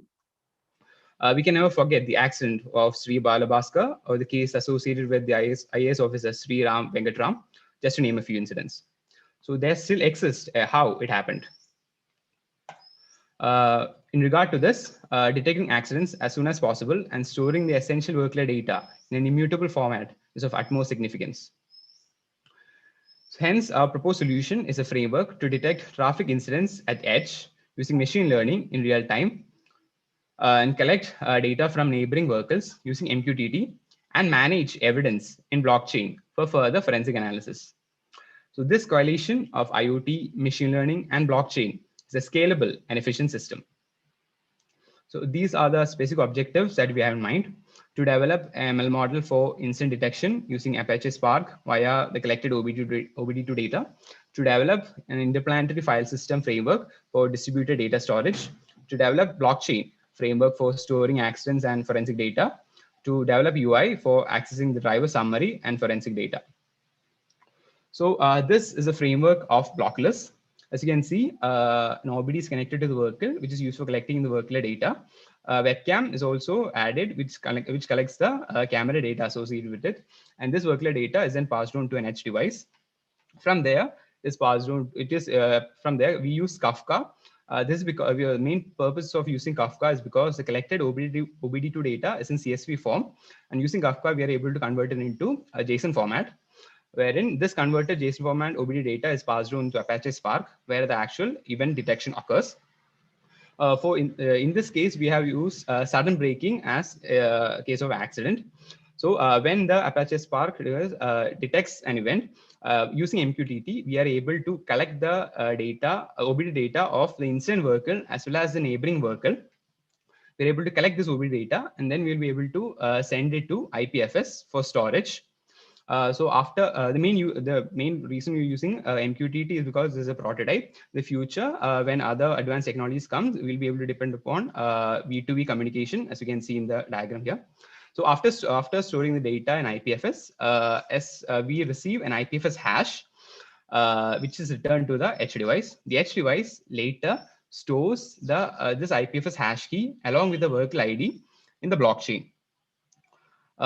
This data can be accessed by different entities such as law enforcement, insurance company, car manufacturers for the analysis of data. So what they have to do is they have to search for the vehicle ID and find the associated hash key, and then use this hash key in IPFS to retrieve the associated vehicle data. This is the framework of Blockless. Implementation. So for the implementation, we have divided into 4 main modules, starting with data collection and pre-processing. For data collection, we have used an OBD or an onboard diagnostic device. This is used to collect the vehicle data. It can be installed into any device and data can be collected using Wi-Fi or Bluetooth. Excuse me. A webcam is used for collecting the associated video data. An edge for the edge device, we have used a laptop. The main reason we are using edge device is to avoid the latency as well as the other bandwidth issues. For storing the video data, we are using a buffer. So these are some of the parameters that can be obtained using the OBD data and which are in fact stored in IPFS, such as speed, acceleration, g of x, y, z, longitude, latitude, etc. Now comes Apache Kafka. Apache Kafka is, like I previously said, it is mainly used to convert the live CSV data into JSON format. It is a publish subscribe system that can deliver in order, persistent, and scalable messaging. We use Apache Kafka when it comes to enabling the communication between producer and consumer. So basically what happens is that the Apache Kafka producer, it pushes the OBD data to topic via a broker, and the Kafka consumer subscribed to this topic. The Apache Spark that we deployed listens to the Apache consumer for the OBD data and then reads it. All the pre-processing takes place in the Spark itself. Now the next module will be explained by Vaishnav. Thank you. Thank you, Rakesh. Good afternoon, judges. So I'll be briefing about the incident detection module. Next slide, please. So the data from the data collection module is passed on to the Apache Spark app. Here, the main driven thing is to detect the incident. If the incident is detected, it is passed on to the MQTT network. Next slide, please. So when the incident is detected, it notifies the MQTT broker, which then collects data from the neighborhood vehicles. So after the data is collected, it is passed on to the evidence management module. Next slide, please. So in this modern era, we can employ many various tests for detecting the incident. So in our scenario, we have decided to take upon the breaking test. So here mainly employed tests are threshold and ML model test. So because we are not able to access systems like airbag deploy system. So as you can see, we have used acceleration X, Y, and Z axis, and the test is done upon their values. Below is the reference of that briefing we have used here. Next slide, please. So in our project, we have explored using random forest and decision tree with a small scale of data set. So the class labels which we've used were safe event as 0 and sudden breaking as 1. The data set ratio is 80:20. Next slide, please. Here is a model of our decision tree model. As you can see, the root node splits into its children nodes, and at the end, it reaches on to their child nodes, which are the safe event and the sudden break event. Next slide, please. So in the case of random forest, as you can see, the accuracy received was 98%. But this is too much accurate, but is due to the inception data, and the test error was 1.9. Next slide, please. Over to Rakesh. Okay, thank you, Vaishnav. Now, after an event has been detected, we need to be able to store the associated data. So that comes here at evidence management. So when an incident occurs, the data associated with incident vehicle, requests the neighboring data, requests the data of the neighboring vehicles via MQTT. So after that is collected, the block generation phase takes place. During the block generation phase, the accident vehicle data, which along with the neighboring vehicle data, is stored in IPFS, and later the hash value was added to the blockchain.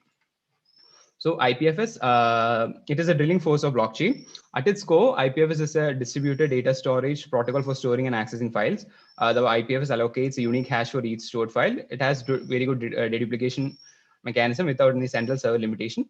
Direct storage in Ethereum is really expensive. This is the main reason that we have decided to use IPFS.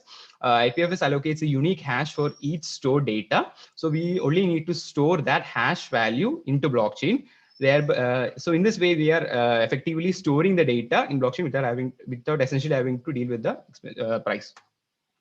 Smart contract is a self-executing, self-enforcing protocol which is governed by its explicit terms and conditions, which it stores and carries out the contractual clauses via blockchain. This is a simple storage smart contract that we use. The IPFS hash variable is used to store the IPFS hash value. Similarly, the set functions used to store the IPFS hash, and the get functions used to retrieve the associated hash value dashboards.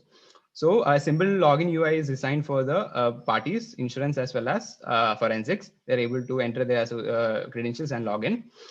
In the forensics page, the worker ID can be searched and the associated data can be retrieved. And later, using this downloaded data, the forensic team can prepare an incident report and can later be uploaded via the same interface. Also, using the obtained data, dashboards of the incidents can also be produced for better understanding of the scenario or what happened, etc. Now comes our next party, insurance. The insurance stakeholder can search the workload ID and find the associated incident report for further analysis. Like the report that they download will be the one that is filed by the forensic unit. For the evaluation, the time taken by the data to reach OB device 0.5 seconds. Time to request data, this is for MQTT. It is 7.78 seconds. Time to get hash value from IPF, that's 12 seconds. So these are some of the accuracies of the ML models that we have used. Because of lack of data set, this accuracy that is obtained. This is a cost analysis. So by spending 8,000 and by adding a Jetson Nano as the edge device, an OBD for collecting data, and a webcam, if we are able to integrate this to the manufacturing process of all the vehicles, then we will be able to implement this instead of all the manufactured cars. Technologies used. Your 10 minutes are up. Okay. Yes. Do you have anything to demonstrate? Yes, I have video. No, we don't want a video. You're not judging videos here. You're judging projects. Yes, sir. Like we have consolidated a video of all the different. No, if you have an actual demo, show us the code, and then we will start from there. Sure, sir. Just for we have an external driving scenario to show. For that, can we use this? No, that will okay. Let this wait. We'll see the code first, and then we will ask you a few questions, and then if there is time, we will look at this. You are 5 minutes late already when you started. Vaishnav, start with the incident detection.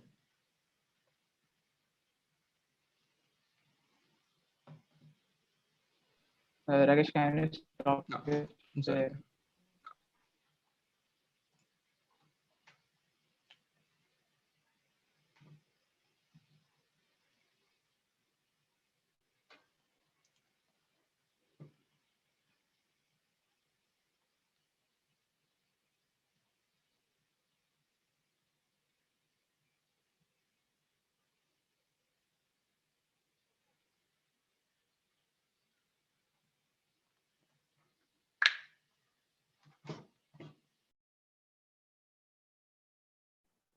Okay, so this is the more data which we are passed from the vehicle actually as a JSON format, and this is the process what is happening after the data is received.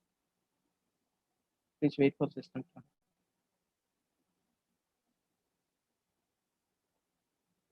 So for the demo purpose, we have selected as one data per second. So when the data is transmitted, at the Spark app would be processed for detecting the event. So first receive data is a safe event. So let me get the sequence straight. Background. This is please stop for a moment. So what you are basically saying is that the moment there is some kind of an accident, you will detect that accident. Is that right? Yes, sir. And then you will request the neighboring vehicles for information on what they have on this accident. Is that correct? Yes, sir. Yes, sir. So that means when the car gets into an accident, it actually transmits information that there has been an accident. Is that correct? Yeah, using the network provided. How does the car connect to the network, and where does it connect to? Saying that I'm in an accident. For the demo purpose, we have used an MQTT protocol. No. Who originates the actual message? The car originates, right? Yes, sir. Yes, sir. The car originates. So the car has to then connect to somebody and inform them that, or notify them that there's been an accident. Otherwise, how will your system know that there's been an accident? So we are assuming the whole vehicles are connected to the same network actually. Like we are even then, even if the vehicles are connected, if there is an accident, how does the accident car inform the rest of the network?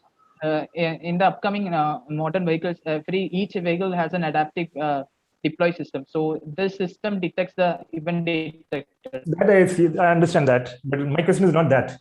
So it can be done by a beacon message kind of like. No, see, I don't think you have thought about this.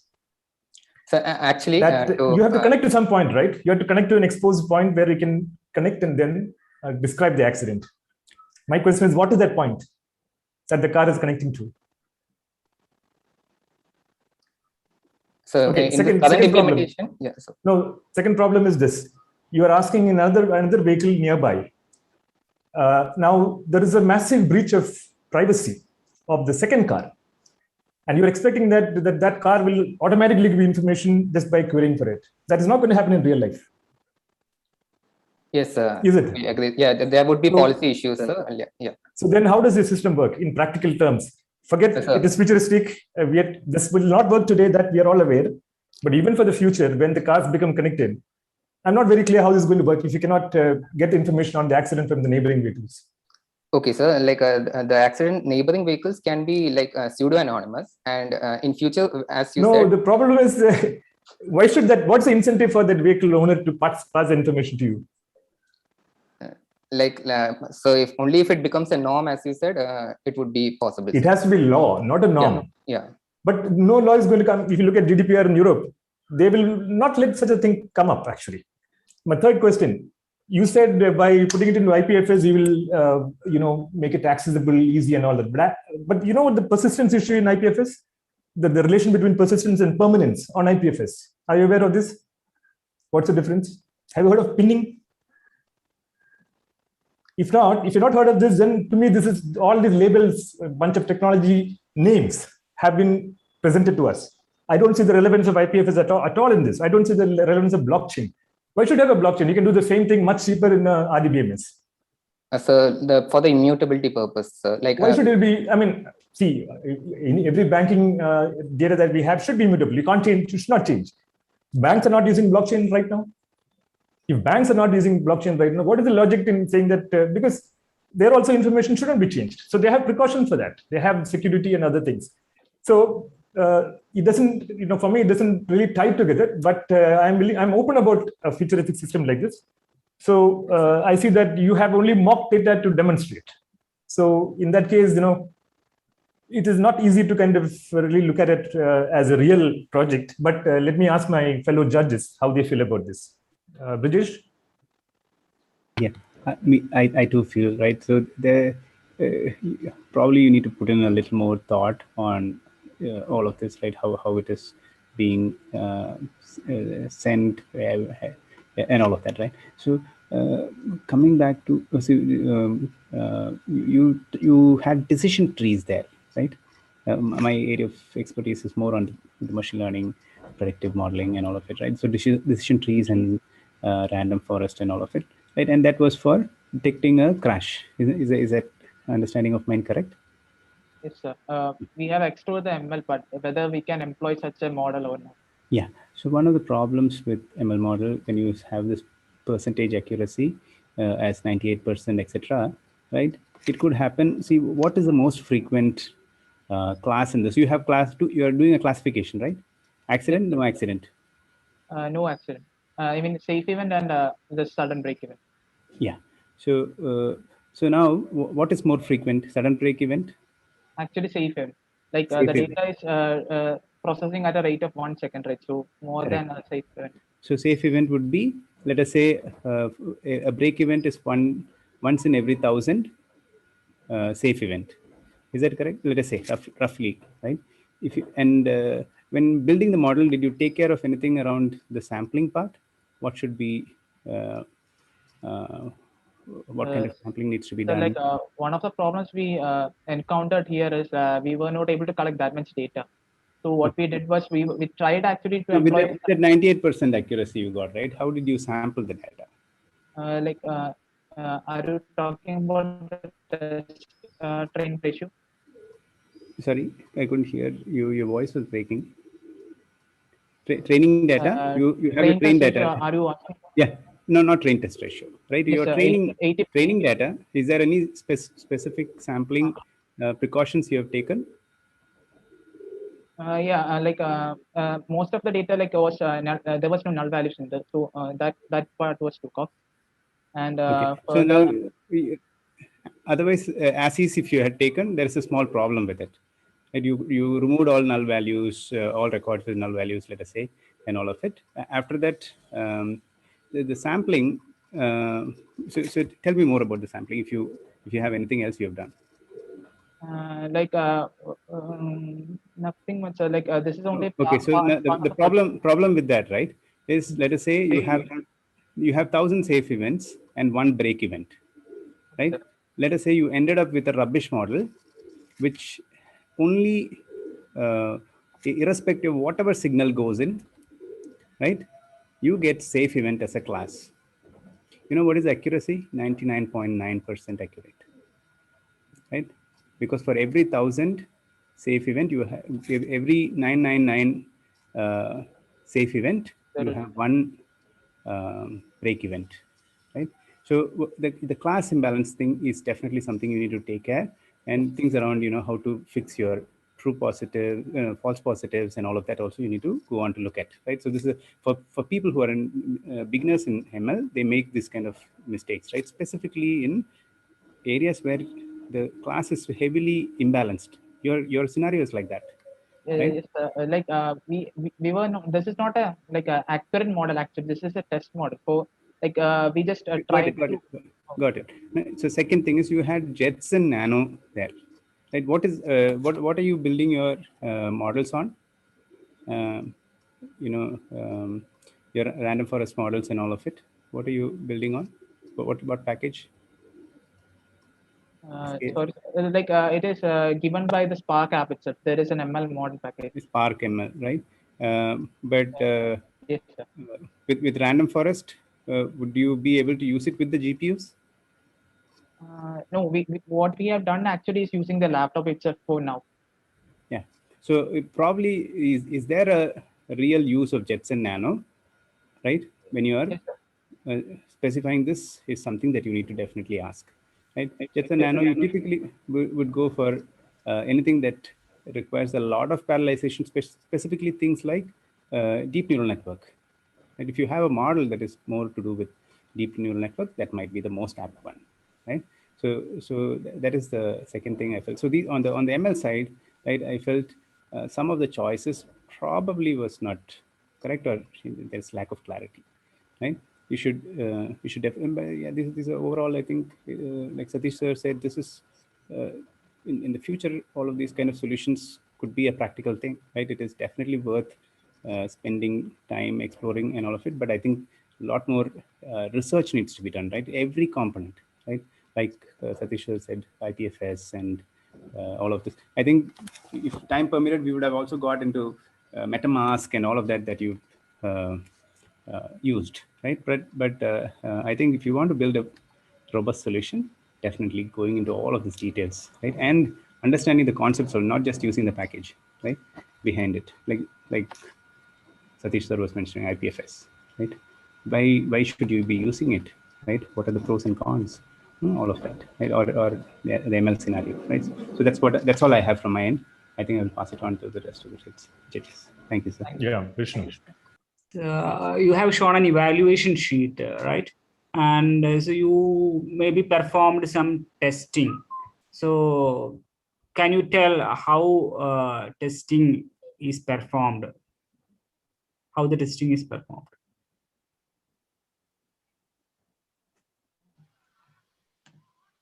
Vaishnav, can you stop sharing the screen?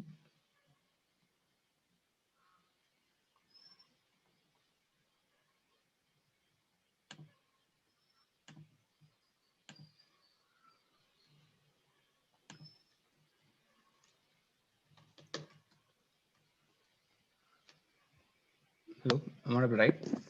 Hello. Yes, Rakesh. Yeah, okay. So we are able to get these values using the time function, and then in the IPF's case, I was able to upload a file and it shows the time value as 10 seconds. Okay. And how many incidents have been taken to attain these values? Have you done a single test on a single incident or performed over different incidents? Sorry, sir, I didn't understand the question. So time taken by data to reach edge devices, and all in every cases there will be different situations. In every cases, all these are same. Perfectly 0.5 second and perfectly 7.78 second and 12 second, etc. And every time you will be getting 98% of accuracy. So when you perform testing, the testing will be performed over different samples, right? Yes. Yes, it was the IPFS sample, like it was for the 30-second video for that particular video size, and for that particular like this much CSV file of that particular size. This was the case. Like it varied like 10, 11, 12 seconds, but we put an average value over there. Okay, that's all. Yeah. So you also meant, sorry, Brajesh, you want to ask something? Go ahead. No, so after you, I just want, I felt these people, suddenly their energy levels are, or your, their feelings, sad or something. Every every group that presented, we have been like this, right? The more your project is complex, more questions we are going to have, right? It doesn't mean that your project is bad or anything, right? So just can we add a word to it cannot be like a justification, but as you said, we are lacking in ML wise because the data collected is very few. Yeah, and there are a couple of other problems also. Yes. I think I will talk about after Satish sir had a question, right? After that, we'll come back to this ML. Why probably you need to do your ML models running on the car, right? No, training doesn't happen, sir. We can just deploy the. Your model needs to be running on the car, right? Car or vehicle, right? So we'll come back to that, right? Yeah. So I have a comment and a question. The comment is, what is the guarantee that the electronics will be intact after a car gets into an accident? Yes, there is a very good chance that the electronics are going to get badly dysfunctional. Absolutely, sir. And you won't be able to kind of respond, and then you can't find the location, then you can't find the neighboring cars, then you can't query them. The whole chain kind of stops at that point. Like, my sir, question is, go ahead. We have thought of it, sir. Like we had gone through the literature. Like when this in European countries now they have gone with this DSRC protocol. So India is looking into CV2X protocol when 5G comes. So they have mentioned like there will be a BSM message, that is basic safety message, that would be transmitted from one vehicle to the nearby vehicles like 10 times a second. So this would contain a lot many information like the steering angle, the direction, the speed, acceleration. It would be there, but with pseudo anonymity. So even if a vehicle crashes, the nearby vehicles would be able to detect the crash and consolidate the whole information. And that is quite iffy in the sense that there could be many things that can happen. So there has to be then diagnostic messages for everything. So the car is stopped and shut down, the engine is shut down. Accidents can happen even after that. But we're not going to those kind of minute kind of situation. But unless there is a overwhelming change in both the law, legal systems, and the infrastructure on the road, this cannot happen. The project cannot really take off. And the other question is, what is the blockchain you're using? I just saw the word blockchain, but no mention of it, and a little bit of Solidity code. So what blockchain are you using, and for this purpose we have used Ethereum, sir, but on a larger scale, the Hyperledger or IOTA Tangle would be a better option, because for testing we have used Ethereum test network. Like even the stakeholders can form a consortium over Hyperledger, or it can be even IOTA Tangle is coming up great. So that for IoT in specific, so even that can be. I mean, I really do not see the need for a blockchain-based system here, but okay, that's your choice, I guess. And one last comment is regarding IPFS that I mentioned. IPFS does not guarantee permanence or even persistence. If you put a file on IPFS, it will get divided into many chunks, and it will be there for an unguaranteed period of time. After that, it will be garbage collected and taken out. Yes. Now, if you want to ensure that a file is pinned. That is the process of making it permanent. But then pinning is expensive. You have to either run your own node or you have to pay somebody else's node to pin it. Yes. So it's not without cost. Your cost will not show that at all. Okay. So that is where you're not gone in depth. So Brajesh, over to you. So coming back to the ML models, right? So that accident detection, somewhere something has to happen almost instantaneously, and probably you need to be running it on the car, right? But then it raises all these questions around what happens if that box, like a black box is what you're having, and then that gets damaged, right? Or some connectivity is not there, and or the wiring, the electronics, anything, right? All that. So probably all of that you should think through. For all of this, there might be a solution, right? Is the point, right? Yes, sir. That's what we had looked into this BSM messages, but for that to be real, V2X connectivity has to come, sir. Think of a country like Canada or somewhere, right? You have no vehicles around, right? And all that also needs to be addressed, right? So think through, right? All of this is the point, right? When you explore this, there is a probable potential, application that or a whole platform that can be developed around this.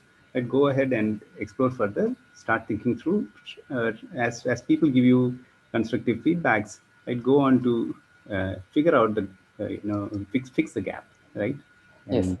So that's it's think through, and Satish sir, for example, is a expert in blockchain, right? Yes. And communication, right? So some of those feedbacks are, I think, you will not get from. Yes, sir. Thanks for all the feedbacks. Right. So, is there any other question? Vishnu, do you have anything? Nothing, sir. Okay. So I would like to thank the team for a very engaging presentation. It was very interesting, and we asked several questions. Of course, that is like Rajesh was saying. Every project we ask those questions, so that you get kind of more ideas, and you can go back and then think of making it more rigorous. So we'd like to wish you the best, and the judges. These. Oh, sorry, I think there is something else for this time. Back to you, Akhila, for the closing of this session. Yeah, Shruti, over to you. Yeah, thanks. So thank you, team, for your informative presentation. Now the team may lead. So thank you, sir. Thank you all. Thank you, judges, for all the feedback. Thank you. So with this, we have reached the end of final round evaluation schedule.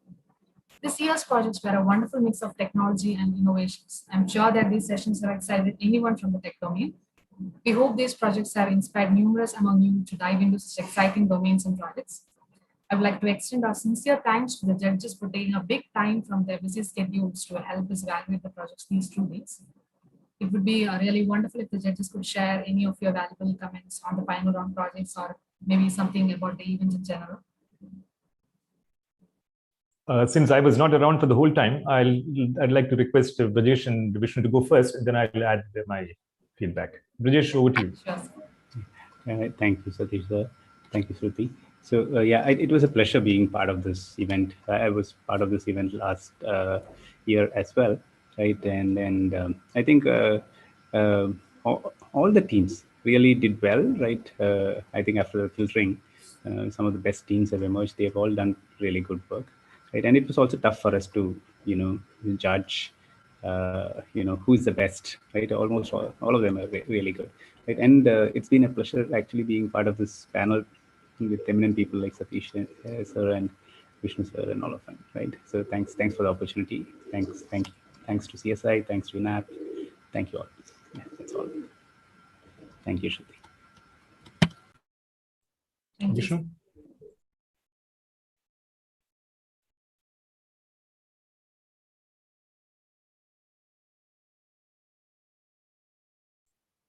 Vishnu, can you hear us? Yes, sir. Yeah, please go ahead. I'm very happy to associate with this event. I have been associating with this event from the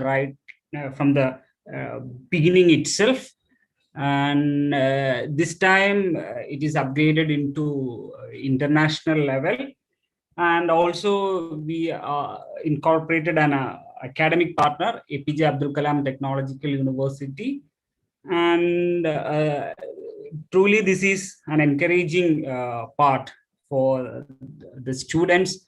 And I know in the coming years, this will go further ahead. Thank you for this opportunity. Thanks, Brajesh and Vishnu, for your feedback. And what I'd like to add is that we see steady improvement in the quality of projects. They have this time round, we see that there are some projects which are very relevant from a social perspective, relevant from a actual use, practical use perspective, and the quality of work that goes into this, even the quality of guidance that the project teams have had access to, is actually improved a lot. So the overall the quality levels are quite amazing. And when we started out a long time back, 10 years back, this is not the case. So we have actually, grown with the quality of education itself. Of course, we realize that these people who end up here in this round are the best from the list of people who have applied from around the country. So that will necessarily be so. But even then, I must say that I'm really encouraged by the quality of these projects. And of course, the judging process is never easy. The judges have to, have had to kind of spend a lot of time and effort from their side. But for me, even to join this for the part of the time is a very enriching experience, because you see a lot of things that may not strike you otherwise through the eyes of these students who are, making this presentation. So I'd like to once again thank both Brajesh and all the judges, Balu also who's not here, and of course Vishnu. And back to you, Shruti, for the next step. We have to finalize the results now. We are not given marks for the last one. Yes, sir. Yeah. So once again, thank you, sir. It was a pleasure to have you all as part of the event. I would like to also thank the 7 project teams that presented today. I hope our judges were able to throw some light into the projects and hopefully make it all more perfect. Finally, I would like to extend our sincere thanks to the audience who stayed till the end to support the teams. I hope we were able to ignite the minds of many through the whole process. Also, the results of the finals and the details regarding the final round will be shared on our Facebook page and also on our website later. So once again, thank you for being part of the event. Take care and have a great evening. Bye. Yeah, the judges, please move to the breakout rooms.